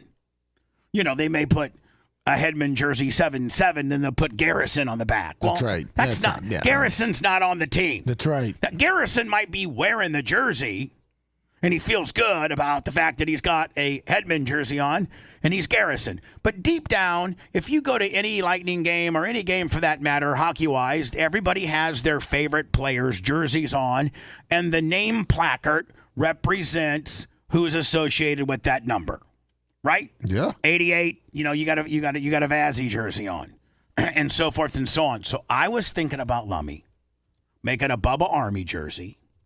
Now, my last athletic thing that I did in life was I played dodgeball. I played at the Content House. I played true, but I did have a uniform on there, Brian. Thank you. So the last time I wore a uniform would have been the fall of '83 when I was number 64 for the Warsaw Tiger football team, and I was captain, and I was a captain. Well, technically, but what number did you wear for the Storm? But I mean, you dressed. But I never. He was number 62 for the Storm. I never made the team. That was not a legitimate. I was not ever going to be on the team. Oh. That was a legitimate PR stunt. And so the last time I was part of a team, I was the captain for the Warsaw football team with me, Larry Plummer, Bart Haniff, and Chris Stein were the four captains. I was number 64, and my last name's Clem. So now, Lummy, I'm not going to make a lot of these because I don't know that a lot of people want them. Why don't you do pre-orders? Well, Brian, I might do that. Yeah, it's a much better way of doing things like this. I very well may do that. So here is, and again, it's very narcissistic, but it goes along the lines of the template that most sports jerseys are made with. You did a great job explaining to everybody how sports jerseys work, too. Thank you. Because I think a lot of people were confused on that. Babyface is a big sports jersey guy, All too. Oh, my so. God. Don't get me started on sports jerseys. Here's wow. Here's the back. Nice. Here's the back. And let me see. Here is the front. I like the front. So you don't like the back, huh? Well, I don't. No, Lummy said I like the front. I'm just saying I like the front. I mean, yeah, I think. So, which implies No, I that don't you didn't think- like the back. I don't think it implies that at all. Okay. Nope. You'd be a lot nicer to him. So, here is the jersey. You get the Bubba Army. You got, and again, this is deep. This isn't a standard. I'm going to show my loyalty to the Bubba Army by wearing a black Bubba Army T-shirt or a hoodie. This is deep. This is my football number from the last time that I played. Now, Lummy, you know what I should put on here? A C. There you go, captain. Because I was the captain of, me and 3 others. So I'm going to have Merch Crick put a C here. Oh, it's pretty sweet that the label has Bubba Army on it, too. So, Brian, some of the things you may not have noticed, but some of the cooler things is the label will say Bubba Army on it. Interesting. I'll have a C. Lummy, is the C on the right or the left? Uniformly, I think probably the NHL has, it's got to be on one side or the other. I think it's on the left. Find out. Yep. And so whatever side the NHL that the captain's C is sewn on will be a C. And so there you go. Left side over the heart. Yep. Left side over the heart. So right here, Brian? Well, yeah, it'd be up. But that's what it's symbolizing is it's over the heart. All right, here we go. I'm right here. Boom, a C. There are a couple alternate jerseys that have it on the right, but that's the left side on the heart is typically where they go. So, Brian, so couple things before I go to words. 1, what do you guys think about it? 2, Brian, I think you're right. I might not sell 500 of these. So I think this is going to be a one-off where it's a pre-order only. And if you don't pre-order, you don't get it. You don't pre-order, you don't get it. And then, so what do you guys think about it on the surface? I didn't mean to interrupt you, but I like it. I think it's clever. I think it's deep, meaning like it really shows your support of your favorite radio personality and not just using the logo and the show name, but instead getting a little deeper into 1, my football number in high school, much like an Al Bundy kind of deal. 2, and then my last name. So I think that it's really for only the hardcore fans. I don't think it's for the casual fan at all. Can I make an observation? Yeah. The numbers on the back have to be the same color as the numbers on the front. So you either got to go red on the numbers on the front. You can't have white and red on the numbers. Great observation. Yeah. And that's why, Brian, I'm because first of all, I haven't committed to doing these. Second of all, if I'm going to commit, I'm going to have ran it by a set of eyes that are impartial and are knowledgeable about this. And Brian, that's a very good observation. So Brian, let me ask you a question. I agree. Do you like the white numbers or the red numbers better? I kind of like the white numbers. I like the white numbers better. It pops better off the black, in my opinion. I do too. So then would you outline this in red? I would do it the same as the numbers on the front. Just make those bigger over there. Perfect. So, Brian, your suggestions would be the C with these type of numbers on the back. Yep. Perfect. Brian, so on the surface, Brian, if you weren't part of the show and you were a big-time fan, would you like this? Would this be something you would buy? Now, put your hockey. Yes, put my jersey bias away. Your jersey hatred. Yes. Yes. Oh, that's right. You hate jerseys. Yes, he does. So you're probably you're probably the right person. I have said that a hockey jersey is the only jersey that makes sense to wear to a game because it has the dual purpose of also keeping you warm. That's right. So that would be the only one that I would ever consider. So as a grown man wearing out in public. For those, I'm going to go to chat here momentarily. Know that the following changes, if I go with this, the following changes are going to happen. These white numbers, these 64 white numbers will be the same. Those numbers will be here. Instead of these red numbers in the back, it'll be these white ones. There'll be there'll be a C, right there, to denote captain. But now how much are they going for? You think? Here's the thing. I don't know. That's where you guys. $79.95. Yeah, there you go. I was thinking about that. That's the price. I don't know what the production costs are, but I would say $79.95. That gives me a little bit of margins, not a lot, but I'm not going to get rich off of them. But I'm going to, I think that's a fair. I think that if you want one, you'll get one, and the price at $79.95 doesn't stop. You're like, oh man, I want one, but that's a little. Bubba's kind of gouging me on that. The one thing about all of our merchandise, we're like our, like let me that $60 backpack that we sold for like $39. Like, I think that we're competitively priced. Very competitive. You know, like, so Brian, I think $79, $79.99, $79.95. Actually, the way I would do is start them out lower, and if you wait on it longer, the price goes up. So the earlier you get in on the pre-sale, it's slightly cheaper. Give people that are early adopters of it a little bit of a discount. So maybe go like $72.99, for the first week. Yeah, and then $5.99 for the second week. And then $79.99 for the third week, and then like $89.99 for the last week. Yeah, maybe something like that. So anyway, Lummy, nice. I like it. And Merch Crick, God bless her, she's the one that got on with this manufacturer and roughed it in. We only have to make 2 little changes. I think she's got it good. It looks great, and I think we're gonna go clear to 4 or 5X on it.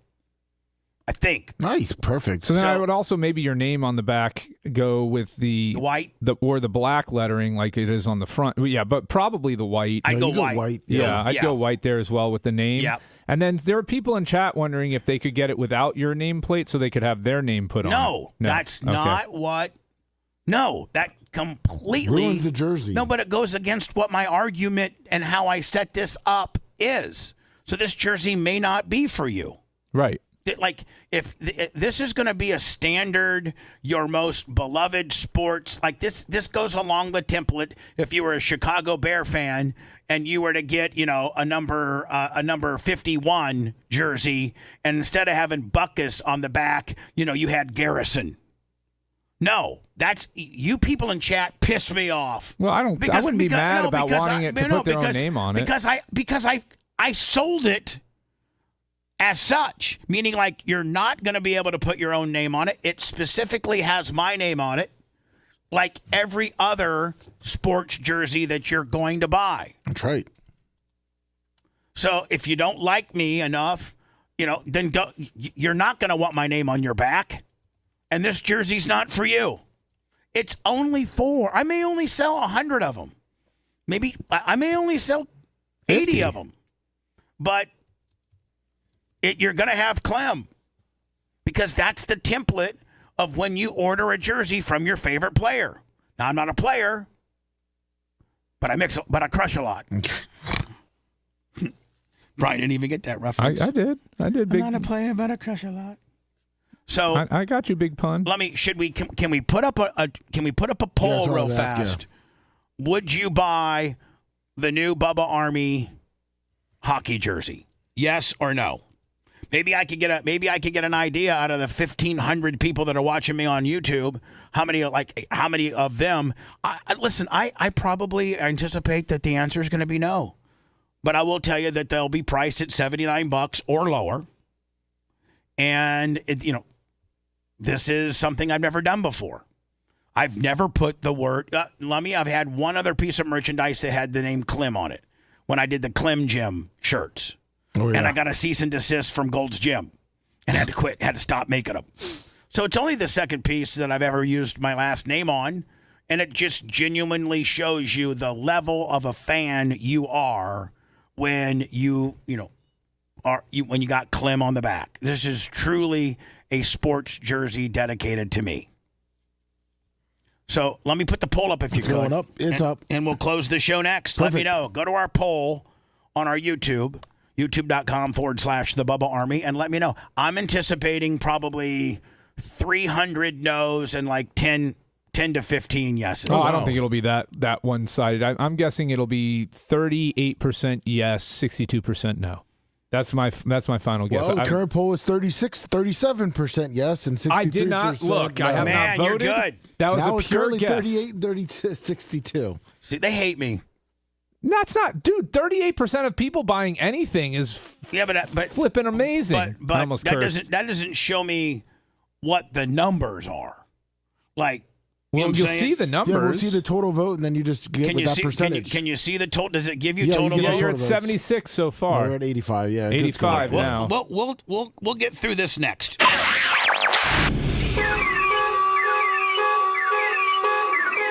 He's calling shenanigans on the deal. The Bubba the Love Sponge Show returns after these words.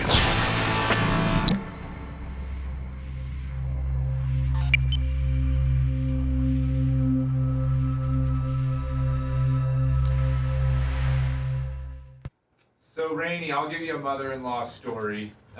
It was my daughter's birthday this weekend, so we had to put up with her and have a special birthday party for her.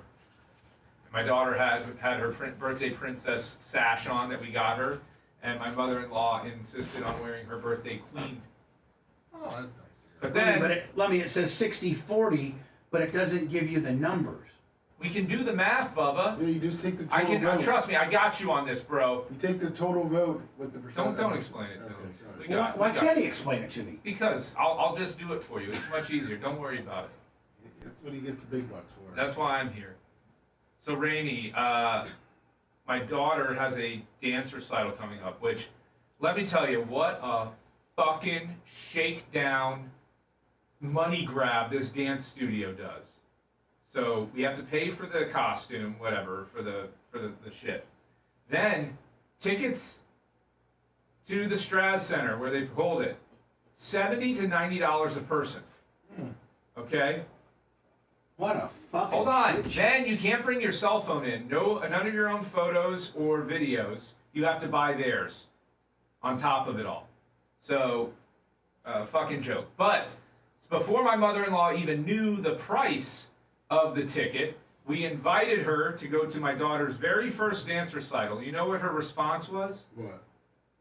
Are you buying me my ticket? Not, I would love to go, or, thank you so much for the invite. It was literally, are you paying for my ticket? Question mark. Before she gave us a response as to whether or not she wanted to go. And at the time, I was thinking it was like $25, $30. Yeah. Like something fucking reasonable. Not, literally could have taken my dad and my daughter to the Rays game on Wednesday for all you could eat and drink tickets in the club for less than I'm paying for 4 tickets to this fucking dance recital, which, mind you, my daughter will be on stage for all of a minute and a half for her little fucking segment of it. Sounds about right. Oh. They got you. Oh, they got me. They got me real fucking good. They saw you and they said, Sucker born every minute. He looks like he'd buy a jersey.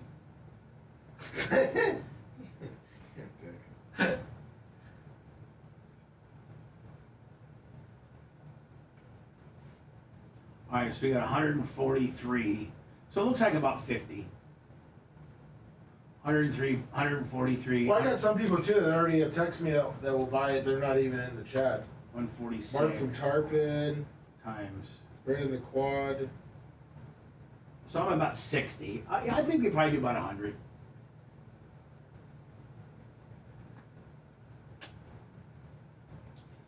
This is Dan Cilio is off. He's sick on AM 820 today, and they're holding us over. So we'll say goodbye to Brian. But Lummy, do you want to do? You want to? I can stick around for a few, unless you want me gone. No, I just don't want to fuck your world up. I want to fuck your.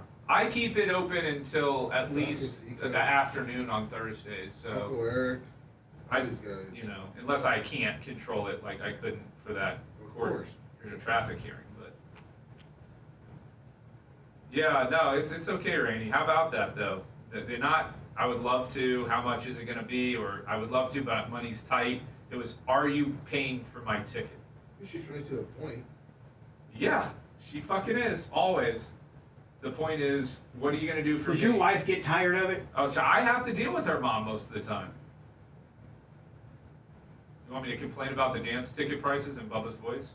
Yeah. Can you believe the fucking cost of a Bubba Army jersey for each of us to go watch a minute and a half of stupid kids performing on stage? I've been watching this shit all school year while she prepared for it. Think I need to pay $280 for all of us to go and see it? For a minute and a half, deal with going to downtown, I have to leave my compound. That's pretty good. Yeah, whatever.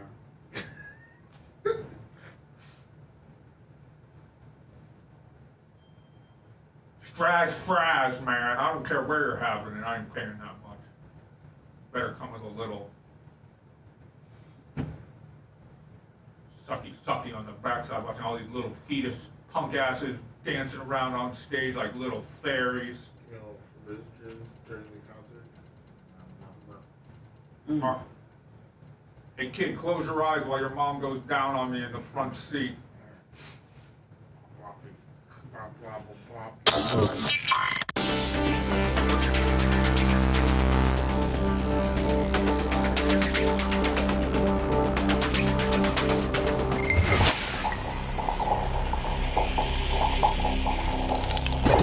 Well, explain yourselves. Just like a six-pack of cheap Yiddish beer. Doesn't surprise me. You look like a typical low-life character to me. The Bubba the Love Sponge Show. Oh. Lonely, what I should do is say goodbye, cut the network, and then maybe come back. I got to talk to Macho Man here. Supposedly Dan Cilio is out sick, and they're just going to carry us. Were they just going to rerun the morning show?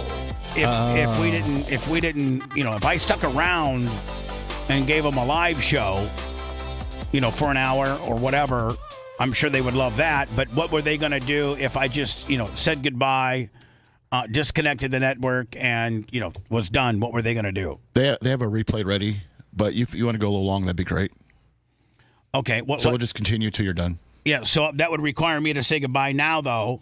Break off from Fort Walton Beach, Panama City, Phoenix, and then Tampa would still keep me hooked. They would run through their stop set at the top, and then we would come back in 520. I'm assuming back live on AM 820. Is that how you want to do it? We would only need to be about 2 minutes. They have a 2-minute break coming up next. So you yes. Go ahead and just continue and end the show. Yeah, end the show, and then come back after my 5:20 endo. Yes. Okay. Hit. There we go. 844 Ask Gina. Hit me up. 844 Ask Gina. Family law, personal injury, auto accident. You got ran over by a steamroller or a cement truck, and you can still dial 844 Ask Gina, even though you're on your last breath. Brian will come sign you up and get you big money. Promise. At least your family. We're going to come back on AM 820, Lummy. Perfect. I don't know how long. I got some stories to get through, too. Maybe we'll just start shotgunning stories. All right? Sounds good. Thanks for letting me finish. You've been listening to the Bubba the Love Sponge Show, starring me, Bubba the Love Sponge, co-host and show historian, Lummit. It's Brian Matroni, king of counter program. Gene Lasker, voice of the people. Glad you get to hear me. Gary Cantrell, video editor. Yeah, back here wiring up. It's Mini Macho. The BRN agent, Thomas Buttoned Up B. Co-host, Dr. Dan Diaco, Esquire, of Council. Co-host, J. Diaco, Esquire, the Spitting Cobra, of Council. Now, time for the legal disclaimer. Exactly. The Bubba the Love Sponge Show is intended solely for the enjoyment of our listening audience. Any rebroadcast, retransmission, or other use of this show without express written consent of the Bubba Radio Network is prohibited. We must dissuade him of this delusion. Until next time, always remember. I'll repeat hello. I'm back.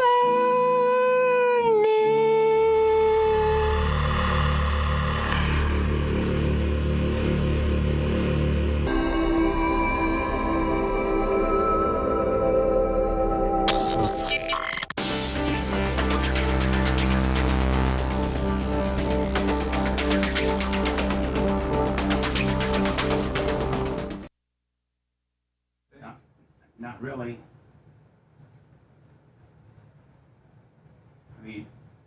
Oh, no. Well, it says live, yeah.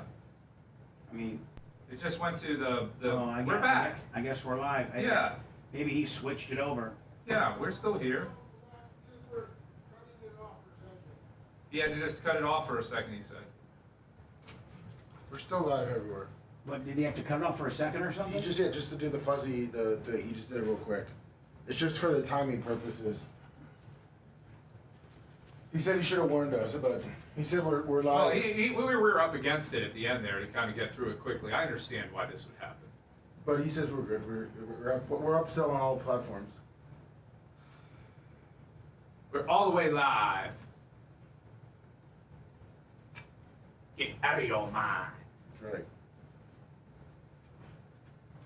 Come on, Brian. It's top of the 10th with Bubba. Right.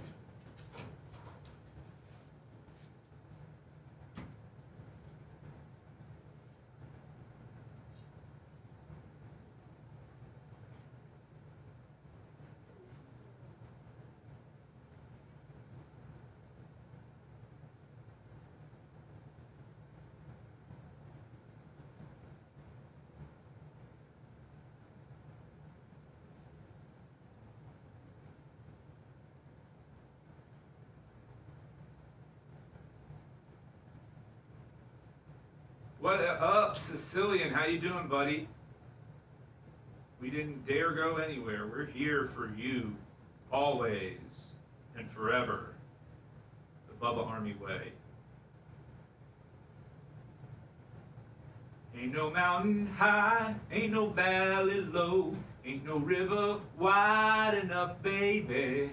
When you need me, call me, no matter where you are. No matter how far, don't worry, baby, just call my name. I'll be there in a hurry. You don't have to worry, 'cause baby, there ain't no mountain high enough. Ain't no valley low enough. Ain't no river wide enough to keep me from getting to you, babe.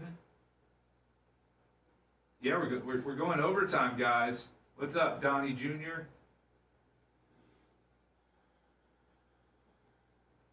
Hunter Law billboard in your yard? Okay, we'll get that, Nick. No, I don't like country music, really, Chatamungo. It's not my favorite. Not my favorite at all.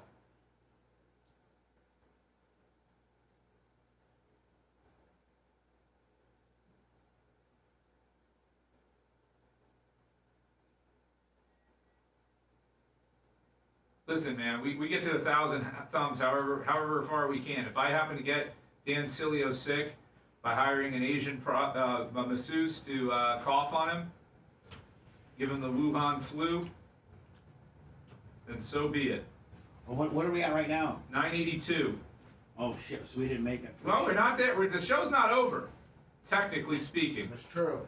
So, Hulk up, Bubba Army. I need 18 thumbins, or I don't get to come back ever. Oh, no, we can't have that. Now, you want me to sing that song like Bubba? All right, hold on. Let me see what I can do here. Ain't no mountain high, ain't no valley low, ain't no river wide enough, baby. If you need me, call me, no matter where you are, no matter how far. Don't worry, baby. Actually, don't call me. I don't like being called. That's the Bubba version. Don't call me. Shoot me a text and I'll respond when I feel like it.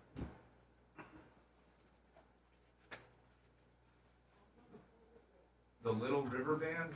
I don't know. What's their big hit? Big Buck, member for 17 months. Thank you, Big Buck.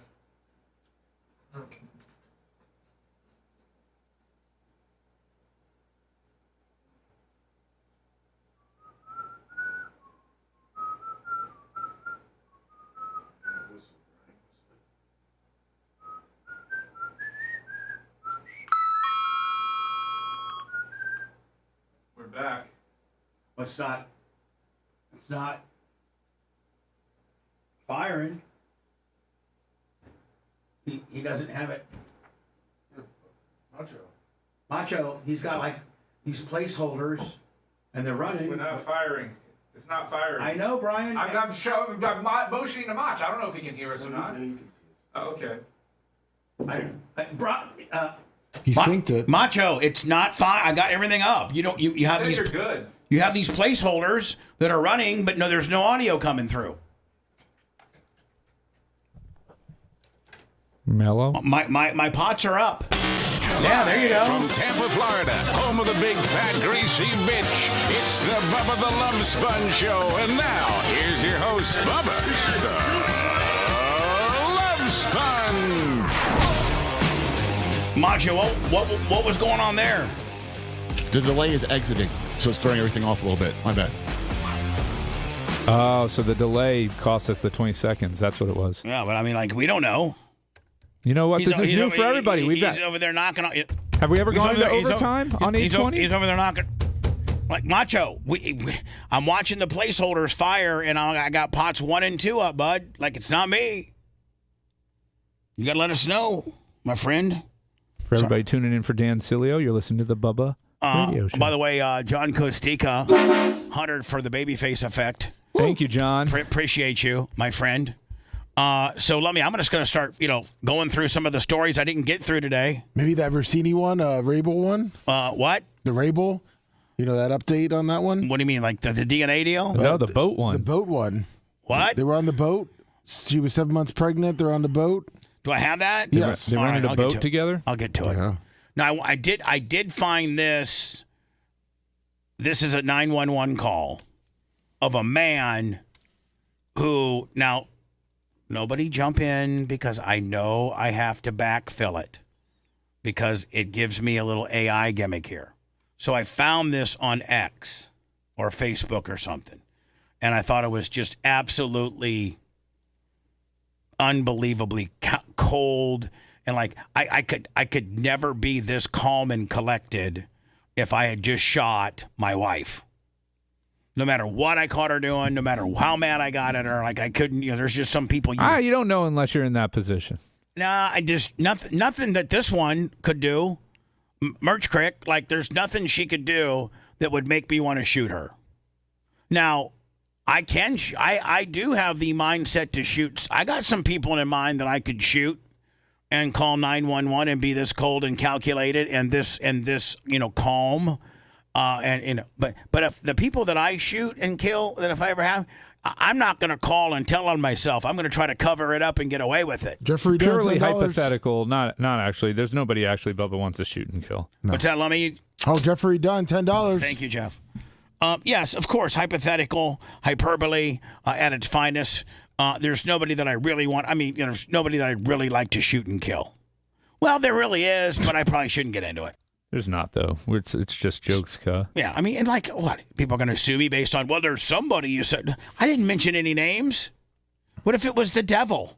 What if I'm overly religious and I'm like, I love Jesus? And I'd like to. Well, if you love Jesus, you don't want to kill the devil. You want to change his heart. No, I want to kill him. No, that's I not. got a that's different not form. Jesus. I have a different form of Christianity. Don't tell me who I can worship, my friend. It's clementology. Yeah, we got clementology. So I found this piece of audio. Now, they AI'd it with regards to using a couple, a guy and a girl, as potentially. As you're listening to this 911 call, it's the boyfriend, and he shoots and kills his girlfriend. And he's calling the agency for them to come and, maybe arrest him. But more, did somebody just hit on the door? No, there's moving going on, Bubba. This is after hours. They probably waited to do it until 10. Let's just let it go. Do they not know we're on the air? I don't know that they do, but they're out there working for you, man. I know. I know. Which just goes to show you we should just wrap it up. We got so much going on around here. So anyway, I can't even get through a story without. We got this. We got this, Fleet. So boyfriend shoots his girlfriend. Is that you, Bubba, doing that? Yeah. Oh. So the boyfriend shoots his girlfriend, and he calls, and they just don't realize that I'm just on such a high wire that any little thing throws me off. I'm like a flying Walenda up here. Jesus, your impersonations have really been getting at me today. I can't perform in these wins. And then I'm going to have a talk with Lummy privately because then he started chiming in. Well, it's contagious, no, Bubba. But it's not. Like, it's not contagious. He knows better. And he starts getting into his Bubba impersonations, and then it's stereo, and I'm sitting back here trying to just, keep these balls in the air and, just whatever, trying to keep the right mindset. And, then Lummy's like... I'm telling you right now, nobody handles the balls like you. I only said one word. He said one word. I said one word. And it was based off of what I said, making a joke about Riz his. Yeah, I didn't even do that. I literally just said, I said one word. See, isn't it fun to do? No, it's not. But that's not the way I sound. I know. That's what makes it funny. It's not exactly the way you sound. So... This guy is calling the agency to come get him because he just shot and killed his girlfriend. but he also is mindful of the fact that there's an 8-year-old there, and he doesn't want the 8-year-old necessarily to see his mom laid out in the hallway.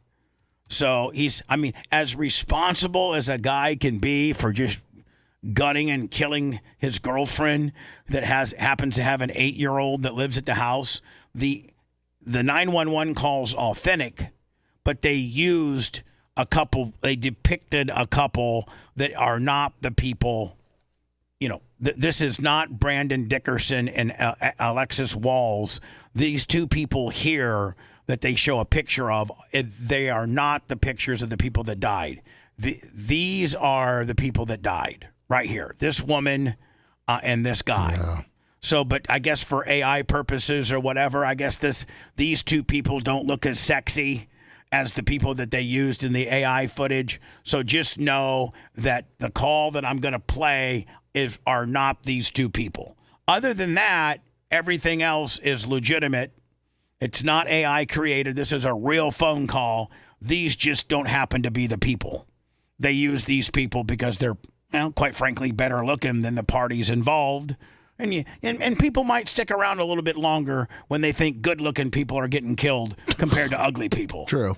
I mean, when you see an ugly girl get ran over, you're like, all right, she's just an ugly girl. If you would have showed me how she looked before, I would have scrolled right by it. Right.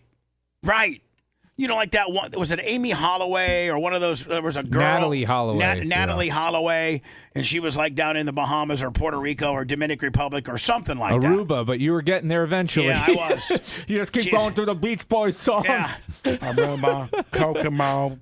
And so anyway, she was a really, really attractive blonde spring breaking female, and we were as a country absolutely enamored with her because she was cute. She got murdered by Joran Vandersloot. And if she had been like a 300-pound, chick from Indiana, Lummy, you wouldn't even know her name. Well, people probably know it, but not have made near as big of a deal.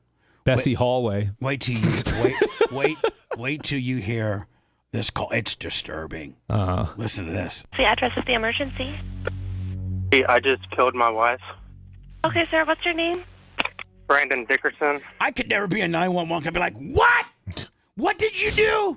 Just killed my wife. What were you thinking, buddy? Do you mind if I record this and use it on the air? Yeah. Is that Dickerson with a B? Dickerson. Can you tell me a little bit about what happened this evening? Now, Macho Man, do I got to stay a little bit more on time now that I'm on AM 820 strict? And where do those times need to be? No, you tell me what you need to do. Just if you want to break and come back, or if you want to finish, just let me know. Well, no, I mean, like, how long do they need me for? As long as you want to. I mean, I was just trying to go a little extra, so this is going above and beyond already. I'm like, how long do they have to fill? Till 2 o'clock? We got something for afterwards, but it's not as good as us. All right, we're so number one. I'll break at 30. It sounds good. And continue on. Opposite, yeah. I talked to Bruce. So listen to this, Lummy. I'm doing my commercials yesterday. Yeah. The Covington Barn Farm, and I'm doing the Yours Truly wedding planners, and I'm cutting some commercials. And all of a sudden, on my phone, it says Man Cow. Now I have Eric Mueller. His name's his Man Cow. He's a famous radio personality back in the day from Chicago. Him and I have remained friendly over the years. So he's calling me yesterday. I'm like, what? You heard seat 2's open? So I'd love to hire him. So, realistically, I was starting to get into it yesterday. I would like to put a female in there.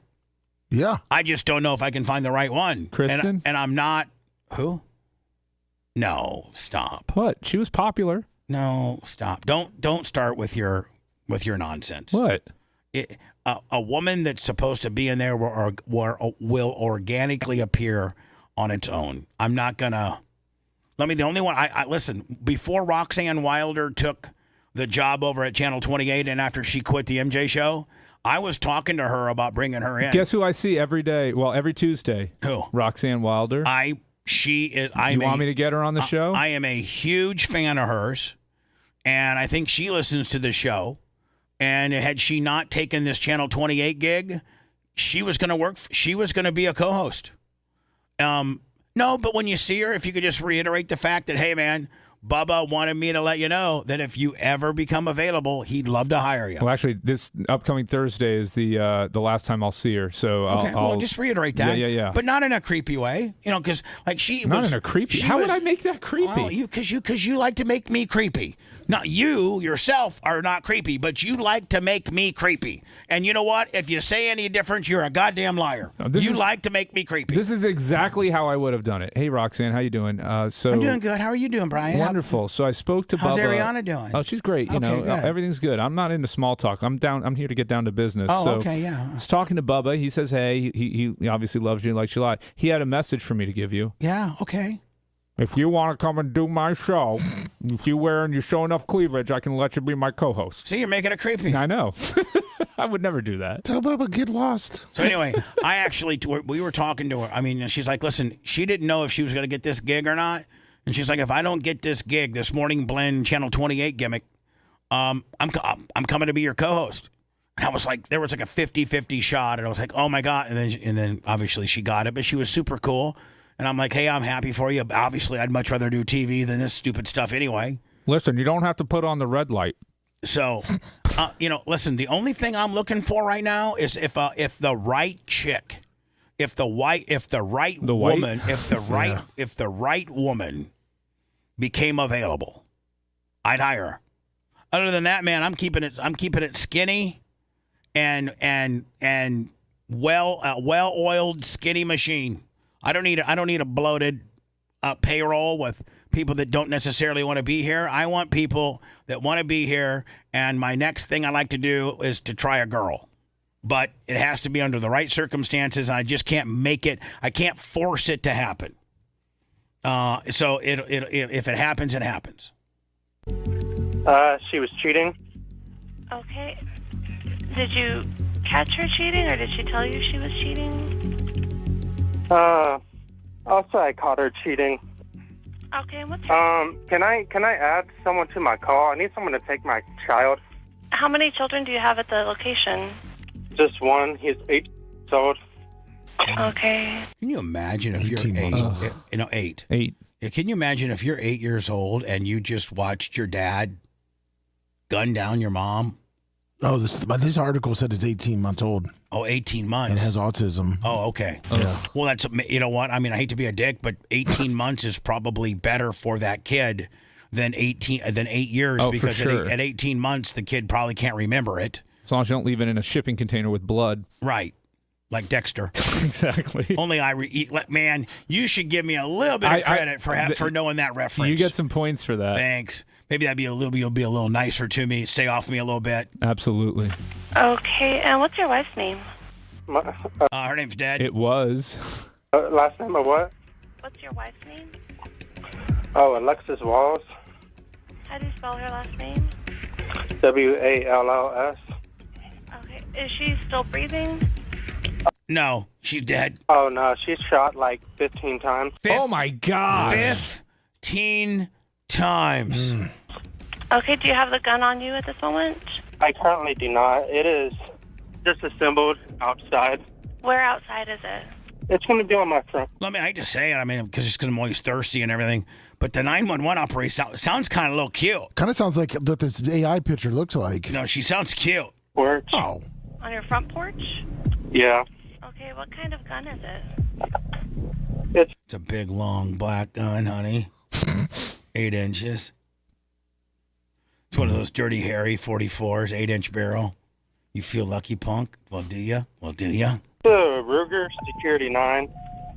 A Ruger Security 9? Is that what you said? Yeah. Okay, and where's your wife at? She's a little bit on the wall. She's still dead. She's still dead in the hallway. There's a part of her on the wall. There's a little bit on the floor. There's actually a lot underneath her. Well, she's in the middle of the hallway. Which highway? No, in the hallway of my house. In the hallway? Yeah. I'm sorry, that's just a funny mess up. Which just validates how hot she is because she's stupid. Yeah. So that just shows you that, the stupider they are, usually the hotter they are. Hey, when did you shoot her? Just now. How long ago was that? How long has this phone call been? Actually, I can't take it apart.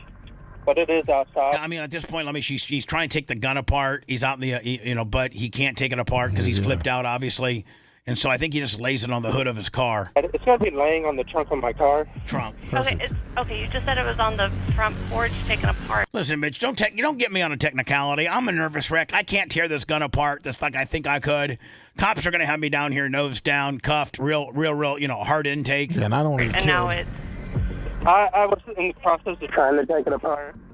At that point, Brian, you might as well just go right in your front driveway, put the gun on the hood, up into the trunk, and lay on the concrete face down with your hands off. I mean, right? I mean, that's what you got to do. Because otherwise, they're going to come out guns drawn, and you could potentially get shot. Face down, hands up. Yep. That's the way we like to cuff. Yeah. Okay. Or do other things.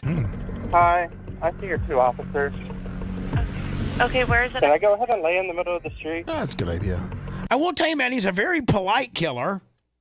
Did you have what in the middle of the street? Your officers are here. I'm going to hang up. I'm going to go and lay in the middle of the street. Oh.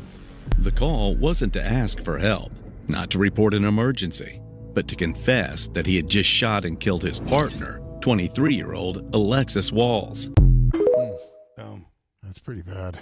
So I was watching this yesterday. This is complete AI. I don't even know that Linda said these things. I watched the documentary. I don't think that she said these things. Well, she did attend his funeral. Right. So I think this is completely bunk. Hulk hurt me like that. There's no way I'm going to his funeral. I'm Linda Hogan. Now, she may have said, to her credit, she may have said this when she was freshly divorced and mad. But, she obviously changed her tune after he died or as he got sick. She professed her internal love for him. Once Hulk Hogan's wife. You think he was some mighty hero on screen, but in reality, he was a hypocrite full of lies. When we were still together, he abused me often. Not true. Not true. Throwing chairs at me, tearing my clothes, even hitting and kicking me. If there's anybody that abused anybody, Is this AI? Yeah. I think it is. No, It's absolutely. I can tell by her voice. It's 100% AI because the lips weren't moving. Well, right and it's completely untrue. I mean, I was around for 15 years, and I never saw him raise his voice or throw anything or get pissed at her, and I saw her abuse Brooke no less than 10 times physically. Not to mention all the mental things that she used to say to Brooke. She would look at Brooke and say, "Get that piece of." We'd be at Outback, and let me. You know how they had the real good bread at Outback. I love that bread. Well, Brooke was not allowed to eat the bread because it was like two carbs or whatever. And Linda would say, "Get that bread out of your mouth. You're going to be even more fat than you already are." And I'm over there chomping down like, man, if you think Brooke is fat, what do you think about me? He'd curse at me in front of our kids. And I didn't dare call the police. Not true. I was scared it would ruin his reputation, cost him his job, and he'd take that rage out on me and the children. No matter where I went, he watched me. He wouldn't allow me to have male friends. If I wanted to go out alone, he'd keep calling, texting, or just show up. I'm done because this is not even close to being true. Not even close to being true.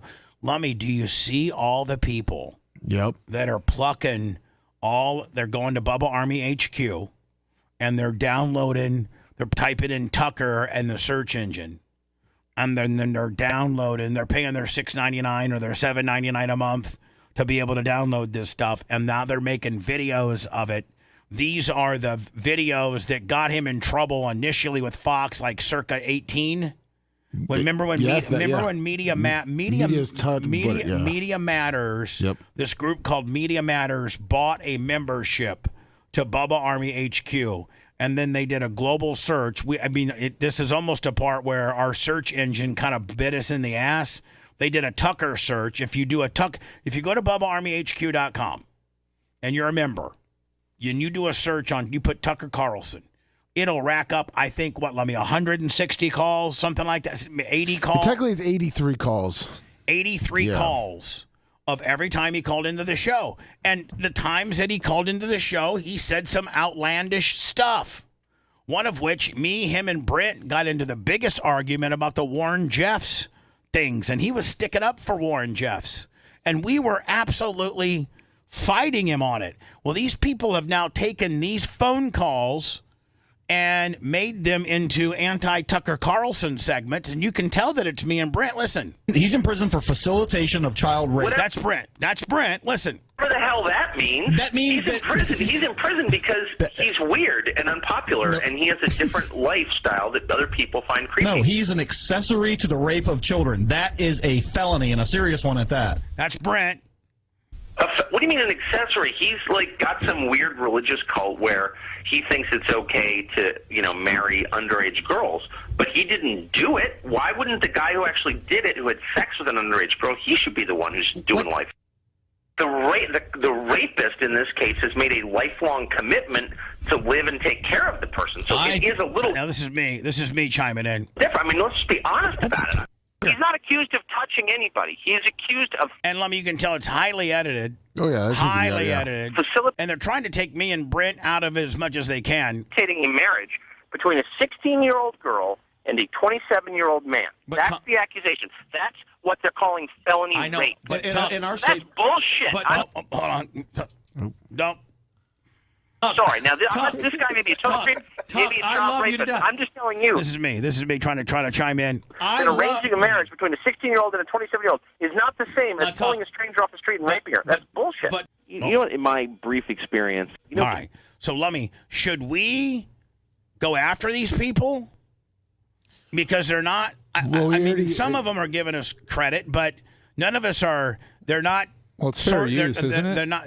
Well, not really. Not that long a form, Brian. Like, you really can't go that long. Yeah, 3.5 minutes is pretty long. Fair use is usually 15 seconds or below. And you can do that in several different instances. Like, you can have 5 of those, but you can't have long form, 30, 40, 50 seconds editing out the host and continuing to, accentuate the host that was calling in. So I know that these audio clips between 2006 and 2011 is when he was calling regularly into the Bubba the Love Sponge show. Yeah. But they give us a little bit of credit there, but they don't give us any follow back or kickback or anything like that where people can access this site. And so X is it's a little harder to get struck on. It's a little more Wild West, but we're working on the backside of it. Yeah, I don't know. It's just X. It doesn't really. It's not as strong as like Facebook or YouTube. Right. Well, it takes a little bit more. Well, you look. I don't. We were working on it yesterday, man. That or if we'll cut a deal with you. Yeah. If you're gonna play it, then take it from our audio source and watermark it and put a link into where your source is, so people can link back to ours.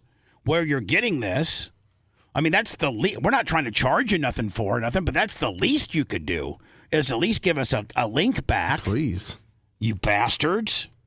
I think coming up next, is this the story that we were talking about? Yes, the Vrabel. Patriots head coach Mike Vrabel and former NFL insider Diana Rossini privately rented a boat together in 2021 while she was pregnant. Yeah, According to sources, there were only 2 people on the boat for a 2 to 3 hour rental. She gave birth to her son shortly thereafter and named him Michael. Now, I saw that this was not true. I saw a story where Diane Rossini's husband, the CEO of Shake Shack, was going to demand a DNA test of the kids. He should at this point. At this point, is it true? No, but he should. He should. That was AI, and it said, hey, listen, FYI, this is AI. We don't know this to be true. But, Brian, if I'm the CEO of the Shake Shack, I think I might be. Oh, yeah, I'm getting those kids tested. Yeah. We'll come back with that next. Stand by.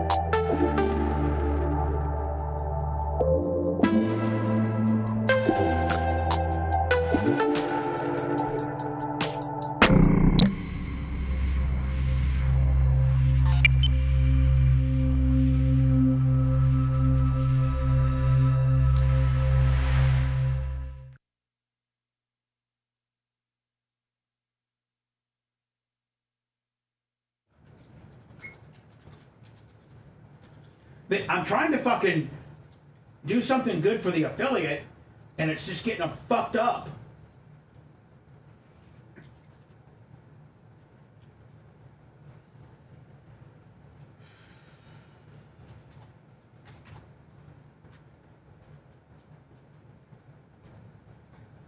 I don't have to cover the story because I already covered it, right?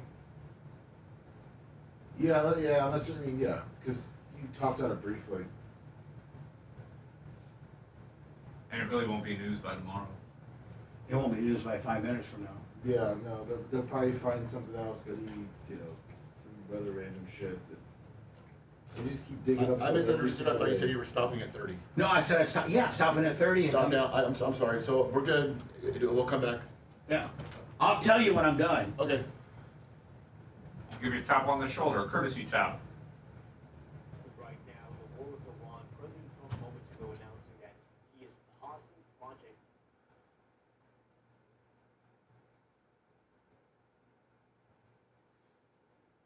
Do you ever sleep in the bed with me? No. But I have slept in the bed. Do you ever sleep in the bed?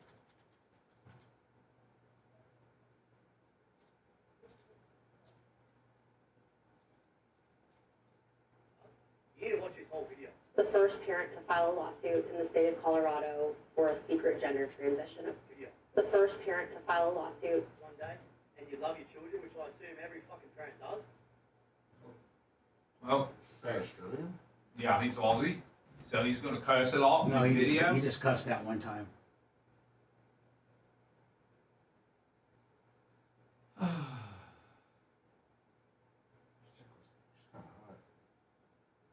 Who, Rossini? No.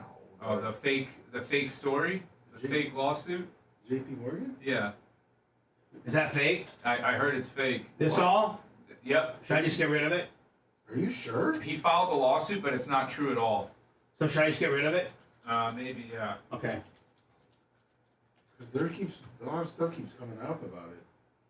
She was naked. and had one Complete threesome. fabrication. That's what she's saying, though.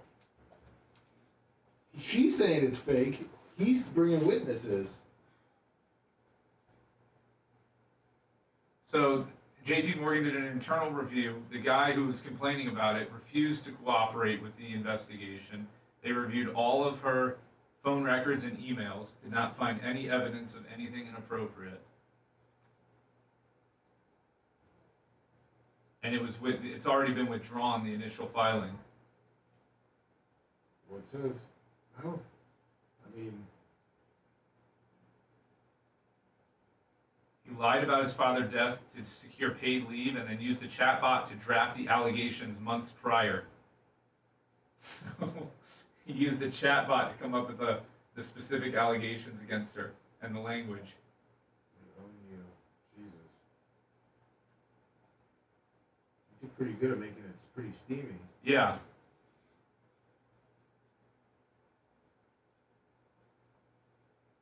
Question for her. She introduced. That's why no credible news sources really run with the story at all. It's like the Times of Hindu and the Hindu Times. Like People, Reuters, Wall Street Journal, Toronto Sun, Fox 32. Like there's legit. But they're covering that it's fake, right? No. Liz Collin of Alpha News reporting that JP Austin disputes schools ex-employee have sexual confirmed harassment to claims. Alpha News that its remodel project JP Morgan executive Lorna abused junior employee. Before graphic sexual harassment lawsuit, JP Morgan offered executives former co-worker $1 million settlement. That was 18 hours ago for people. Oh, well then maybe it's not. I just fucking got rid of it all. Yeah, they offered $1 million to make it go away. Well, he can send you the People article.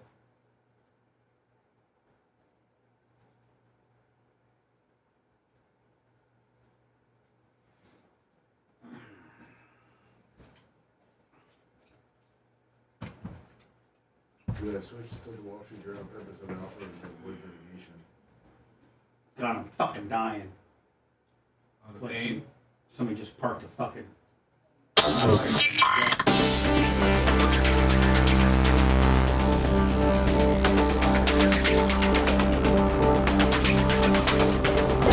Well, ourselves. Just like a 6-pack of cheap Yiddish beer. Doesn't surprise me. You look like a typical low-life character to me. The Bubba the Love Sponge Show.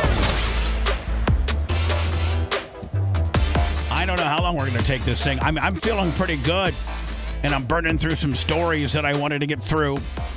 Brian, you literally, like, when you got to go, just go.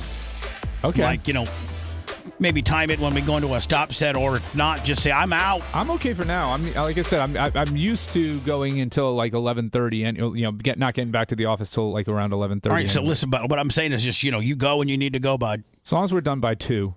Yeah. I might be done by then. I might just skip my Bubba Breakdown series and just keep doing, providing AM 820, the big 820, with the best potential. I mean, it's going to be better when I think us right now are better. Would be better than whatever else they were going to put on in lieu of Dan Cilio being sick. So I saw this, and this just. We're so screwed. I think this is a Canadian, like Eskimo,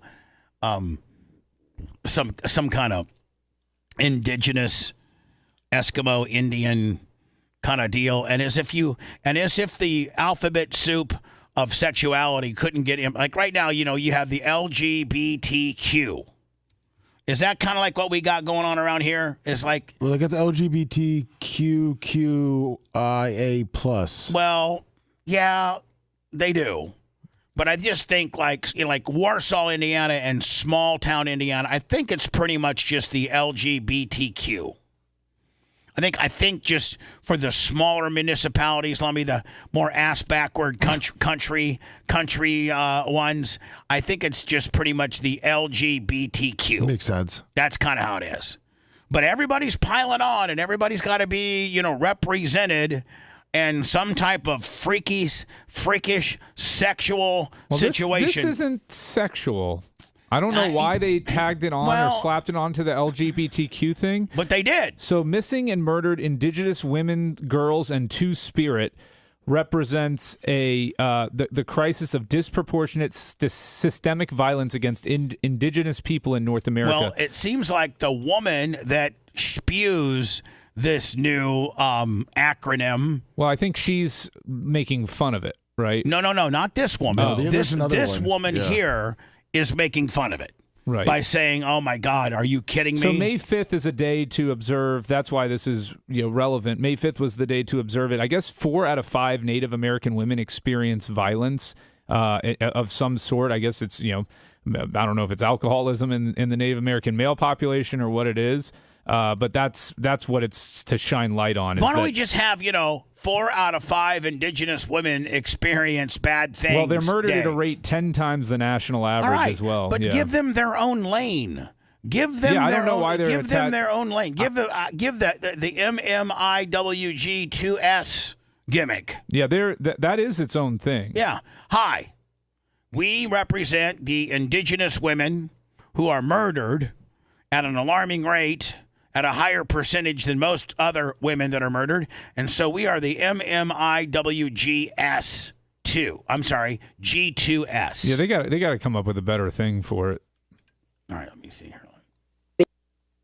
Yes, you're not. Here we go. Deal with the ongoing genocide of MMIWG2S LGBTQIA+. Oh, so she's saying it's even worse for the people that are of the LGBTQIA plus community. Exactly. But the acronym itself is to shed light on a very high. I understand. But a person in this particular lane of the MMIWGS, 2S lane, automatically flip-flops it onto the LGBTQ++ IA. Yeah, it's a quick way to lose people. You're not. Here we go. Deal with the ongoing genocide of MMIWG2S LGBTQIA+. What? Impressive. She remembered Sounds like it. she's calling a play in the huddle as Peyton Manning. Yeah. Sounds like a Gruden type play, because you know how Gruden always had real complicated. Gruden, listen, I think everybody that knows anything about NFL play calling, Gruden has gone down as one of the more complicated guys with formations and double trip yippee-os. Like, I mean, some coaches keep it simple. And Gruden, I think, always had the reputation of keeping it very complex. We're going with MMI, Waggle, Goose, Two Sling, GB. QQIA, second hut. First hut's going to be a hard hut. Don't jump on the first hut, second hut. Go. Deal with the ongoing genocide of MMIW G2SLGBTQIA+. That sounds like something they found on the ship at Roswell. All right. So I was doing some back in the day research in Lummy, and somehow I got down a Michael Jackson hole. Oh, his new movie came out. Oh, it did, didn't Yeah. it? Is it on Netflix? I believe so. No, it's That or in theaters. I think it's on Get-A-Box. Oh, okay. Is it on Get-A-Box? Yeah. Okay. It's called Michael, isn't it? Yeah. I think it's just called Michael. I believe so. And so that's why I'm seeing all this back in the day Michael stuff. And I'm seeing, everywhere I go, I got an algorithm that's popping up a Michael Jackson, story. Or, Yeah, it's on Prime. You can stream it on Prime. Oh, it's on Amazon? Yeah. You can pay for it, right? Yeah. Amazon Prime? Yeah, you can't just stream it for free. Called Michael? Yes, Michael. But you can also find it on Get-A-Box. And Apple TV. Fantastic. So I'm getting all this retro Michael Jackson interview stuff. And I'm like, man, how in the hell did a jury clear him? And this is as weird as it gets, and I don't know if this will even fly in today's world, because I think that we're far more protective and sensitive of our younger generation than we are now, just because there's sicker people out there. And the reason why there's sicker people out there is these sicker people now have an electronic way to trade images and go down various child molestation rabbit holes that I don't think existed. The technology, for that matter, existed necessarily when Michael Jackson was touching kids. I don't think that you could I don't think necessarily all these images and all this swappery of child sex images, and I don't necessarily know that any of these were available in the 80s when Michael Jackson was doing these sort of things. Do you ever sleep in the bed with them? No. But I have slept in the bed with many children. I sleep in the bed with all of them. When Macaulay Culkin were little, Kieran Culkin would sleep on this side, Macaulay Culkin's on this side, his sister's in there. We're all just jamming the bed. And we wake up like dawn and go in a hot air balloon. We have the footage. I have all that footage. But is that right, Michael? It's very right. It's very loving. That's what the world needs now. More love, more... That's right. And the way you love kids is you have them in your bed to spend the night. That's how you love children. It sounds like a good time. You got to go on a hot air balloon. Yeah, after you got anally raped.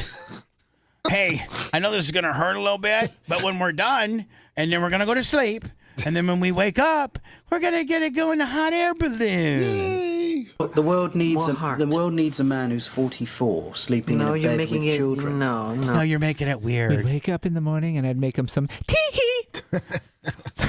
Yeah, I forget what this guy's name is, but he was a known ball buster. I forget his name, but I love him. So the world needs that's Jamal Khashoggi. Yeah, so no. So the world needs a 44-year-old sleeping with 12-year-olds, bud? Needs a man who's 44 sleeping in a bed with children. No, you're making it creepy. You're making it sound weird. No, you're making it all wrong. Hold on, bud. How am I making it wrong? The statistics show that I just opened up this interview by asking you, do you like to sleep with kids? And you said, your answer to me was, yes, lots of them. I sleep with lots of kids. And when Macaulay Culkin is here and little Webster's here and we all just sleep in a big pile. And then afterwards we go on a hot air balloon. Tell me, help me. Because what's wrong with sharing a love? You don't sleep with your kids or some other kid who needs love? No, I don't. No, I don't. You know what? My kid stopped sleeping with me at when he used to jump in my bed at 3 or 4 because he thought he saw a boogeyman, and I would take him back to his bed after he fell asleep. No, I don't even sleep with my own kids. No, I don't. Even let my significant other sleep in my bed. Didn't have a good childhood? No, I don't. I would never dream of sneaking. I would never dream. Because you've never been where I've been. Hold on. You're right. I haven't been where you have been. Thank God I haven't been with the little fingers on your little tape on your fingers and all your little crushed in nose. Looks like somebody super glued your nozzle. I mean, you want to talk about mental health. Oh, you want to talk about a guy that could literally legitimately pull the mental health gimmick off? Absolutely him. His dad abused him sexually. And beat him because of how big his black nose was, which explains why he got the nose job, how dark his skin was, Listen, which is why he lightened it. I am not making excuses for what he potentially did to kids, but this kid, this man, Michael Jackson, he was very abused. I will say this, and somebody in chat said it. We've never had that smoking gun on Michael Jackson, and he was very public and upfront about his behaviors. It's not like he denied, having the sleepovers and everything. Is it odd, weird behavior? Absolutely. Is it alarming? Yes. As a parent, would you ever let your kids do it? No. But there have been no credible accusations that have held up against him. No, none of them. He's beat them all. Well, he settled. Well, he settled sometimes one for you do $32 million. You don't settle for $32 million though. When you're worth a billion. So, Macho Man, are we only going to 11? Or are we going to 11:30 or 11:55? You wrote down. Brad said 11 was fine, but the Yankees game started at 11:55. Right. They have a pregame, but they have a replay ready whenever you want to finish. What I'm saying is, what if I wanted to go to 11:30? That's fine. Okay. Whatever you want to do, just keep me posted. All right, Q. Yeah, no more surprises. Right please. now, I'm going to 11:30. Gotcha. Thanks. Would say if I said, well, I've invited some of my daughter's friends round or my son's friends round, and they're going to sleep in the bed with me tonight. That's fine. What do you think their parents would say? If they're wacky, they would say you can't. But if you're close family, like your family, you know them well, But Michael, I wouldn't like my children to sleep in anybody else's bed. Well, I wouldn't mind if I knew the person well, and if I'm very close to Barry Gibb, Paris and Prince can stay with him anytime. My children sleep with other people all the time. And which makes you not father of the year, and Yeah, I don't know. His kids I do feel for him. I do feel for him because I think that he did touch Tyler, kids. go sleep with Brian Knobs. I do think that he was sexually molested. I do think he also sexually molested kids as well. But not that you're a byproduct necessarily of your environment, but I can see where he has somewhat of an excuse because he was very much brutalized and raped and beat up as a kid. I've watched lots of things about his father, Joe Jackson, and they were, I feel for Michael Jackson in some instances. I really do. Now he's a whack job, and, the world's probably a better place without him. Yeah, I disagree. Here's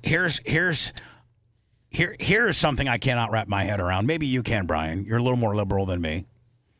Oh, I can't wrap my head around this. If this is true, I just cannot. If this is true, which I think it is, but anywhere in America where no matter what, if you live in the bluest of blue, what's the bluest of blue? California? Yeah, well, California probably. And the reddest of red, which would be like Oklahoma. Oklahoma, Alabama, Mississippi. Yeah, Alabama. Oklahoma's a redder state overall. Okay, I think. let's call it Oklahoma, on both ends of the spectrum, red versus blue, Democrat versus Republican.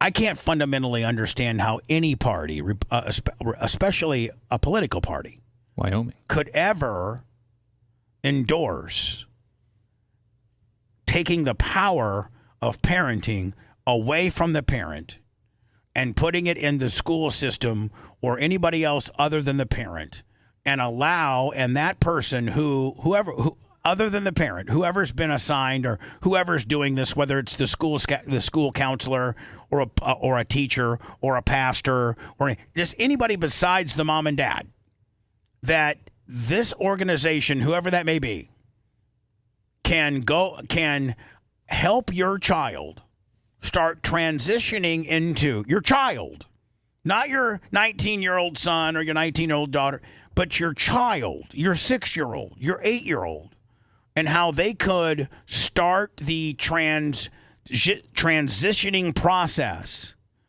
and, somewhat indoctrinating your child into, because your child says he wants to be a boy and she's really a girl, vice versa, and they not have to inform or at least tell the parents your child is interested in this, and you have a right to step in and do with what you want with your child. Your child is, listen, it's not slavery, but your child is literally, you own your child. It's a possession. You own your child. You own your child. Now, don't misconstrue that you own your child and they're going to be slaves all weekend long, but you're responsible for everything that child does up until they're 18, and including but not limited to the potential sex they may want to be. That is between you and your child. Or you. Ownership is you have a custodial duty to your child, and which means you're in control. Yes. And they are in your custody, care, and control. Yes. Ownership is probably not the term. I think custodialship is far more applicable here. A guardian and custodian of your child. You need to watch this whole video. The first parent to file a lawsuit in the state of Colorado for a secret gender transition of my child. May of 2021. So this woman here, I think, is the first woman ever to file a lawsuit for the secret transition done to a 12-year-old girl at school by woke parents. We send our daughter off. So on May of 2021, they sent their daughter off to 6th grade. To 6th grade. She's just turned 12. One day her art teacher asked her to stay after school for an art club in the art room. And when she got there, it was actually GSA, or Gender and Sexuality Awareness Club. Concepts that I wouldn't have consented to as a parent. First of all, I want to know if my kid's been invited to this type of group or meeting. And secondly, I want to have the ability to say, no, my kid ain't going to that. My kid's not participating in this after-school, nonsense. That harmed her, that harmed her trust in her parents. I mean, they heavily emphasized, you don't have to tell your parents might not support you. If they don't affirm you, they don't love you, but we love you. I'm going to start a GSA. And maybe a GSA isn't the right term we use right now, and I hate to say it, but maybe shifting that to affinity group. Have fun with those. They have resources that help you go through some of those processes of creating those groups, but also how to create more gender-inclusive schools as well. The teacher had brought in these outside presenters, an organization called Splash for kids 12 and up, and Skittles for kids 2 to 11 to talk. So you're talking about, they're talking about as low as 2 years old and 11. And the program for those kids were called Skittles, and the program for the kids 12 and up was called Splash. Brian, I know you're not a very violent person, and I don't know that I've ever seen you come unglued, but I think this might be an incident where you would walk into that school and become absolutely unhinged.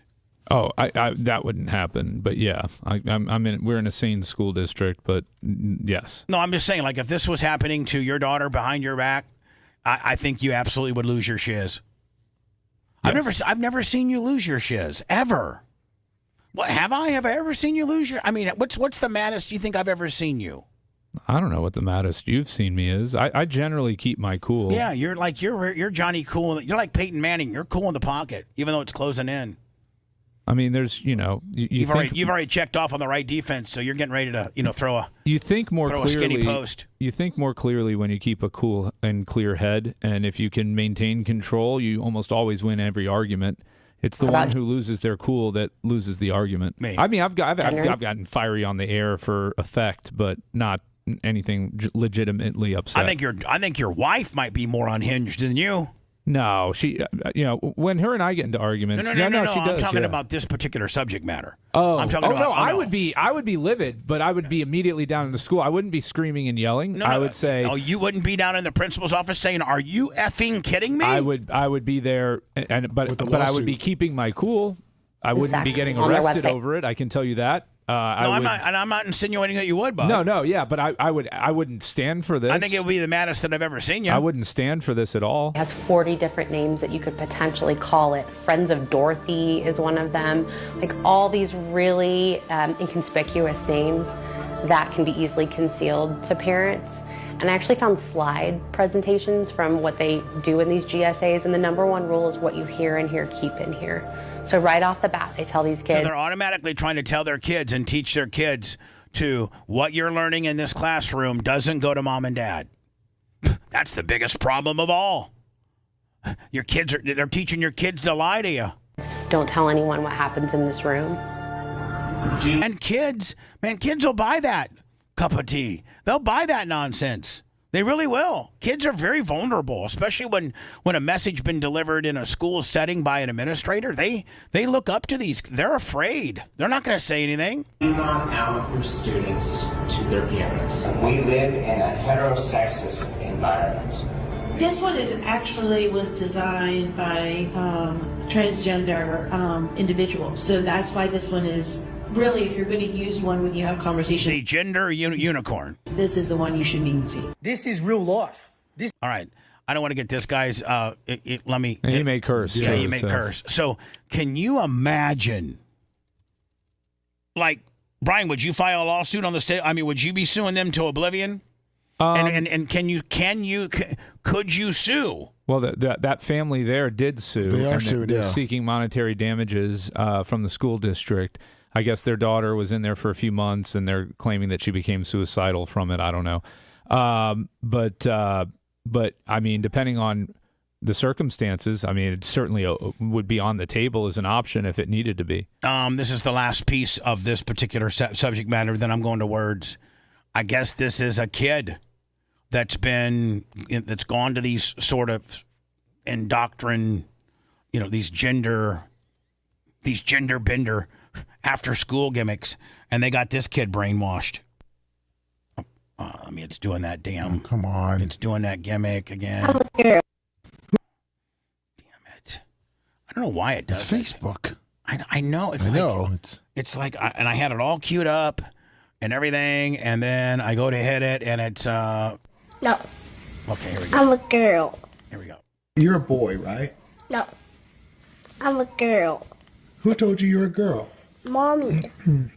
When did she tell you you were a girl? Because I love girls. Oh, I see. So mommy told you you were a girl? Uh-huh. The state of California said... Oh, this is the past. Not the past. This is like... The worst, but This is the worst. Where now they're using child support payments if you oppose a parent that believes in changing your kid's identity and you don't want to stand for it. They will start dinging you on child support and stuff like this is the worst. So, like, if you're because you're not paying for the medical needs of the child, you're not sharing in that. This is absolutely ridiculous. Oh my God. Listen to this. So this is a dad. It's like, no way. I'm not letting my little boy is not. Your mom's insane. That's why I got rid of the bitch to begin with. Is that I have to pay for the chemical and physical castration of my son as child support. I'm not going to pay that child support. I'm not going to pay anything to hurt my son. And that means you'll be going to prison? California is going to send me to prison for that. California is going to send this guy to prison because he will not pay for the chemical castration of his son to turn his kid into a girl at his mom's wanting. Wow. So, Jeff, you are going through something. You've been going through something that is probably a father's worst nightmare. Yeah. Tell me when this started. Started when my son was about 2 years old. 2 years old. My ex-wife, who's a pediatrician in Capel, Texas, started thinking that he might be a girl and started trying to transition him to a girl. And when I tried to put a stop to that, she filed for divorce. What's that? The guy talking is probably going to curse. Well, he hasn't yet. He did. Well, yeah, he did. I missed it. And used her relationships with care providers to force me out of my house. And so I moved about a mile up the road from my son's. So he can be close? Filed for divorce formally. And I had 50-50 custody of him. And just after his third birthday, I took the first iPhone video I'd ever taken, and it was him telling me that he thought he was a girl because his mommy tells him a girl. You can go on YouTube and just search. That's a fuck. Okay. I don't know. Good. I got it. So I don't know if the guy gets back on here or not. No, he doesn't. Well, I mean, I think we got enough there, and that they're trying to make him pay. Can you believe that, Brian? They're trying to make him pay for the chemical castration, and because he won't pay, they're going to put him in jail. There is a small, tiny percentage of people in this country and the world that suffer from gender dysmorphia. Okay, it's been around as a medical condition, a psychological condition. It's a mental health issue. We've known historically what the percentages of those people are, and what we're seeing today is a spike in that does not correlate or corroborate with any of the evidence, the historical evidence that we have of this illness and the manifestation of this mental illness. It's such a fringe group of people, but that really tries to represent way more people than most Democrats, Republicans, or people. They don't. This is bizarro world to them. Well, it's almost with these parents. It's almost a Munchausen by proxy with attention-seeking behavior to try and get the kid to do it. It's almost like it becomes an identity for them, and it is really bizarre. I think when you have a child who's going through this, that the parents should undergo psychological evaluation as well. So if you have a child whose parents are taking them to these doctors, part of the treatment of the child needs to be a thorough and comprehensive screening of the parent to determine if it's being driven by the parent, if the parent has psychological issues of their own that are contributing to the child's condition, whatever that may be. Because for those that suffer from it, it's a real problem. I'm not sitting here to downplay it. I don't know of anybody personally, but I've heard the stories from those that truly suffer from it, and it's a real problem. But we know historically, based on the numbers, that the amount of people that we're seeing today claiming it it's not possible for all of them to be suffering from it. It's almost like, you have the emo phase, and then you had like the kids that were cutters, and then you had the kids that were gay or thought they might be gay and experimenting with their sexuality. This is like the next chapter in the progression in all of that, and it's not healthy for them who aren't, and it takes away the attention and the needs of those that actually have the condition and need some form of help. And they actually now have a way to distribute their weird and wackiness with social media. Like this next one I'm going to play when we get back. This woman here and this guy is going through the same thing, and I think this woman's trying to change their baby into the opposite sex, and now they have a way to broadcast their whack job. Well, to get the attention. It's attention-seeking behavior. In fact, that's exactly what it is. It's not even what's best for it's how many clicks or how much attention can you get is what it really is. Let me do some words. We'll be back, and then I got 11:30 hard out on me. Okay. Yeah. Don't chalk up their behavior to being crazy rednecks. Yeah, think about that. They're just totally insane. Bubba the Love Sponge Show.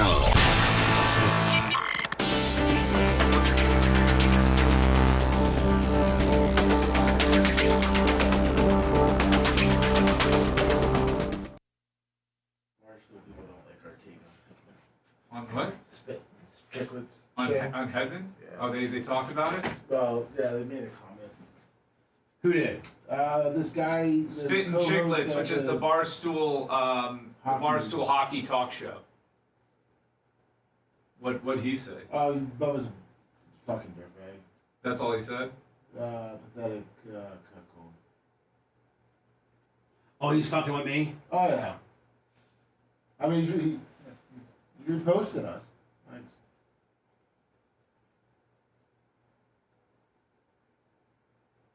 I'd say way to avoid the actual allegations. Why don't you guys actually be journalists rather than just talking heads and dig into this further? But you won't, because that's real work, and you guys are lazy and you don't want to actually work. You just want to sit around and talk all day. He said good for him because they cut a piece where his husband said he feels good again after talking to his therapist. So I mean, I'm happy that he feels better. Yeah. I'm not looking for heading into suffer. No. And I'm not saying he wasn't depressed and that didn't lead him to cheat. But you're a public figure, man. You got to take what comes with it. And to me, man, he just seemed like he was awful smirky. And then when we broke down the body language, yeah, we super analyzed it, but there was just a lot of talk. There was just a lot of signs there, if you know what you're looking for, like we do. I don't know. I think that he thought it was going to be a walk in the park, and quite frankly, it has been, because nobody's held him accountable. Everybody's just buying his bullshit. Yep. Yep. And we're just the assholes. Lean into it. Be the bad guys. Who gives a fuck? Yeah. That's what Gary and I were We don't work with the Lightning. They don't give us press passes. Yeah, it's not. This isn't crossing. See, this is what happens when you put people and you corner them. Like, what do you have to fucking lose? Who gives a shit? Right. Yeah, Gary and I were talking about it with some other people. I mean, you know it's based upon reputable sources. You're not reporting something without having tried to vet it. We were talking about 2 other people that I was going to talk to Bubba about. Yeah. Going after. Yeah, fucking go after all of them. Be the people's hammer again. I mean, I wish we could get somebody that really fucking knew.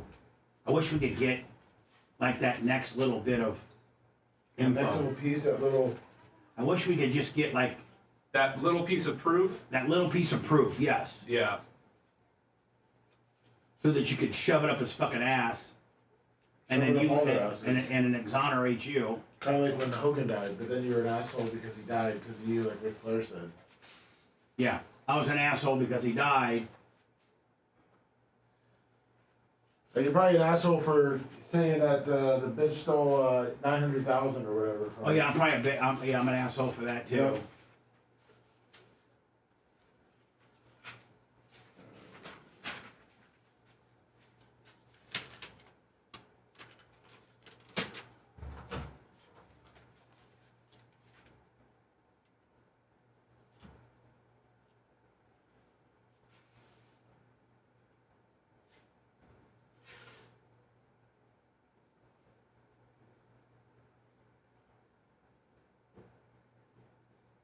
So you gotta be real careful who you put a baby into, people. You know, make sure when you're sticking your dick in somebody that if you were to have a kid with them, you'd want to deal with them for the next 18 years of your life. Yeah.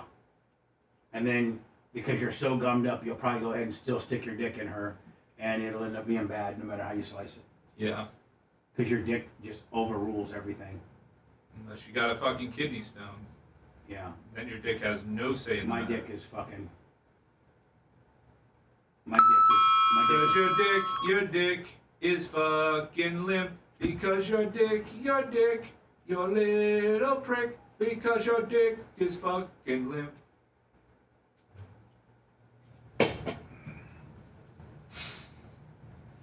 That was me.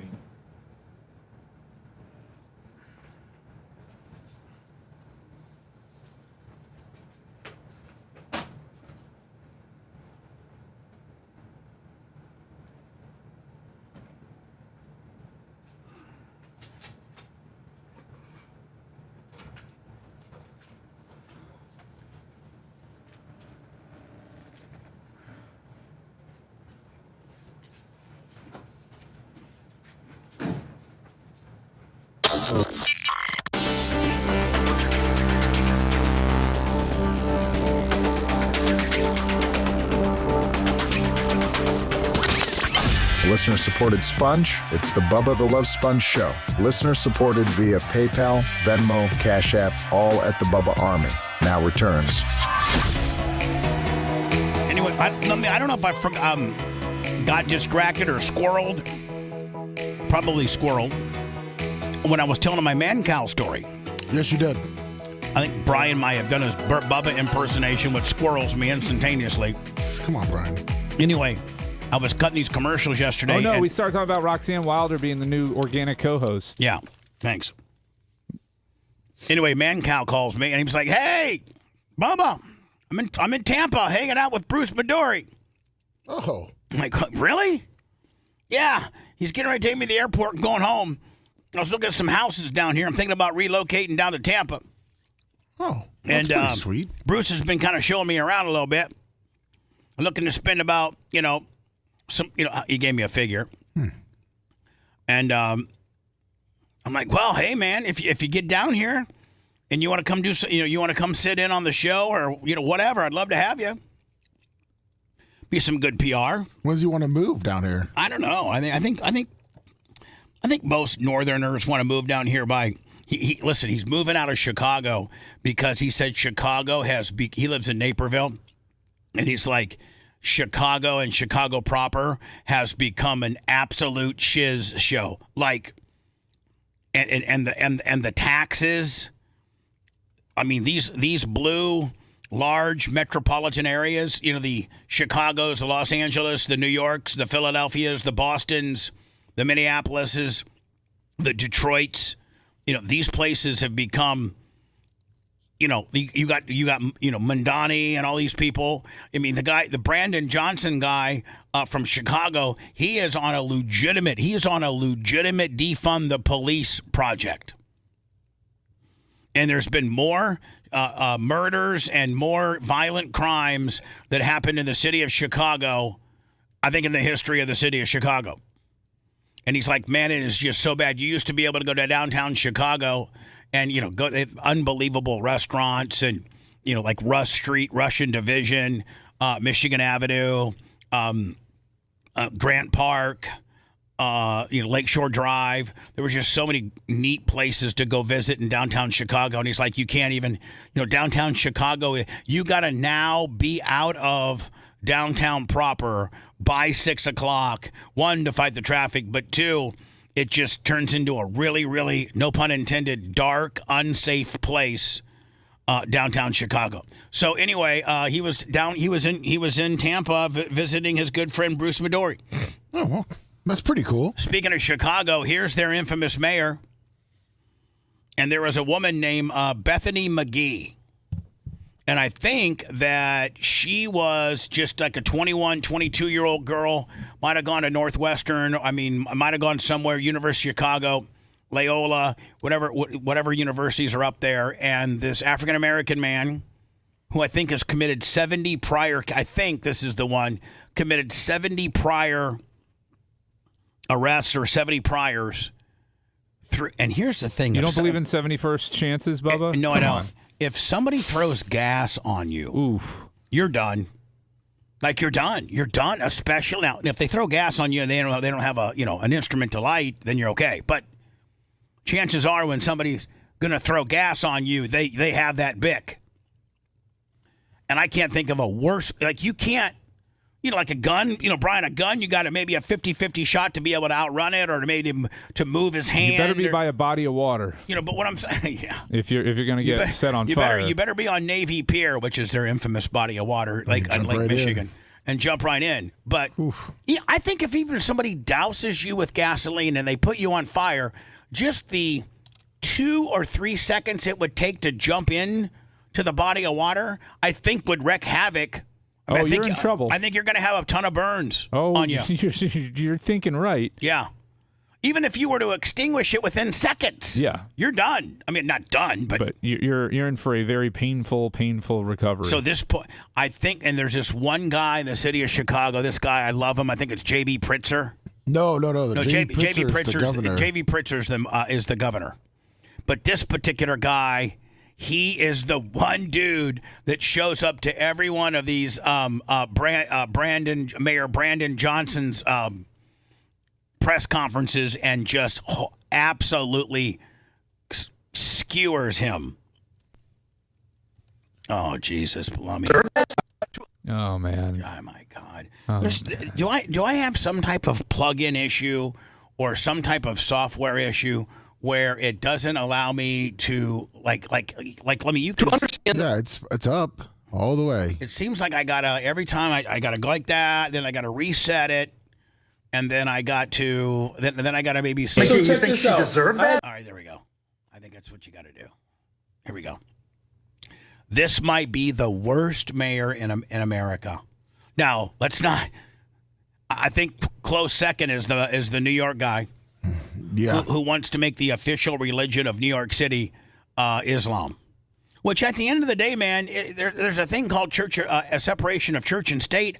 I don't know that a municipality or a mayor should have the right, or can have the right to make a particular city or municipality or have an official religion. Like, I don't know that you can even you got to separate church and state. So I don't know that you can have an official religion if you're the mayor of Chicago and you can denote, or you're the mayor of New York and you can denote that, Islam is the official religion of New York City. I mean, I guess you could probably say it, but I don't know that you can implement. But I mean, hasn't Mudami already put in prayer rugs all over City Hall? Yeah, I believe they have their own spaces. Brian, would that be somewhat illegal? I mean, if you're the mayor of New York and you want to say, okay, I'm making Islam the official religion of New York City, and then we're going to have X amount of times a day that we pray in City Hall. It looks like they had a prayer session at City Hall in the Blue Room there. That they've said it was to be inclusive. I don't know if they have similar things for Christians or not, but they better have some confession booths for the Italians. My whole thing is we don't need it in government, which is why we don't need the 10 Commandments we don't need any of that. Government buildings. We don't need this. We don't need any of this. No. So the attack on Bethany McGee, you think she deserved that? Right. To understand the battle you're about to see, you have to know about Bethany McGee, the woman who was started on fire on a train while minding her own business by a man arrested over 70 times. Hundreds of thousands of people have reached out to me expressing outrage at your cold, heartless response to Bethany McGee's the vicious attack on her, calling it an isolated incident. When a young woman is set on fire on Chicago's public transportation, that coupled with your statement that it's a sickness to incarcerate. And Lummy, you know what? We were forewarned by a Chicago cop. Yes, we were. And we blew him off. He's like, hey, Bubba, I know that you are really a big critic of Lori Lightfoot. Yeah, the Beetlejuice. The Beetlejuice bitch. I'm like, oh, no, I hate her, man. That bitch is horrible. He's like, you will be begging for her to come back when this new jokester gets in here. His name's Brandon Johnson. He's in charge of the school, he's the school board or school superintendent or whatever. And this guy has such radical beliefs. He wants to defund the police. He hates white people. He legitimately hates white people. Legitimately. And you're going to be begging for Lori Lightfoot. I'm like, there ain't nothing that can be worse than Lori Lightfoot. No way. You could bring Lucifer in there himself. He was right. Corey, heavy hand. People, violent repeat offenders who, quote, in your own words, look like you. People find that absolutely outrageous. And I've had many black and brown people reach out to me and say that had it been someone that you care about, had it been someone that you... Now, and this guy, Brandon Johnson, he's got this little black handler. Yeah. A little bitch that as soon as you start getting in on him a little bit or some good questions, he automatically tries to step in. He has a cordless microphone the entire time you're trying to ask your question. He carries this cordless microphone ready to interrupt you at any time. And I wish somebody would say, hey, listen, you know what? Listen, this little Brandon's little bitch boy. Let me ask my question. Quit trying to cut me off. You love. You would have. Did you hear him? Yeah. Did you hear him? What's your question? Outraged by that attack. What do you say to those people, Mr. Mayor? Well, first of all, what I've said from the very beginning is that this was a tragedy, and this woman is fighting for her life. And as I've said repeatedly from a question that was raised earlier, that this, that individuals that clearly have a violent past, as well as mental health issues, should not be on the streets of Chicago. 70 plus arrests. Wait a minute. That's not what Mayor Brandon Johnson said before. Rewind the tape. So listen to this. This is unbelievable. This is catches him in his own bag of tricks. I am trying to eradicate the sickness from this city and from this country. Jails and incarceration and law enforcement is a sickness that has not led to safe communities. Really? I think that's probably the number one way to ensure a safe community is through those three aspects. I'm going to work hard every single day to protect the people who are caught up in violence in this city. Guess why? You want to know why? Because the vast majority of them look like me. Whoa. That ain't cool, is it, Brian? Not really what you want to be running on. I care because they look like me. I sent you what the judge, so they have a clip from that judge that is the one that released, I guess, him a lot of the times, and how she... I can't believe how broken our judicial system is, and these judges that are allowing these violent criminals back onto the streets for them to commit these sort of crimes. And I'm not talking about guys that got, caught with a bag of weed. I'm talking about guys that have been through the system 60 and 70 times. And the judges, I've seen excerpts in various news pieces where the judge would be like, listen, this person being incarcerated for the next 11 years is not going to do justice for this guy. He's going to be a better person if we let him out now than make him serve the rest of his term. Yeah. I serve as Vice President for the Office of Inclusion, Diversity, and Equal Opportunity. The first time I came out on the bench and the deputy announced, all rise. Is this her? Yeah, that's her. Yeah, this is the woman that let that guy go. Yeah. The Honorable Judge Teresa Molina.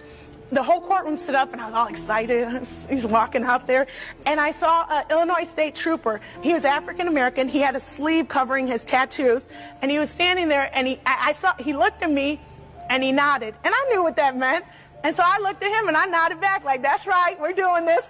And it felt so good. It felt so good. So to me, a fine of $354, which is our normal no insurance fine, that's a lot of money. And some of the judges that I work with came from money, so $354 is no big deal. But to most of the people that come to my courtroom, it is a big deal. And so I always offer them the opportunity to do community service. Being Latina in the office, people would tell me like... Very well attended meeting. Oh, big time. DJ Tech's there. What? DJ Tech is there. Yeah, DJ Tech's there. He probably would buy one of Bubba's jerseys. Yeah, he might. Prosecuting your own people, but it's true. There were a lot of, The Power of Diversity lecture and Hispanic Heritage Month event. Oh. Attended by 1, 2, 3, 4, 5, 6, 7, 8, 9, 10 people. Defendants that look like me. However, I had a chance as a prosecutor to make a difference as to what cases come in. I had a chance as a prosecutor to decide what offers were appropriate. And so I always offer them the opportunity to do community service. Yeah. She's talking about people who have fines, though, in lieu. So no, but she was also that was just one of the clips. No, I understand, but that I don't necessarily have a problem with. Neither do I. A speeding ticket to somebody who's worth $10 million is not punitive in any way, shape, or form. But I guess when she was a prosecutor, she would throw out other certain cases depending on your skin color. Yeah, that's not right. Prosecute them. That's not right at all. If you're making decisions based on race like that, that is wholly not what the system is about. Right on time, Lummy. Look at you. Look at us. Like a boss. Thank you, Brian, so much. I appreciate you, bud. Appreciate you, Sweet. Lummy, appreciate you, my friend. We'll see you tomorrow. We'll have Gene Lasker with us. A little bit of an overtime gimmick. How many people were we able to did we stay? We stayed above 1,000. Yeah, Brian got his thumbs up too. There you go. And let me, for that additional hour and a half, does that make for a good algorithm on the YouTube gimmick? Or it doesn't hurt. No, better, longer or better watch times, if you will. Exactly. Okay, perfect. We'll see you tomorrow, man. Appreciate you. The Yankee game coming up here on AM 820 at 11:55. See you then, or see you later. Thanks for letting me finish. You've been listening to the Bubba the Love Sponge Show, starring me, Bubba the Love Sponge, co-host and show historian Lummit. It's Brian Matroni, king of counter program. Gene Lasker, voice of the people.